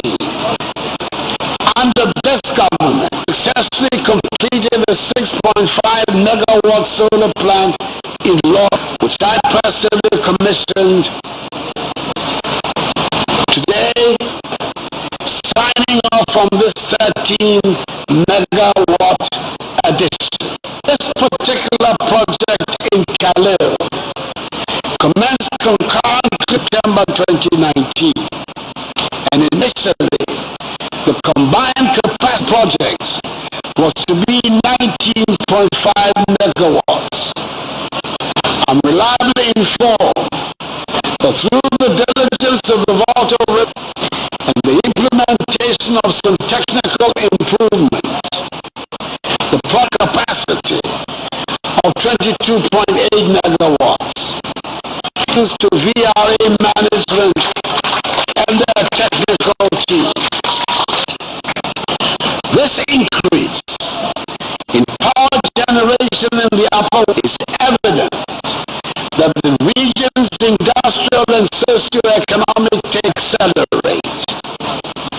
Industries and other facilities now be established in the region due to unavailability of electricity supply can now be assured that there is enough capacity to meet their industrial, leisure, and domestic. I'm happy to announce that even as we did, the construction of another 15 megawatt plant and funding has been duly secured from our partner, Development Bank KFW. We expect that from now, the contractors will complete that as well, together once more, to witness another historic milestone. Without a doubt, the benefits of renewable energy in the world are immeasurable. In addition to the present, the continued availability of the sun throughout the year reduces the recurrent financial burden of electricity in our nation. Renewable energy, eradication, improved livelihoods, and a catalyst for development. I encourage international partners to invest in other sectors of the country to work with the Volta River or flood more of such projects in these environments. Now, Chairman, it is worth emphasizing that this will provide several benefits, including spread of our power generation assets, improving the of our national power system, stabilizing voltage of power supply in the region, and ultimately with carbon footprint. This new project is in 30 people during the construction phase. I'm glad most of the workers used for some 95% of the construction and are from the nearby communities. The project is a tourism boost for the Kaleo community and is a educational and technological field trips in the region. Contribute to promoting the advancement of science education, engineering and technological activities in this area. The outlook of our young people. With this, it is expected that corporate social responsibility programs and neighboring communities will be enhanced in many forms, including but not limited to implementation of the Kaleo DA Primary School and the provision of critical amenities for the school. Electno essay from Spain and tractor belt engineering from Germany for completing this successfully. I commend also the Ministries of Finance and the Volta River Authority for their respective roles to fruition. And I am particularly grateful with whom the government of Ghana enjoys strong relations, partnership for funding this project through KFW to more of such fruitful exchanges in the future. Very much the presence of the German ambassador here with us, the Spanish ambassador too. And I take very much on board the German ambassador about exploring further modes of cooperation in the energy field. On behalf, I express my sincere appreciation to the Upper West Regional Minister leaders and all stakeholders for their support in the development of these projects.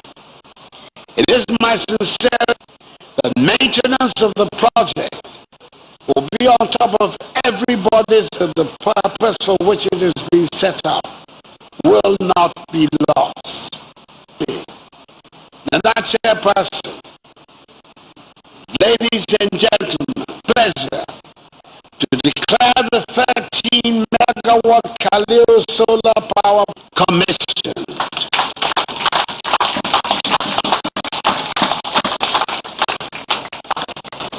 May God bless the people of Kaleo and us all. And may God bless our homeland Ghana and make strong. I thank you for your attention.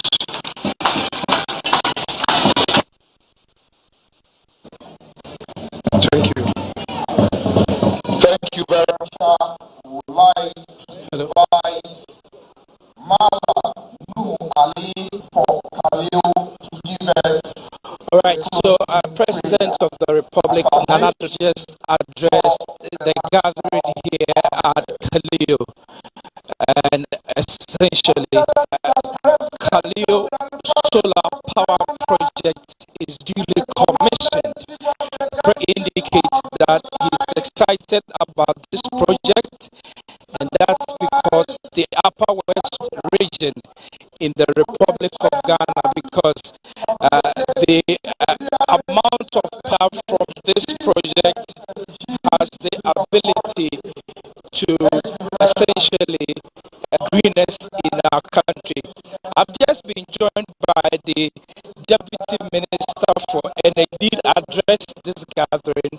He was there when the President was speaking. Let me quickly the commissioning of this project. What is in stock for this region? First of all, as the President said, war and its environment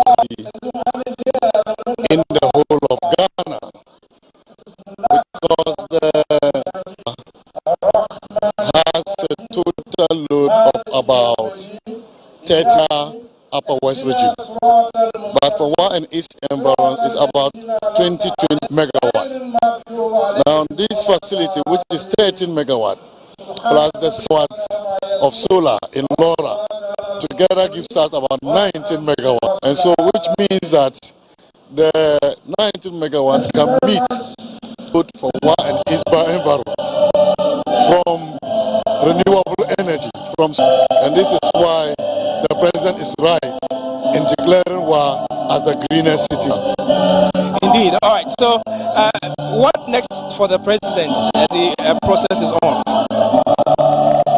Like here, I mean, after this, what is he going to do to inspect some things here? What is he going to do? Inspect the facility, and then he will switch on. But formally, we are connected to the national grid. So this has to be hooked to there is a dedicated transmission line here in Kalio, which we are going to hook our to, and then that will be taken through to the substation in distribution through the region. So how is the distribution going to be done? To the national grid, and once it goes into the national grid, there are substations that can switch on to distribute it for consumption in the war area or of the energy that is being exported. Indeed. All right. So, lastly, I know you need to go and join the President, but before I let you go, tell us what next for about renewable energy, not only here in the Upper West region, but for the rest. It is important for me to state that the President Akufo-Addo, now on record as the President who has achieved the greatest renewable energy in our history as a country. We currently have 105 of solar, but the President alone has done 7% of that. That is 114 megawatts of that. This is very historic, and this is why he's living by the name that is one of the co-chairs of the UN Sustainable Development Goals advocates. He's living by that, not just in words, but also in action, in deeds. We are also developing the energy transition plan under his instructions, and we will, through that, scale up the deployment of renewable energy. For example, by the end of next year, we want to achieve 300 megawatts of solar. You know that we is doing 100 megawatts right now. If you add it to the 151, that's about 250. VRA is going to do an additional solar here in Kalio, and if you add the others that are happening in the country, we should be achieving 300 megawatts by the end of next year. Our goal is to achieve 1,350 as per the renewable energy master plan.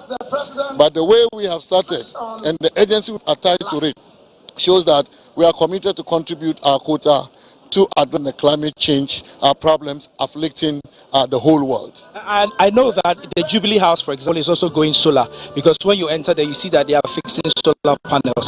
When President Akufo-Addo was speaking, he talked about maintenance. How are we going to ensure that this project is maintained so that it can? The project cost includes maintenance, and therefore will also be involved in the maintenance up to some, and we will train Ghanaians to take over the maintenance when the time for the contract. As maintenance is concerned, we are very much aware of it. That is why the cost of how we are training our own Ghanaians. We also is going to support our universities in the north to installation and also solar maintenance. of the maintenance and the future installation of solar in the northern of the country. Okay, so Minister, just before I let you go, we need to actually press the button. And so currently here on the ground, and it is powered by the solar installation that the solar system that has been fixed in Kalio is airborne, I can say, for distribution. President Akufo-Addo is heading to the center where the machines and everything are set up. But Minister, will be able to achieve that target that has been set in nation. Looking at the speed that we are going, or we need to increase the momentum to be listed. Yeah, we will achieve it. I mean, if we develop the facility in 2019, and we are already achieving 300, we have started well, and the progress is impressive. And so addressing it, and the agency attached to it, and the resources we are mobilizing, take these projects, I have no doubt that under the leadership of Dr. Matthew Poko, the target we have set for ourselves, there is no doubt about that. It is. Thank you, Minister, for energy.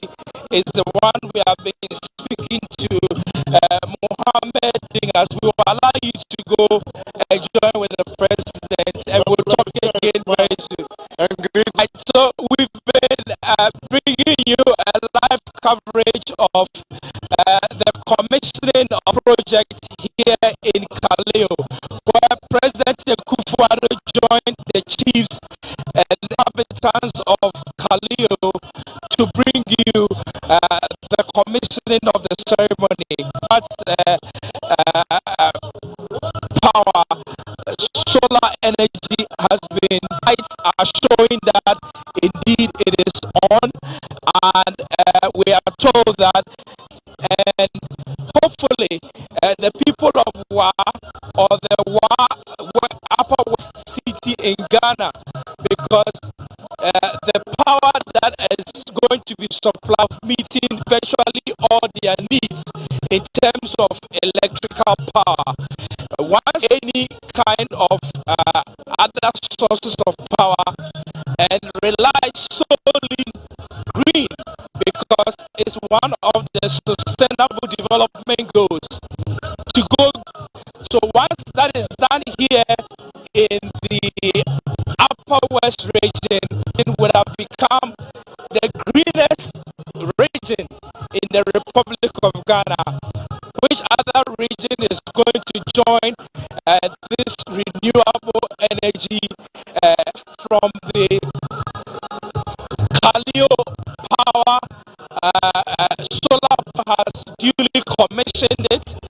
So the president will now begins his regional tour of the Savannah region, commencing tomorrow. Fuado has brought his tour of the Upper West region to one with the commissioning of the Kaleo power project, which is now for the people of Wa. Once we leave here, we'll be heading to our coverage. We'll be bringing you all the 9 yards as far as the president is, together with my colleague Cuisine, who has just is our host anchor all the way in Accra, and with our coverage of this entire activity to an end.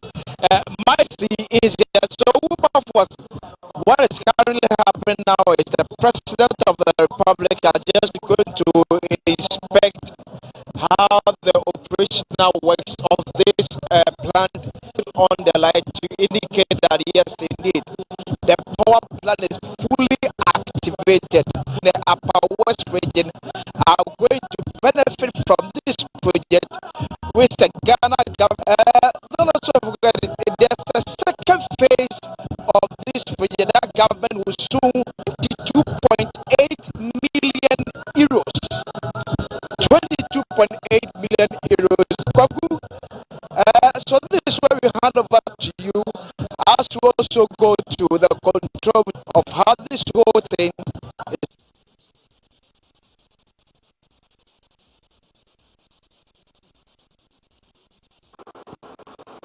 All right, Wilberforce Cesare, 5 updates from the Kalio solar plant commissioning, which has just taken place.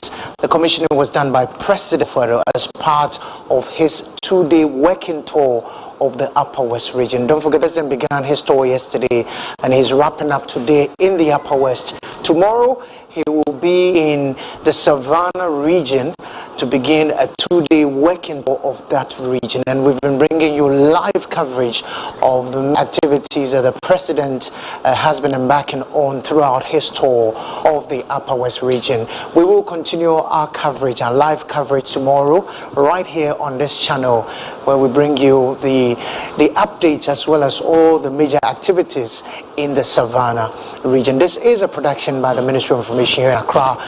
My name is Kweku Obeng. Just to recap a few of the major comments that featured in the President's presentation at the commissioning. The President said the project signifies government's massive investment in the energy sector. The solar plant is a testament to his government's willingness to address climate change. The President also says that this project is in combination with the Laura plant will help support industrialization in the Upper West region.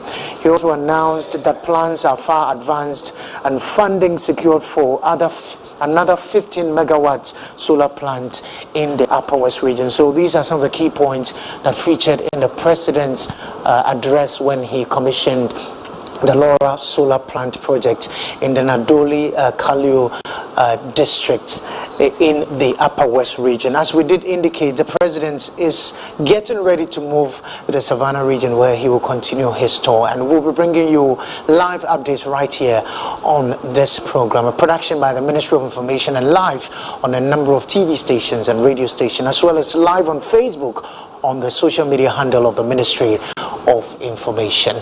That's it for today. We will be back tomorrow.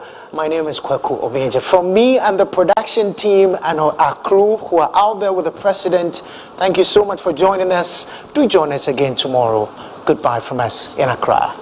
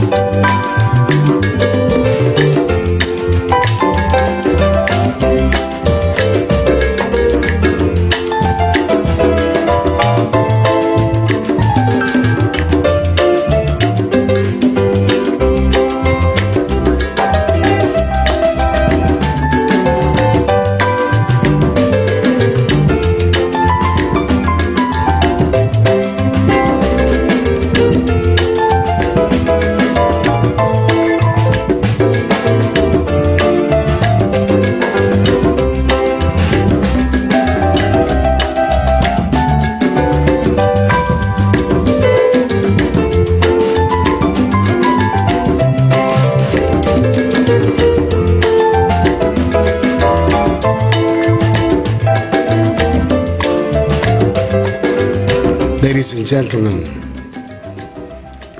I would also like to support Sheikha Musa bin Nasser in her expression of condolence and sympathies to the new King of the United Kingdom, King Charles III, the royal family, the government and people of the United Kingdom, on the death of the late Queen Elizabeth II.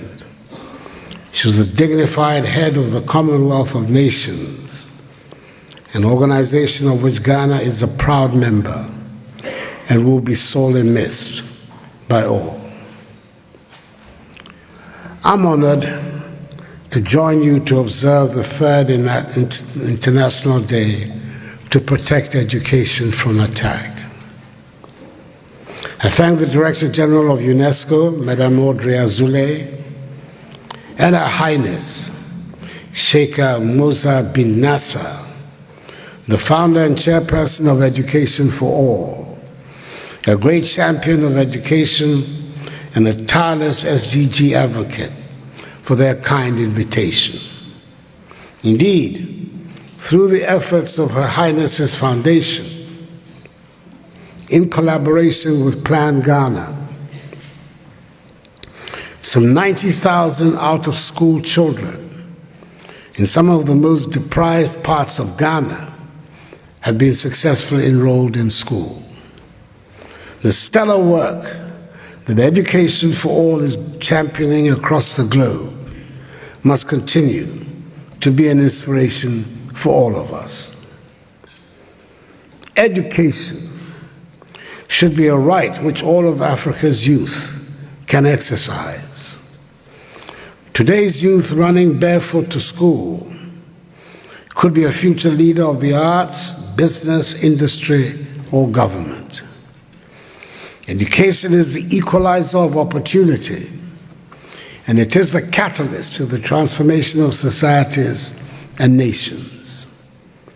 In the words of one of the greatest, if not the greatest son of Africa, Madiba, Nelson Mandela, education is the most powerful weapon which you can use to change the world.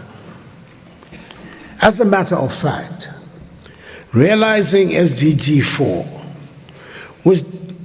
which demands that we ensure inclusive and equitable quality education and promote lifelong learning opportunities for all, will be crucial to achieving all the SDGs by 2030. We cannot eliminate poverty if citizens are uneducated. We cannot create economic growth and decent employment opportunities without investing in education. And neither can we deploy successfully science, technology, and innovation to solve many of the challenges we face with poorly educated populations. Without education, our hope of creating the future that we all want and need will certainly be a pipe dream. Sadly, however, millions of children the world over are being left behind. Made worse by the COVID-19 pandemic, it is estimated that some 250 million children did not go to school in 2020. Many communities around the world do not have access to schools, teacher resources, and overall quality education. If we do not act now, the prognosis is that in a decade, some 850 million children, that is half of all young people in the world, will not have the most basic skills necessary for the jobs of the future. Unfortunately, as our world endeavors with great difficulty to provide education for all, attack on education continues unabated across the globe. This is a great tragedy of unconscionable proportions.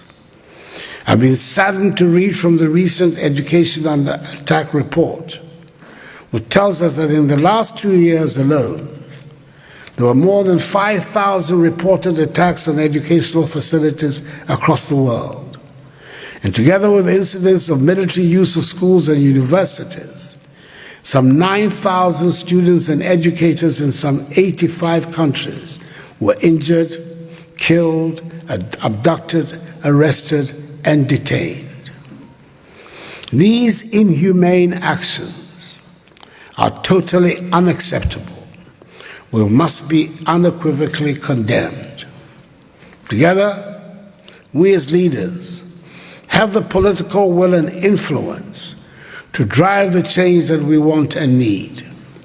We must, with a sense of urgency, intensify efforts to ensure that our children have a safe and secure environment in which to acquire the knowledge and skills they need for the future. We in Ghana have put in place measures to help guarantee a conducive atmosphere for education and learning to thrive.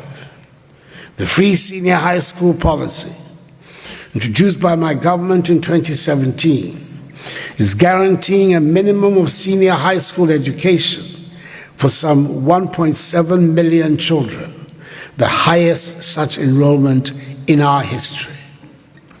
We're providing learning opportunities for our children so they do not become a tax of recruitment by those who seek to attack education.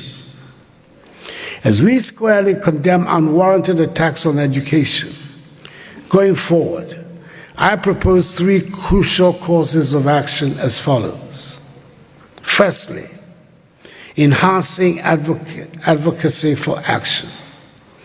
We must continue to leverage key regional opportunities to garner political will and rally support of all stakeholders in all member states. This will be a powerful way to keep the agenda of protecting education from attack at the forefront of global, regional, national, and subnational discussions. Secondly, establishing regional coalitions for regional action. We are at the point where the advocacy, commitments, and momentum need to be translated into concrete actions.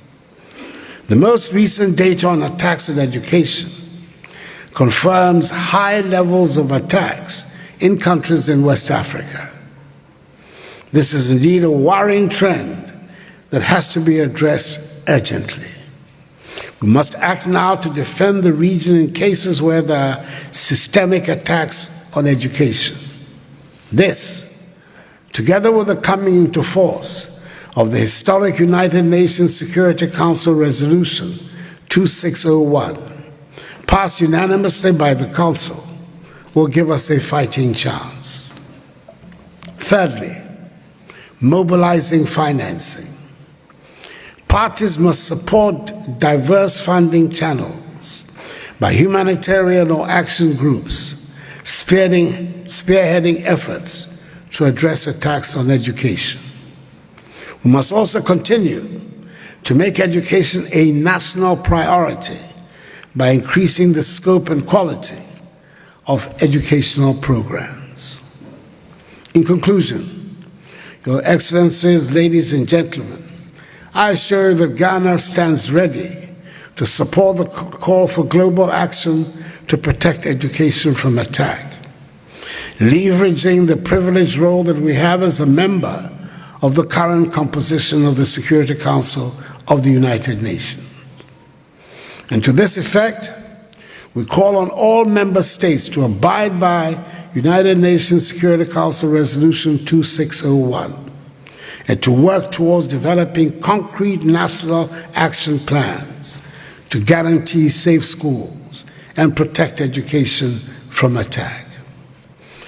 The time has come for all of us, as they say, to walk the talk and mobilize the needed resources to combat attacks on education and ensure a safe and conducive learning environment for all children everywhere. We must do so in order to achieve our shared goal of safeguarding the right to inclusive and equitable quality education for all our children, particularly for those in conflict areas. I thank you for your attention.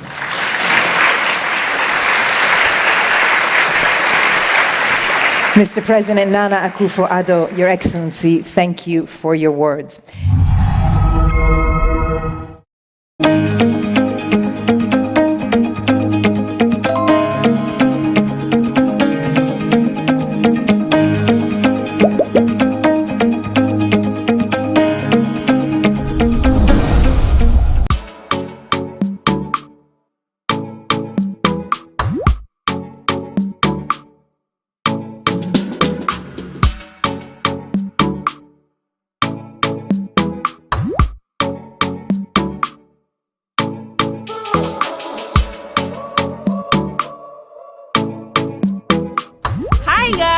guys, we are back again, Chile, and I'm currently in Grand Bassam, and everybody says you have to go to Grand Bassam, you have to see Grand Bassam, because here is known for colonial buildings and history.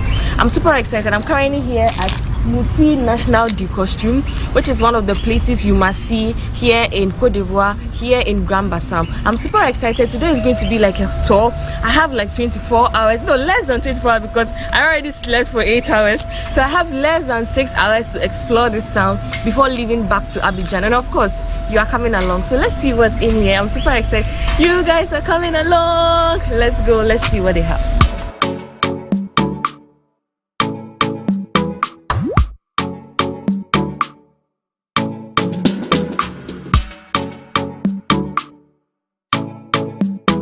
It costs 1,000 per person.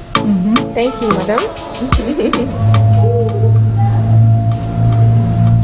So there is currently no tour guide that speaks English, so we have to do the tour by ourselves. Afterwards, she's going to do a little explanation for us, because they are currently painting the place, and she says she doesn't like the smell of the paint, so she can't go with us because the smell of the paint will worry her. But then if we don't mind, we can actually have a tour. And since we are here, we don't know when we are going to come here again, so let's see how it looks. If you have any history or you know about this place, kindly let me know in the comment section. Yeah.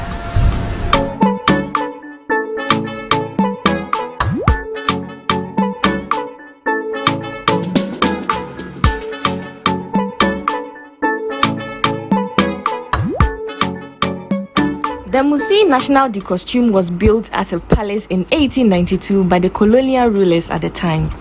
The first president of Cote d'Ivoire converted it to a museum. The model of dresses and customs of the local communities, including the kings and chiefs from other regions of Cote d'Ivoire, are displayed in this video.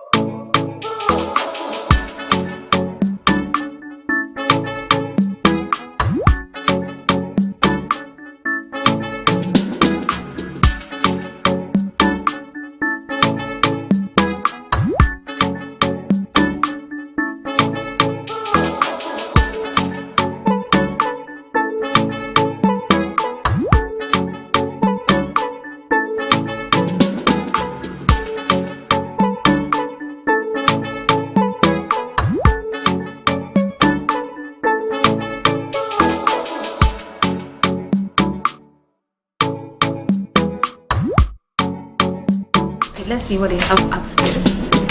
Oh, I see some Ghana kente ahead of me.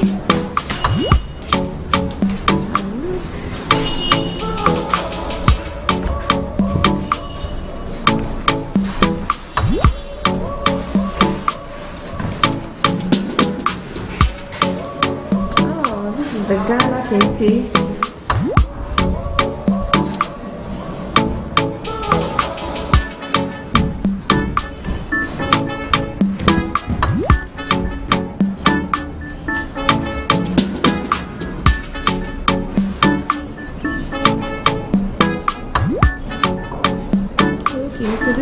Habitat of the traditional museum, I think.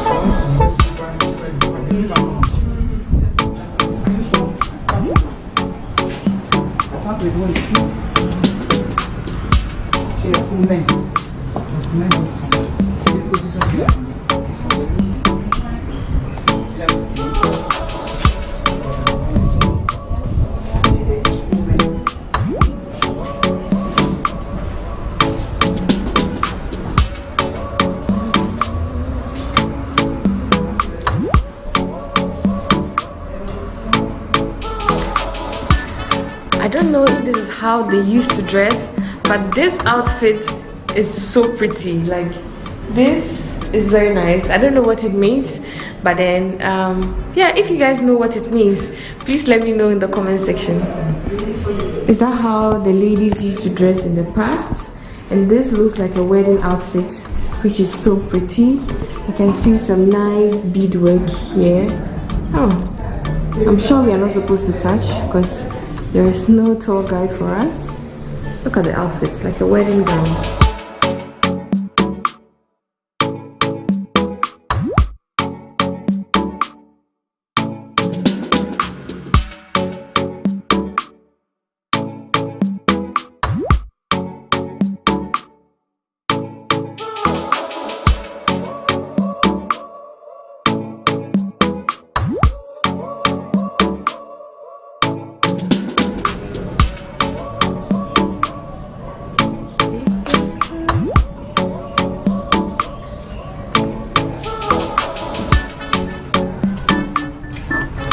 So this is something I have seen before in the Volta region. It's used to catch crabs and it's also used to catch lobsters. I don't know if it's the same use here. If you know, let me know in the comment section. Yeah, this I have seen before. It's a trap. It's actually a trap to catch crabs. And this,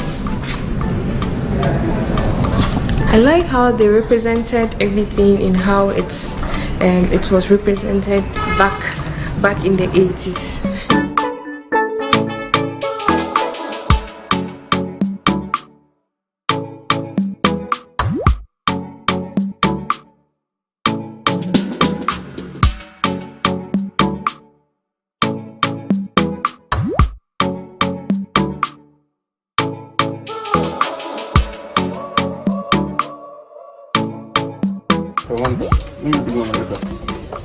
I'm sure all the Ghanaians will know this game.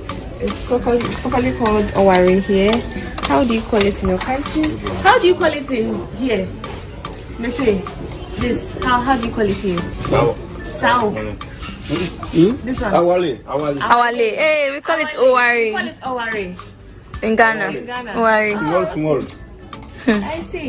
So they're like, it's very similar to that of Ghana. Awale. Awale. Thank you.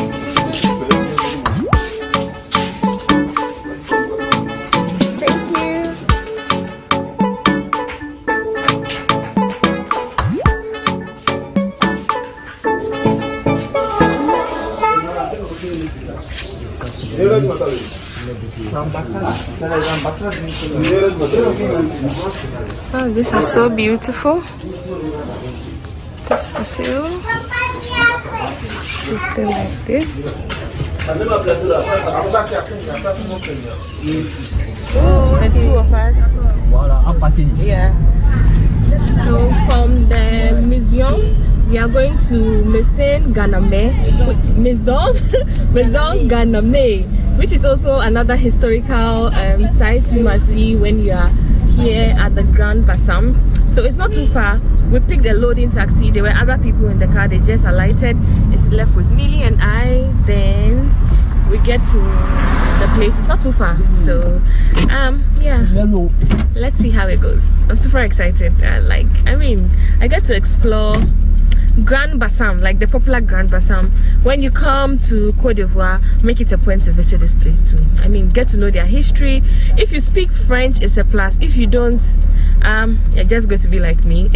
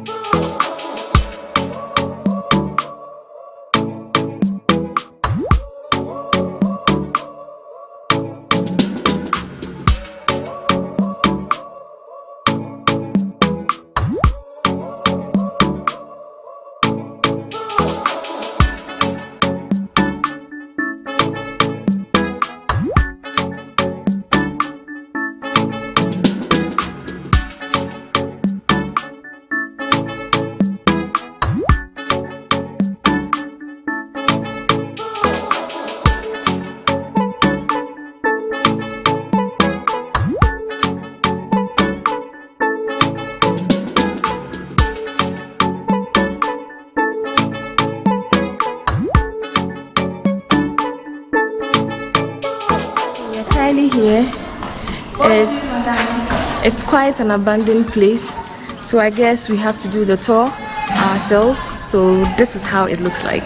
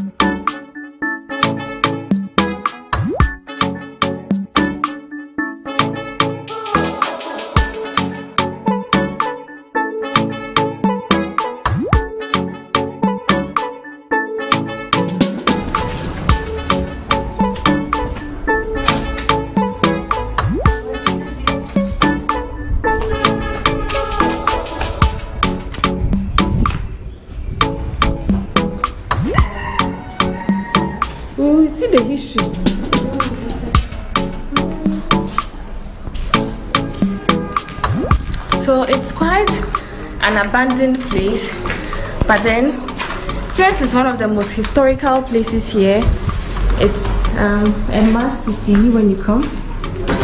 Yeah. This is very scary. Like you're so close everywhere. This is the building on this side. And yeah, this is how it looks like from here.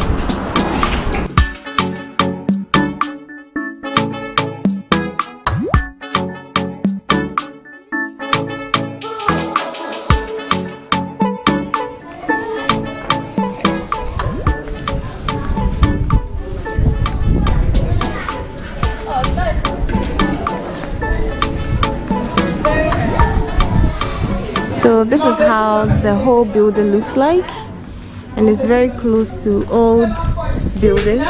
So we're here to take some pictures. Hi Lily! Hello! Yeah, if you want to see the beauty of Mili, please go to her Instagram. Yeah, at Miliomo, MLIWOMORRR. So yeah, you're here to take some pictures. Let me just fly the drone for you to see how it looks like from the top. Then we are going to leave here to our next destination.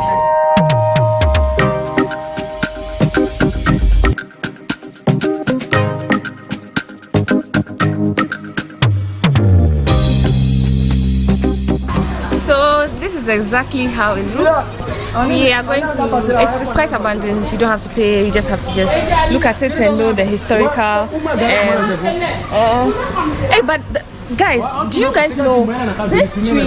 From almost everybody who takes picture here, the tree is always green. But if you tell, the root is from the tree. Yeah, and they are dried. So I'm wondering, what's the historic meaning, or what does it mean? Why does the tree look green? Where is the source of water from? It's amazing. Like, yeah. So let's go to the next. You're coming along. Let's go.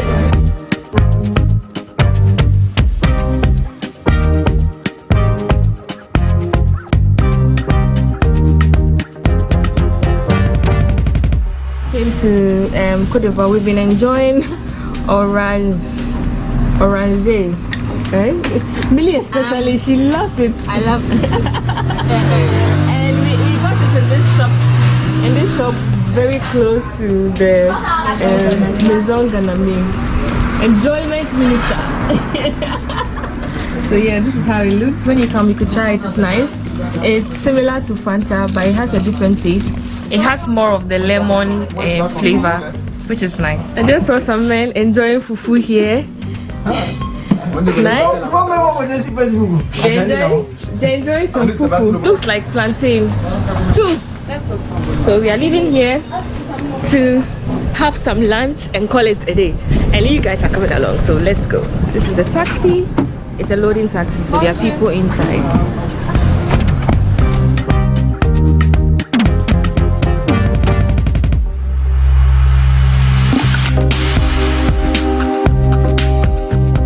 So we are finally come to have lunch at Coco Girl. This is how it looks like.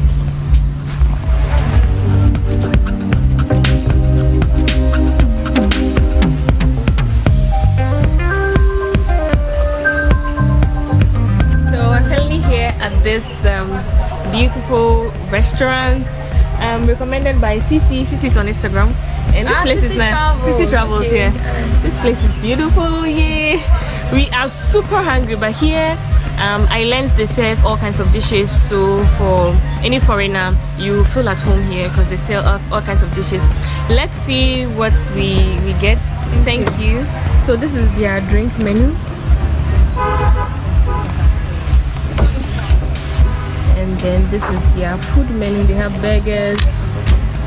It's called cocoa grill. Poulet, poisson, and yam. What's yam? Yam and aloko, plantain, yam. That's riz. What you're ordering. Riz, yeah, rice. They don't have rice, so poisson, poulet, aloko. And then she's having aloko, and I'm having yam chips. Yam chips together. We eat it together, yeah. So yeah. Chicken poulet, poisson, aloko. So far so good. Our French is going well. If you've been following my Côte d'Ivoire video so far, you realize that since I came and now I've been doing amazing. If you haven't, please go back and watch my videos. While here, also do well to show me some love. Subscribe, like, and share. We can put it down. This is so nice. Thank you. Merci. Whoa, interesting. I like that.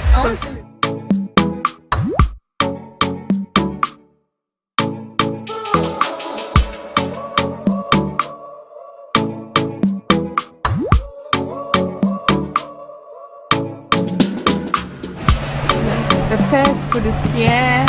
Oh, this looks good. Thank you.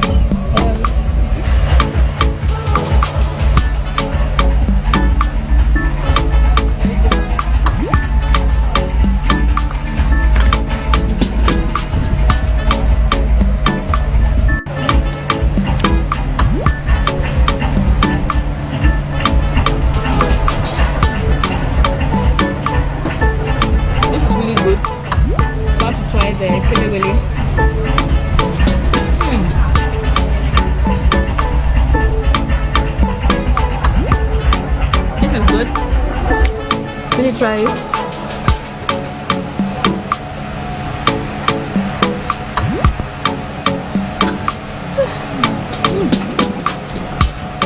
I think this is going to be our best meal.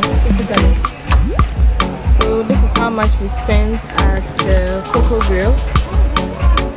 This is quite expensive, 27,500. Nice. We spent almost 27,500 on food, which is very close to $1, except for $50, yeah, which is very close to $50. So we just had lunch. It's quite expensive, but then since we came, we've not really had an expensive meal, so I think it's fine. We are going to the beach. We're going to the beach, soak some beach energy, and head to Abidjan. And this is going to end our last tour here at Grand Bassam. So this is the name of the beach. It's close to Tabarine. They have some beach outfits. Millie, are you going to get something?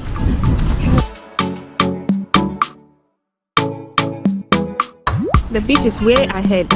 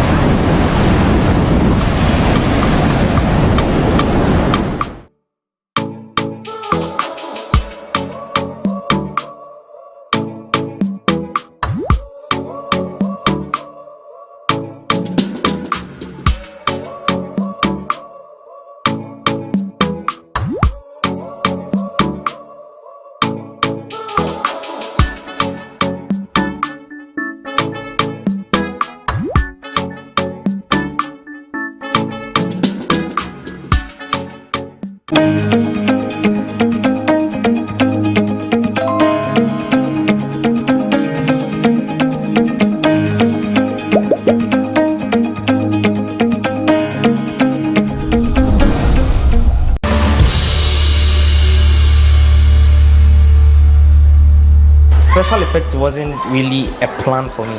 For me, I'd wanted to be like a pilot, a land surveyor, because I'm good in this calculation. Special effect basically is not just about the wound and all those things. We have the likes of the transformations, trying to change someone into an old man. I wasn't the one who brought special effects. I only drove people's interest into special effects. So the perception people create about art itself, not special effects alone, is so bad because they don't respect artists. It has been tough, really tough, because nobody actually thought of that. So it was difficult for people to actually buy into the idea, especially my family. It feels good, you know, it feels amazing doing something and being appreciated.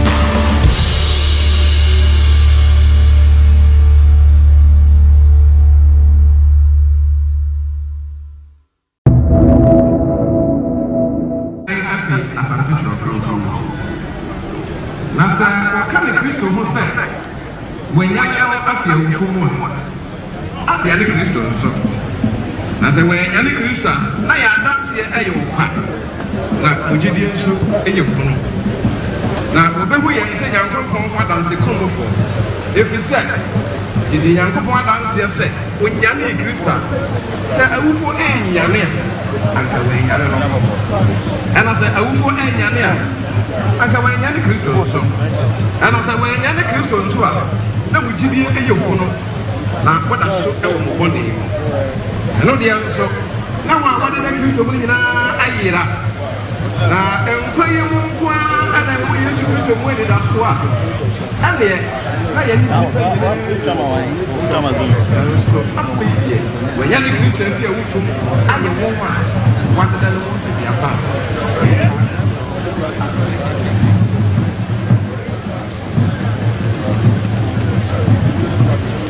Obana lebi na ni kane moye Korinto bi aklenklen wo loe Nicho nyomaka no Wanka ne kanja nyomaka enyo E ashi nyoma enyo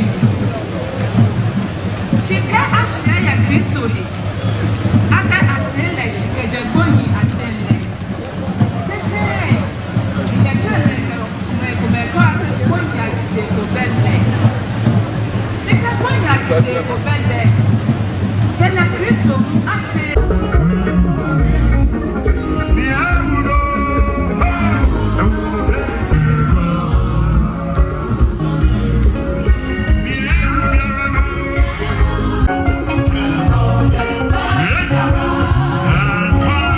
false witnesses about God. For we have testified about God that He raised Christ from the dead. But He did not raise Him if in fact the dead are not raised. Verse 15. For if the dead are not raised, then Christ has not been raised either. And if Christ has not been raised, your faith is futile. You are still in your sins. Then those all but Christ has indeed been raised from the dead, the first fruits of those who have fallen asleep.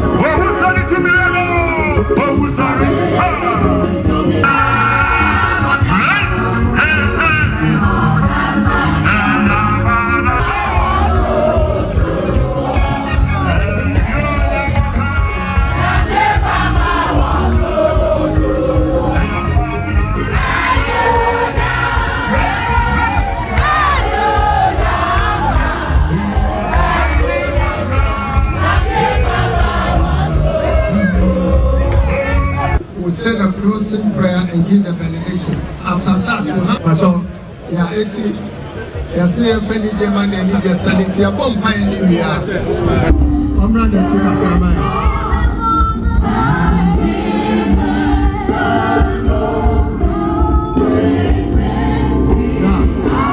as we announce, the woman is we are obedient.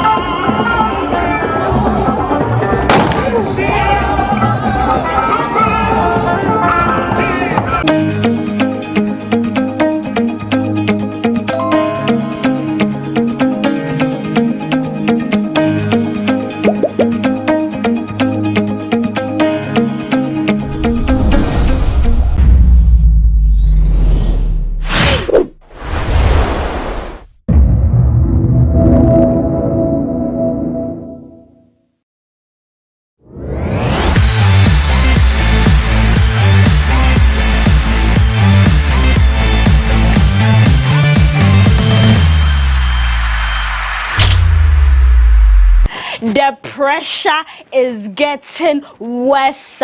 Chese TikTok influencer Hajia Bintu akwakoje Jaguar. Na metete say girls ka say say na TikTok is ka wo mani ebejan ye adwuma akwakobo eye TikTok influencer ibi na me say hwe. Na mo de mo be yo na ne ntem no na wotwe a ashaman to the world. Ai stone boy akwakoye fefefe. Na mu nkomo ne se medi achi ya police fuchire ma wokoso ya ye akronfo 45 and over. Eno so medi mu nkomo bebrel. Na wehu aye Shatawale Instagram live bi okwa na video bi oye ya manfuchire ma we dey chin comedian no na watwe dey ensem no etefie ta bank say doors one kasa na pressure no dey e go over you muma ye ntwa ye ho na ye kwa ba maboni nkoma ekoso entertainment industry just and me dey rabbe bro akwaba se se ukita u data amaboni mi so mikita just into say ye kaboma na akwakoye enkoma ho on GhanaWeb TV se humisa na unu say edwuma aba ai nkomo aje say twegu entertainment industry mu ye kai celebrity news je say nsema emu ode emu yehwam na eja ma aba na je ma be churchim na yenso ya akoyinim na sa na wotwe de me be two options. Press 1 has say for violence, press 2 for agenda. Na me de me say agenda all the way. Na wotwe ya na me hu say Hajia Bintu TikTok influencer ye ka Hajia Bintu de onim say Satawale kwa de na bonum ye ka body okura odani na echi a boys be hwe So now when they say can boy special, just say Hajia Bintu say she got the body, she's highly endowed. Obana no ye face just say tenim techi o weni monyam wechi monyam ni nasa za wati ase sa pepepe. Na Hajia Bintu wa onim say e krom hade TikTok influencer ya na oye kakra they say be a brand ambassadorial do be na we je na say product brands na why advert am na just ono so we just can o de ahye no ho. Na dwuma yi bia na odi na say wa boabo scan ai no de akoto Jaguar. Hajia, congratulations. Now, just say if influencer you launch a Jaguar, na mafo say, hey, agenda no one started so him the door. Just like this or be and talk and I say or be and sit down. I'm say more linky say sponsor be but media marine kebi. Hajia Bintu be call your Nigeria and check cry or in any train and Nigeria. Just say info ni videos say be told you know so on Don Jazzy no name Mr. Macaroni. Omo chicha skate be fine. No buy a man for chilema and check near who say Hajia Bintu while launch Jaguar. Inti for say wo connect abaye te say bia Nigeria ho de adwuma no kodi wo ho no de ska be mankasa na wa onim say adwuma de enim de daw social media ye mo ye short videos ani bi no koye na mu na wanya ska ade aso ni ska wo ho de daw no de akoko release Jaguar ne be hye na ne na afofo ne de wo man ne fans wo bisa say is your bottles long na me bisa me na me say me answer me a me hwe me bottles ye nye long nti me say Jaguar ne be hye kakra. On a more serious note, Hajia Bintu Kaya wenye just say pressure the my wo krom ya pressure upon pressure na usene na for man hype na just say Hajia came no tra 7 no cruise na just say car key can say enye o kitchen cabinet and I say kola libio Jaguar keys na just say sister you rolling ya de na mafoche mu Hajia wa bo adwuma un say also obref ne didi na adwuma hun say adwuma wa ye mfi ahini na eno na wonya kanti mu amoye agenda say bi obi na tomano na sponsor bi no dia koje ne fine ni nyina ye kasa keke kasa wo se eye mframa ayo anaboni sa meto aso dia na che say eye a shaman to the world concert e course na watwi ya twemu ya na Stone Boy dance musician na onim sa afibia che so ordinary crowd na che say fans won ya den ni na fufu bia wo industry mu na wa ye concert ifefefe sakasaka park wo chema e wa shama ho na wo di sa adwumi na onim se de bia mafocus sa e concert wo kwa sa na che say ya num etutubotomfu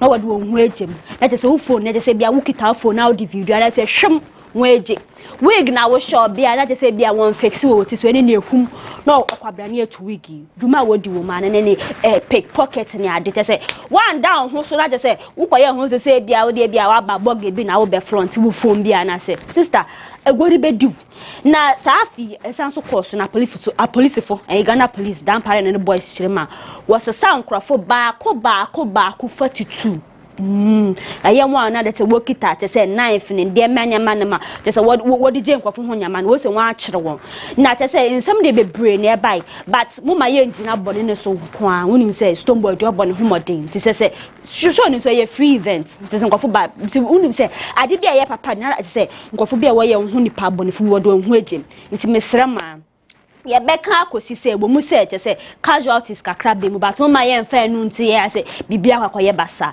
na mama ye nko performances for the day now showman na nkasa some live band bi oye na say unim say Stone Boy there energy na bim na say man ko so mu na say ja once we enjoy music here bi na eye Empress Gifty Empress 1 body by Mrs. Adoy. Ai me ameka san ka me nka Empress Gifty assembly because one him say duabo bi ode beto dwa say mo be ka no ho asem but I come in peace Empress unim say me dey uni pa ne me ya na yeti onum ye yensu yestimity ka try we nya abotare kakra mayen na Empress ko show you know Empress they say they amoka say gospel musician fan ho fofore eyen wa wo bowi asini mo do anti mu case cry she's living her life okwa no ko Gracie show no na say open we show no open na eyi leggings bi a say e hag anybody na o shepan some white top bi na mafechem say asa atari wo shade here na echichiro do eyi wo shape pepe na mze what do you mean by that Empress when him say shape ni there she loves to flaunt it if you no na mafocus gospel musician atari wo say there fata na e fine Cuisine but when him say Empress there on team mu case here no ye interview bi na odi to just so I say nko pen ho sem kasa moya no otwe phone no sini so no no so reply man makaka say okasa bebe so nya sa neti gift twe ma no akasa ne kunu ne maame ene ne sofo ai wonu nipa obu on pa we wiase hase eto be otimi friend wakaso empress aya insem ni buwa twitwa so ene sa de wo friend na so otunu fo otie but empress se na wo wote ho ya wonya orgasm yi onu so nya orgasm yi bi nti mama hu se eyi gospel musicians wo ye ade bia brosu bia no also no so nya orgasm no say na gospel musician dia anka orgasm dia be fa he ko fa wo kasem but empress ma aya mo pese mu rate ni say nyama bi on to me nje ni on to me ba TikTok embe shake body kakra ema na ni nje also no dey sa na ote sa na ye ne brand mu to me nche ni sa asem na akono say onu kwa on te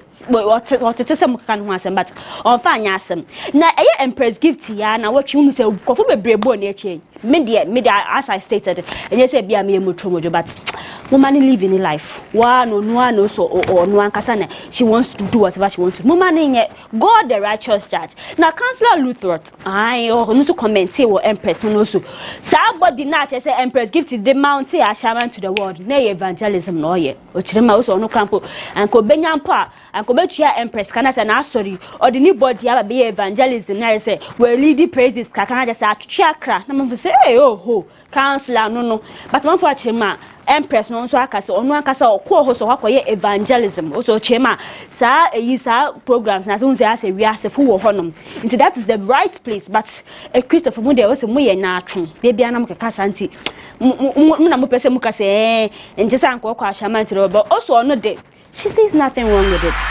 Veteran broadcaster, a KKD, or no so de a year foot to a stone boy. Or Chemo said, Dana, we a shaman to the world concert, or the nature yet a general hospital, so near emergency, but to Chema. Neni gani or one man would ye rebi by. Not just a word Chema Cromfuna wo rian and what the second chanesra whom send what Chemo say, just a sister, Namboja Pram. O say, oh, one man who's a branch beans or the natural stretcher, so just say, share or share, just what say scissors or say a second what the chum. It's an need be there woje feelings and to so srewa stone boy and kebeya and kashaman to the world concert ni fi sakasaka park because a police phone won a conversation with Chirema a year bia sa neba nwa bomodin a was one regional command a police phone call say wo megu but still na kronfo keke dis say na kronfo na wo a ashaman to the world concert na wo do so sim police phone to srew say a stone boy beya anka yi ashaman to the world concert ni fi ashaman na ka fa ko baby fofo Oda na watch you for nini videos be a course. Sisters, girls be a was will call Knuckles or Black Party. Na entire na washing. Say, Sanya sister, if your doshe call Kwesiatha album launch bina mukasakasa dear it's in the 3D form.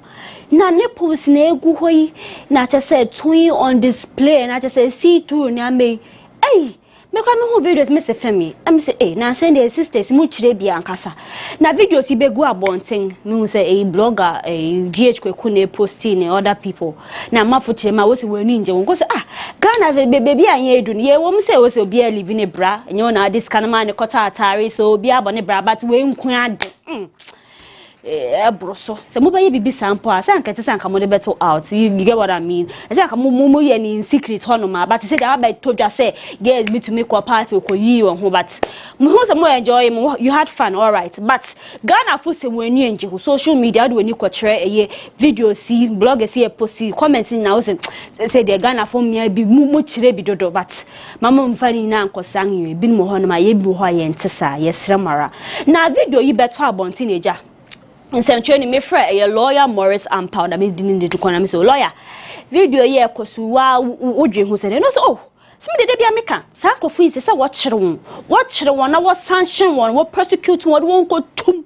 what dem na ye example because mo lead good example cause nkola nketegeti abate sɛ won hu sa nyama we ya denti na nka won so bed dresses say indecent exposure ne ade nti lawyer kyere ma mre wo krom ha ma ho kwan so obia be yi hu so be yi hu bia wo dem na wodi tu nansi abonten de wobetumi akyerɛw na ɔkaka ho ɛyɛ interview amene ne yɛ wɔ GhanaWeb TV no so kyerɛ mu sɛ asɛ Ghana ha sɛ yɛ mmra nya adwuma o sɛ mmra kaka sɛ yɛ selective o so be ka yɛ kwapim polo sɛ na mo kye no so ɔno ne ba wɔyi ne hu na ɔtwa picture nso so mmia bebree wɔ krom ha sɛ wɔn address kyɛ sɛ nya wɔn yɛ nkwa yɛ words and kwapim polo yɛ ne nyina mo nkyerɛ wɔ nso nti o sɛ mmia group sɛ wɔ krom ha sɛ women ɛyi advocacy ne fa hin ne kɔ sɛ o sɛ mmra so sɛ mo kasa na munja isa nhwehwe ni mu ti lawyer ampa so no nko ade ka no nko ade anka won kire na wo de mo amunhwe video si ni pictures ye kɔ so party ase na mo ankasa munjaje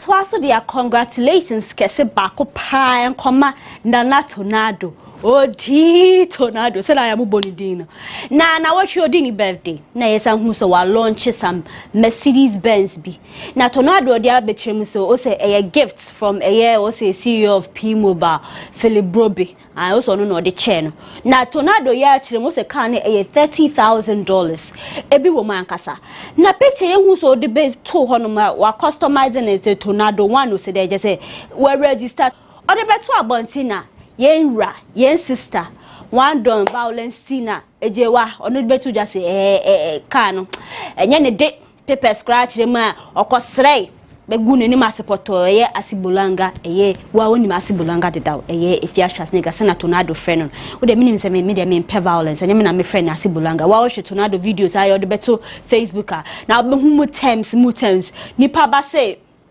to asoma me wo ho na che say in bebre party yankasa tornado ye Melbourne organize man na wo say meet and greet we charge 50 cedis for fans na wobam Melbourne de munchire ma ba betu dwa say sa meet and greet tornado party omo ye wo ye ne pub bonum o say na won pese wo open free gate na say man for bibi because sa na wo say na kopo be pu aba ebebegu honom na invited guests who say omo feel safe ne sent na what charge 50 cedis Melbourne kaka kai kan or sanso kaka who say anka won podi anka 50 cedis dem ma won so pese o chema enye muskanti na wo say what charge for meet and greeting no pese won man ye save na say circles ka kwe be say nipa bebre nipa domade debi na tornado birthday ya wo ye meet and greeting na ye wo ha na hu say asibolanga Efia Schwarzenegger so etwa video abeto wo say sere kwa chirema party na ye flop Munye busy amumra me radio where the girl for share mukasi e course na Sam George when meet and greet na why mayo e why nipa koi pa o nipa koi me kwa me wawa tornado huni pen o the video be beto won say that is nkofo bebre mba asaye na just o the tum say wo tornado so ya no tegbe so wo nipa wo cycle na fine Cuisine o say wo ni dom nkofo ndom wa wo hwe party ya wo pepre ho koye won so obi amfa na ni so ma fo chema ebiwa na ese Efia ekotwa video no ahead of some best party event no but video bi abeto abonte hu say na afofo ahie mu ni ade musicians bi mi hu Frank Nero ni syndicate fo ni nkai bi aka one squad na wo party na sintu mi nkyere say party na flop na watchi ya Efia Schwarzenegger ni tornado to kwa okuide echen unim se tornado level allegations bebre against Efia Schwarzenegger yawa ake nkansema fa Efia Schwarzenegger network so ake nsema fa but eno de is too damn means me fa manu kanseme de me mama na pass na Efia obey ya tornado na one se tornado so na anonda jo man reply na bakwa abramanfo adwene ntiase so na tornado se on Efia Schwarzenegger na why threesome unim threesome say nkofo ebiesa nti minim say nuana oka won ho say your very mouse or your bia but amanfo chema to know that wu nim pass wo ne Efia hwas ne ga no obi aye 3 sama ade na wo ne nya asem ti wo ba beto abonti wo nim say na wo pese ogu no hu fi no wo so ogu hu fi but me de me ntumi nche wo nim say santo ko adi anyenye na start me say what start santo kwa na won wo me but ogu so na yeso me nim bebre ye pe violence ne de na press 2 for violence ye gire mu santi say ne da wo twe da ye nim nto kwa ne mu nsem bebe pie ni nyinam da beto da but abromi so nsem ni bu a wo tiempo a wo simple ebe fem. In fact, Efia bara Toto bichipo bara kubama Toto. Na ma fa mo news e wo GhanaWeb de munim say ma mo exclusive and kasa eba entertainment news e wo krom ha say ya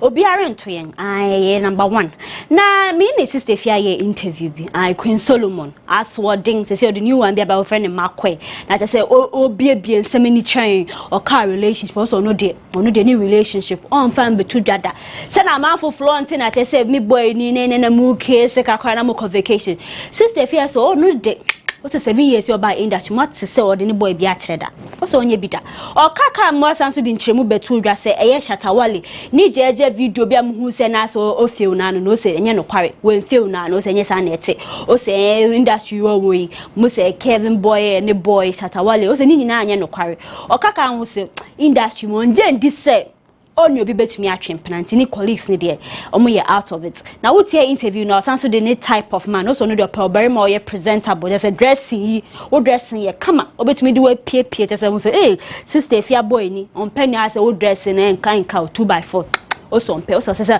also it's brofo one brofo eye de na che say theater bank situation kakra e bo hu ko so mpe debi ebeye ye sade ni de ose debi na wan ka Sister Efia the new one aba beto adwa eye makwa mafo e de twan won na asika kan ti won ti bia na abomode anu apebete interview no so e wo GhanaWeb o ba yen website so ko YouTube a obenye bia hwe na je say fefe na wonya eye Sister Efia details na je say yen ja Sister Efia nsem yi so na de mama yen twa ye ho kakra ye ko ba nsem ni de e bebre ma betim nyina achem ti mama ko be bia mama yen twa ye ho e ba bebesesia.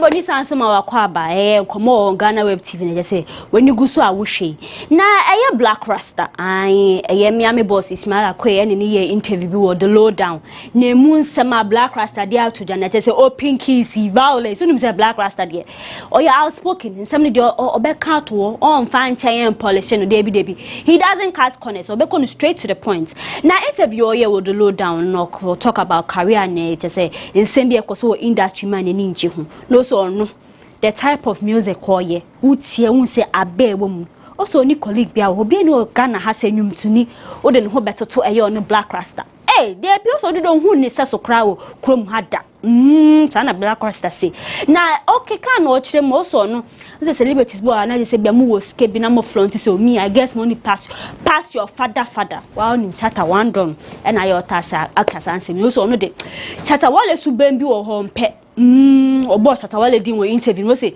ono de Shata who na who says who were drum who fans and SM family mu ye be ne wo ho but on who ordinary on fan anyway who say why ye mpuntu dwuma bi de emfaso bi abra wo fans da de bia na ne wo ba be front wo jewels so say wo fans ni padoma e follow wo get onim sa get phone sa go chain na ya wo front wo e bi nda won kom Black Rasta kan ya ka so no de say any fans wo so the ten any fans you ono de on fa eye go chain empempem ahia na $1,000 so say ahia ntu no komuda ono de obeche ni bees na ne African we no say Black Rasta de bia no wa boni duku op African print ne ade say or highlight eyi Ghana nkasa na wo de pemodia ne tie nya eye interview the Lowdown na de wo tie ma muso or to be my kufado current stage cheddar crow chemo say cheddar sa eyim wo lions now so cry won fit Dubai buy na fe de wo say wo bubu one more ro we tutu once no say wan nya de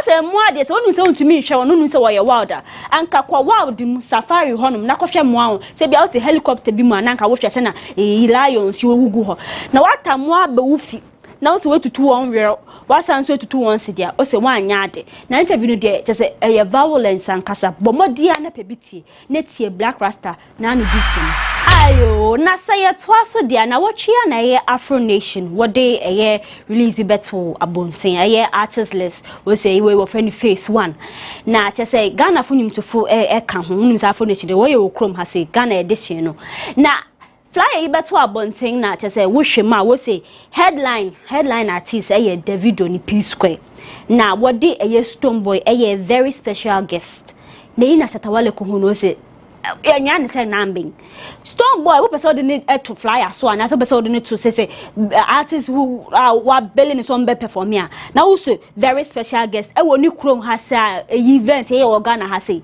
na nkaka very special guest aka won ma Davido na say P Square na wo dey umbushie Samson farihie na tesa ase ojabe kakra sata peso chirem kosi se ankoyo no pana man say very special guest we na ankore mfa but wa wonim say yen shata ide tese bibia dan December betuja na list ya face 1 artist list ni yetwe mu Ghana fo nim to fe wo mu ye Jackie wo mu Black Sheriff wo mu Kamido wo mu Kwame Eugene Kidi nsu wo mu Nigerian artist mu so unya wa wo hwe list ye wo honoma wonsu wondi wo mu na what there has been a very big win for Stone Boy Ashaman to the world concert wa ko ye Afro Nation aboni din so be perform na Afrochella wo krom ha sei no on the Burna Boy Odogo ena wa bo wondin se omo bebe ye headline artist na semi de ni je sempa mu se ekufo bre bim nation fu mu share ni ade no chirema safi 2022 de Stone Boy obe cash out and kasa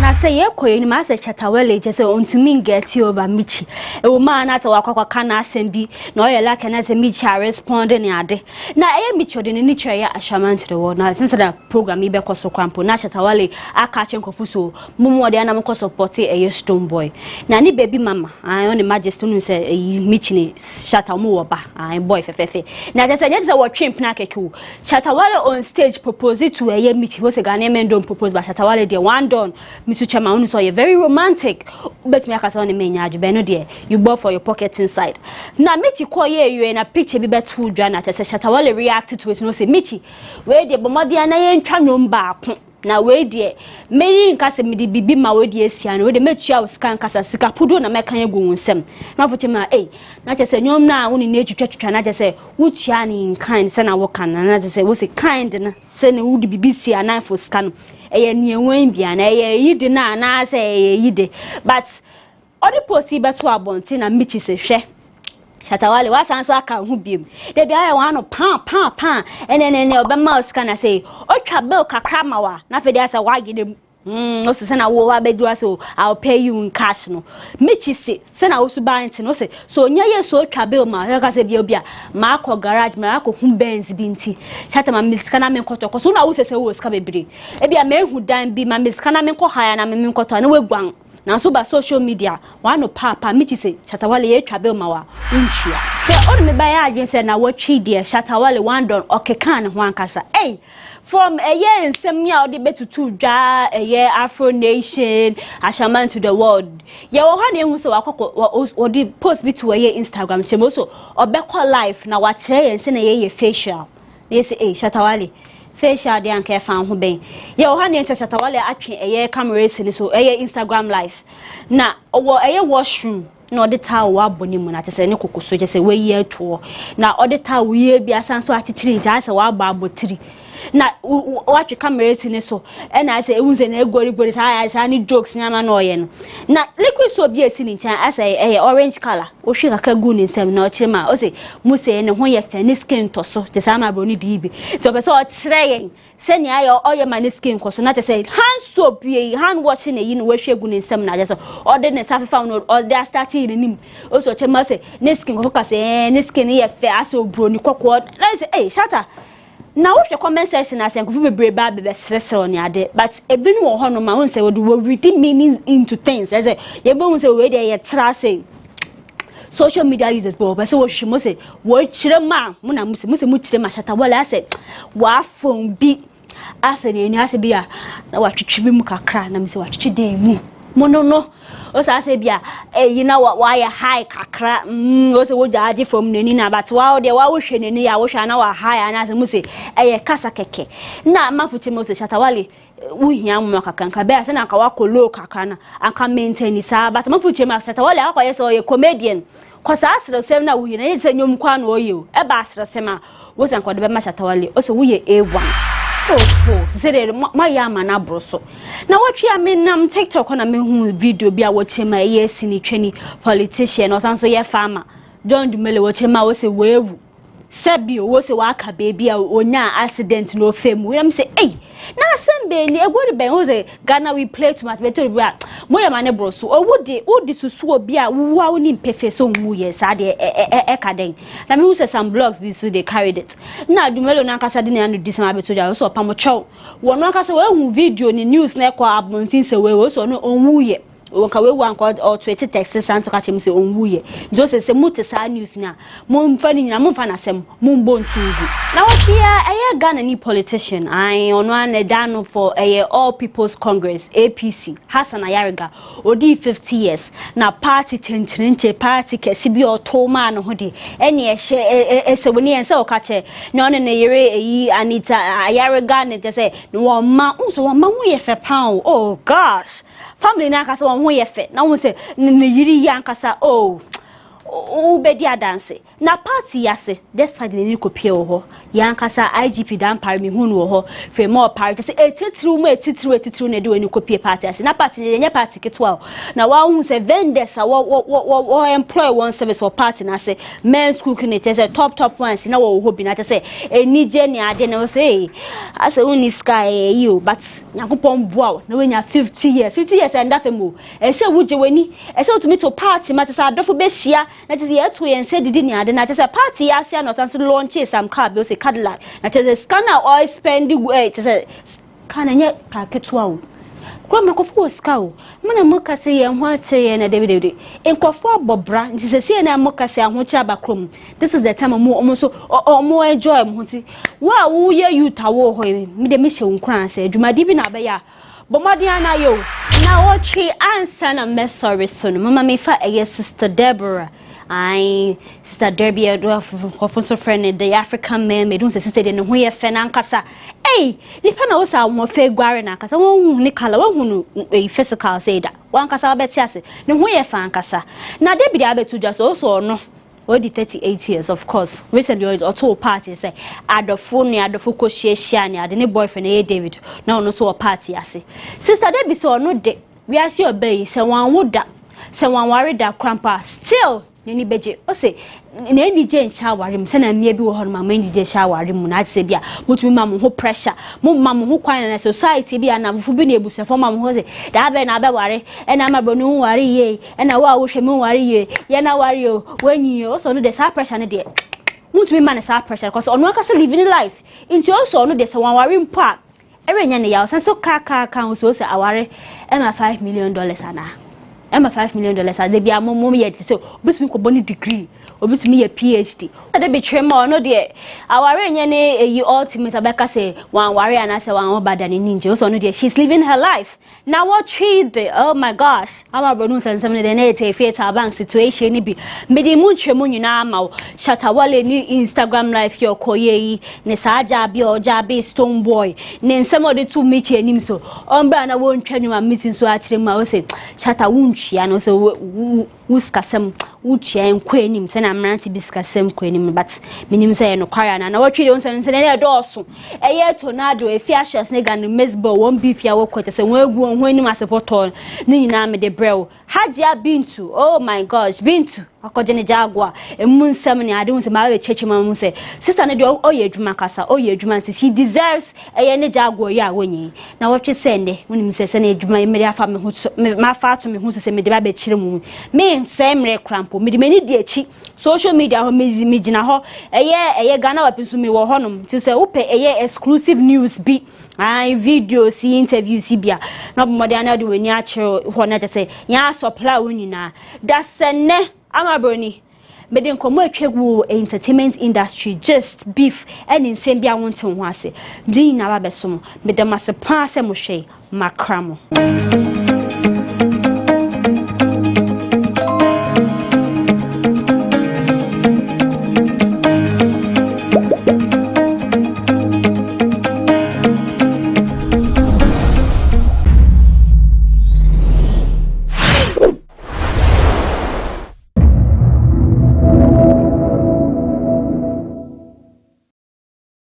Started working for people who wouldn't pay me and all that, but because I knew where I was coming from, I was not discouraged.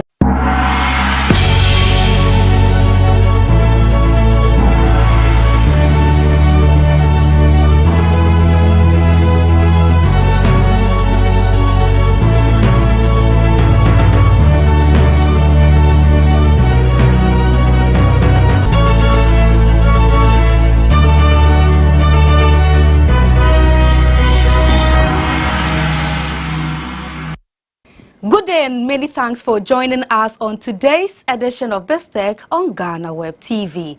I am Ernestina Sewa Asante. Many people are venturing into entrepreneurship by way of creating jobs for themselves and others to help curb the high unemployment rate in the country. Now, on today's edition, we put a spotlight on the painter who worked on Jubilee House, Cocoa Board and Tunnel Lounge, among other buildings in the country. My colleague Maoli Aholumega has the full report.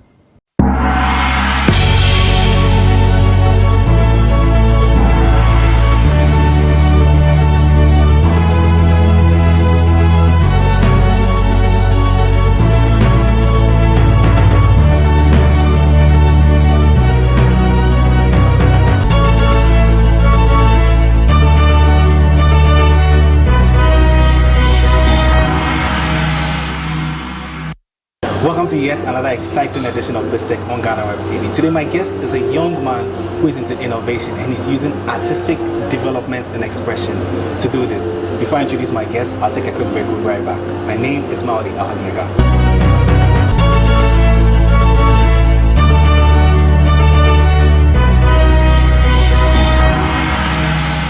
Welcome off on our break on BizTech. My guest is Bright Yahojo, aka Celebrity Painter. I'm sure you've heard his name all over the world. He's my guest on this week's edition of BizTech. Bright. Yeah.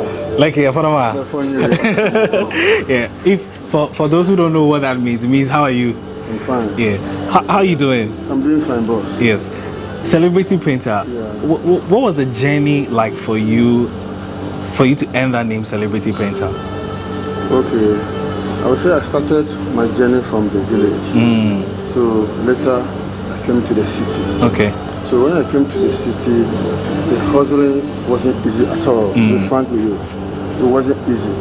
But I would say by the grace of God, I am where I am now. Started working for people who wouldn't pay me and all that. But because I knew where I was coming from, I was not discouraged. And I know where I will be because I know when you are doing something and you keep on doing it, to get to a time, there will be a change. That was why I keep on doing it to where I am now. And actually, the painting is my talent. I didn't learn it anywhere. Yeah, it's my talent. Yeah, I was going to come to that aspect, the specific, the painting in itself. Did you learn it on your own? Like you said, it's a talent. Yes, Did you have to? Obviously, you have to develop that talent. What was the journey like for you? Okay, because it's a talent, anytime I get a project, I discuss it with the client. Okay. So before I will get to the site, I know what to give to the client. Okay. The idea comes by itself. Yeah. So now let's come to the business of painting. Is painting a lucrative business? Really, really. You make a lot of money from it? Yes. If you can give a range, what's the biggest, highest amount of money you've received? Okay, I would say my biggest contract is Jubilee House. Wow. Yeah, I you painted a Jubilee House. Yes. That's very interesting. Very, very interesting. The whole building? Yes. That's a huge contract. Yes. But I know how it is. You know government job. Oh, yeah.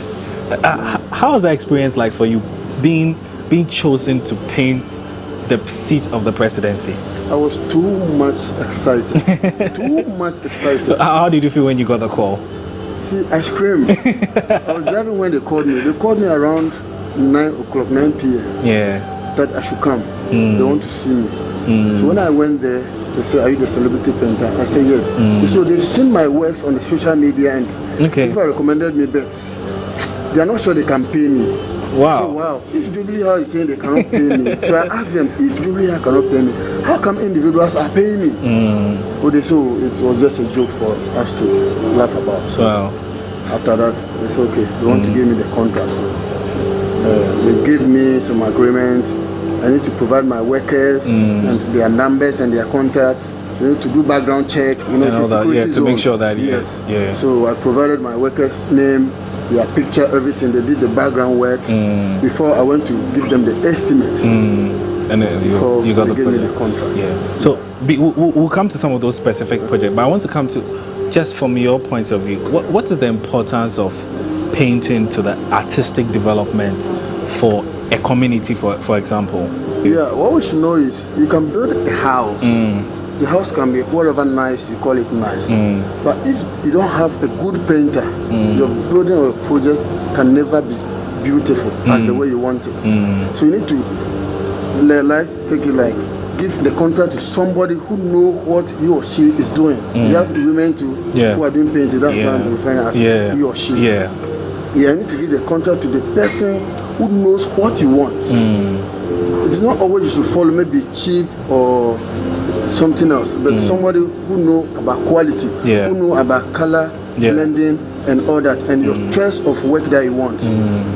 That's the person you need to contact to do the work for you. And that person is me. Wow. Very, very interesting. You mentioned something very important about color, you know, coordination and all of that. I studied a little bit of visual art in school, so I understand a little bit of colors.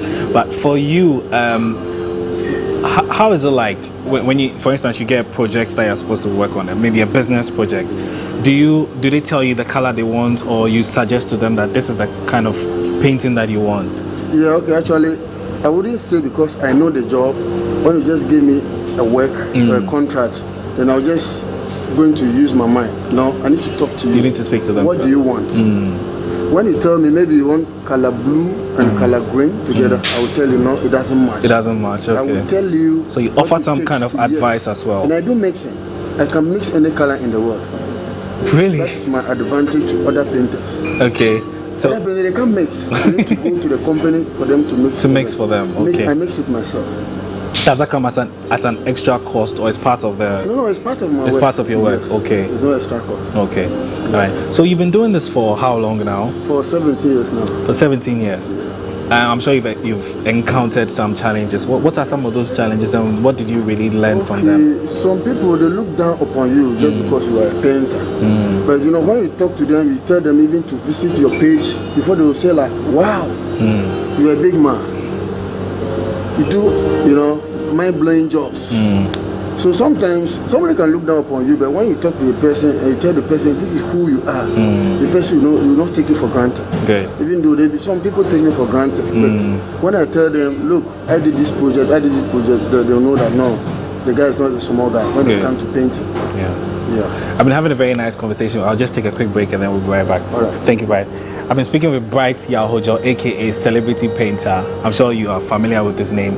He's notable for painting a number of projects, including the Jubilee House. I'll take a quick break. We'll be right back.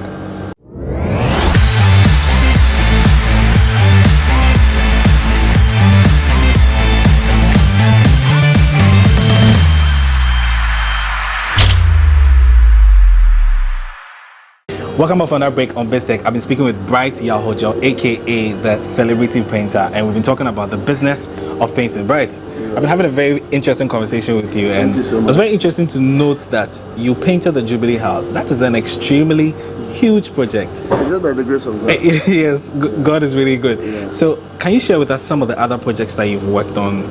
Okay, I'll say Cocoa Board, ICGC, Ghana Library, and some of the footballers. You're a very big man. And an artist in Ghana here. You're a very, very big man. You know why? Because you've had to, you've worked on Cocoa Board. That's a historical building. Yeah. So let's just come to Cocoa Board.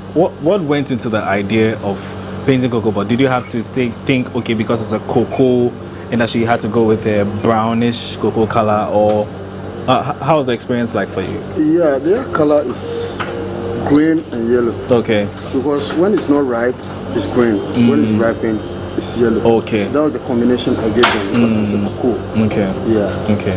Then how about the library authority as well? And I understand you painted some libraries. As for the library, it's just funny because they finished the library totally. They had finished constructing it. Constructing it, painting it totally. Okay. So the people came to investigate and do their checks. They saw that no, the painting didn't go well. So they called me on board. Because you see, it's a children's library, so you need to use colorful primary colors and all that whole colors. So when I came, I gave them the idea. This place you need to do it like this place you need to do it like that. And I gave them the concept, and they gave me the contract to do it. And I finished, and they were like, wow. They were happy with the work. Still on the business on some of your painting, where do you usually get your inspiration from?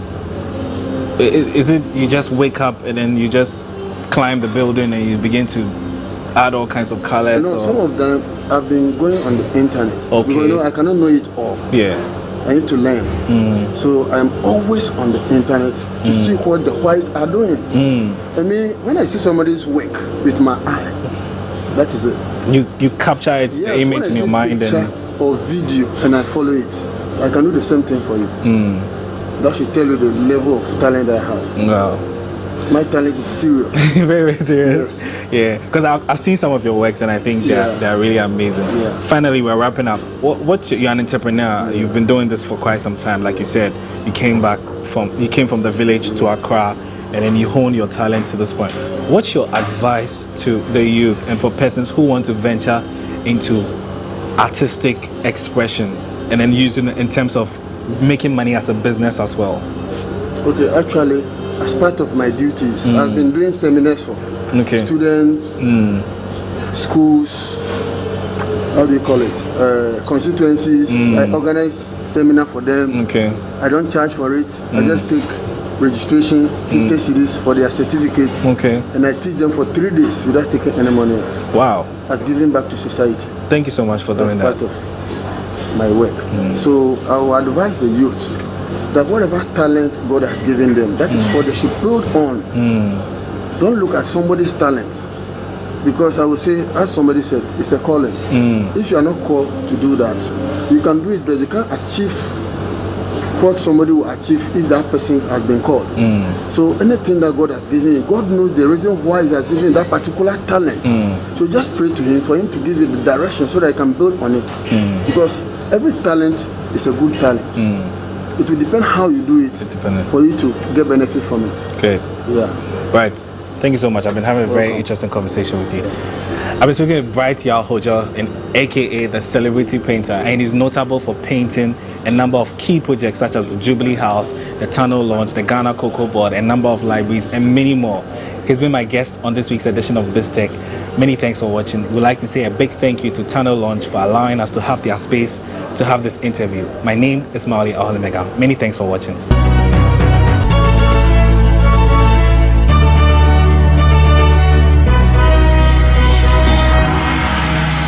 Thank you, Mauli Aholimega, for that report. Up next is Biz Headlines.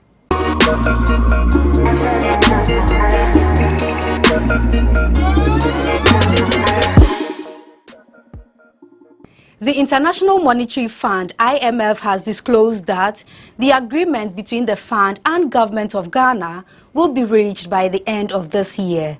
Ghana is said to be targeting an amount of $3 billion over 3 years from the fund once an agreement on a program is reached. The new amount requested as a loan was double the government's initial target of $1.5 billion. In a related development, Managing Director of IMF, Kristalina Georgieva, has said constructive discussions have been held with Ghanaian authorities for a possible economic support program. The IMF boss further touted Ghana's social, political and economic credentials, which she says can positively impact neighboring countries.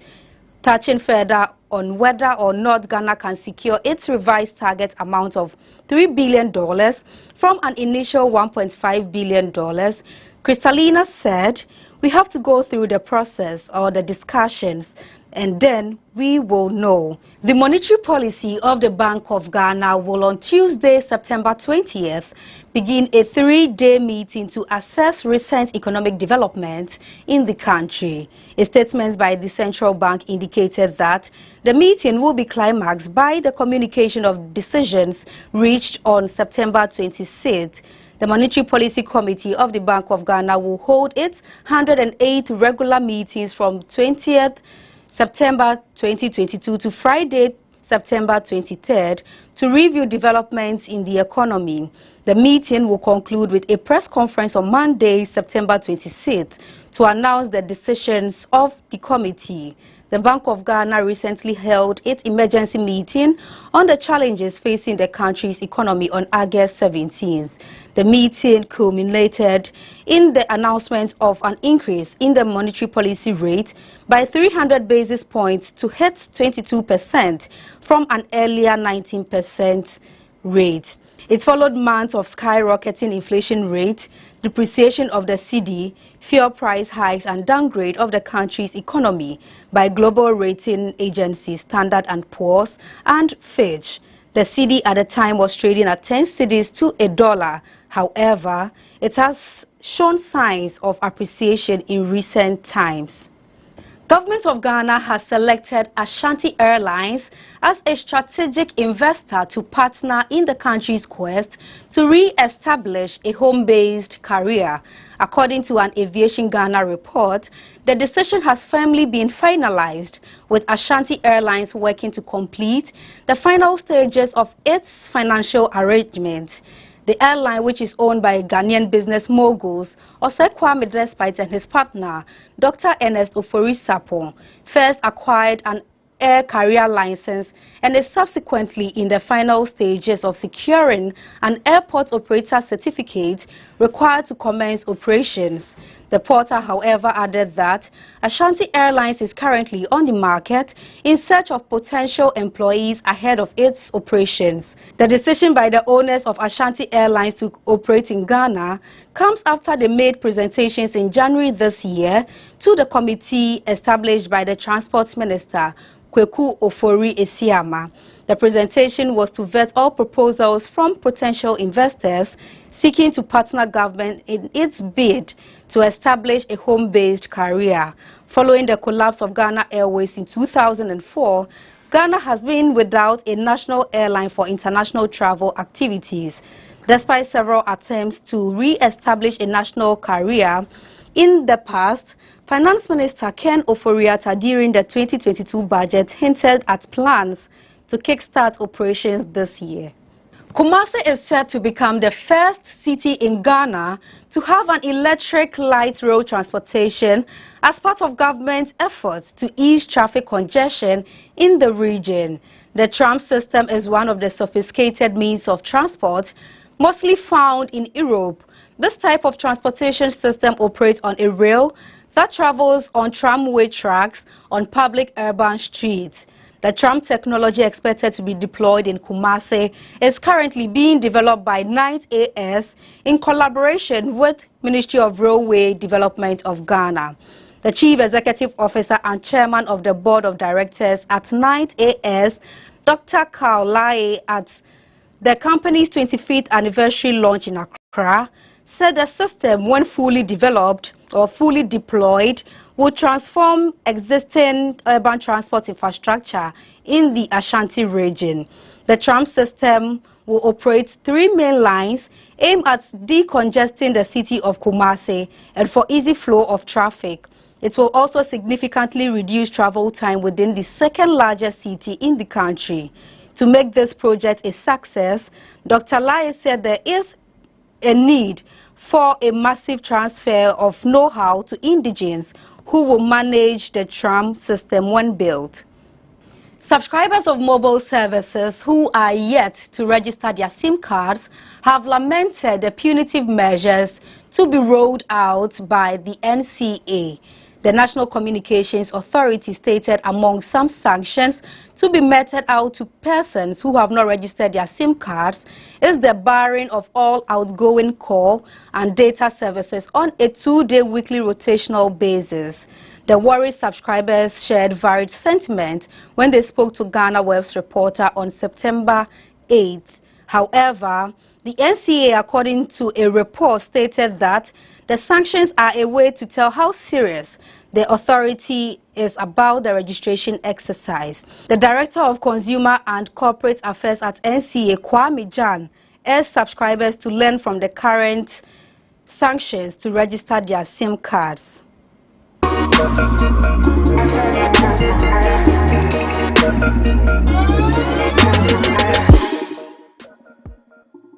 That's all for today. Thank you very much for joining us on this edition of BizTech on GhanaWeb TV. Remember, this show airs every Friday on the same platform. I am Ernestina Sewa Asante. But before we go, do log on to www.ghanaweb.com for more stories. Do well to follow us on all social media platforms on Facebook, Instagram, and Twitter at the GhanaWeb. On YouTube, GhanaWeb TV. Once again, I am Ernestina Sewa Asante.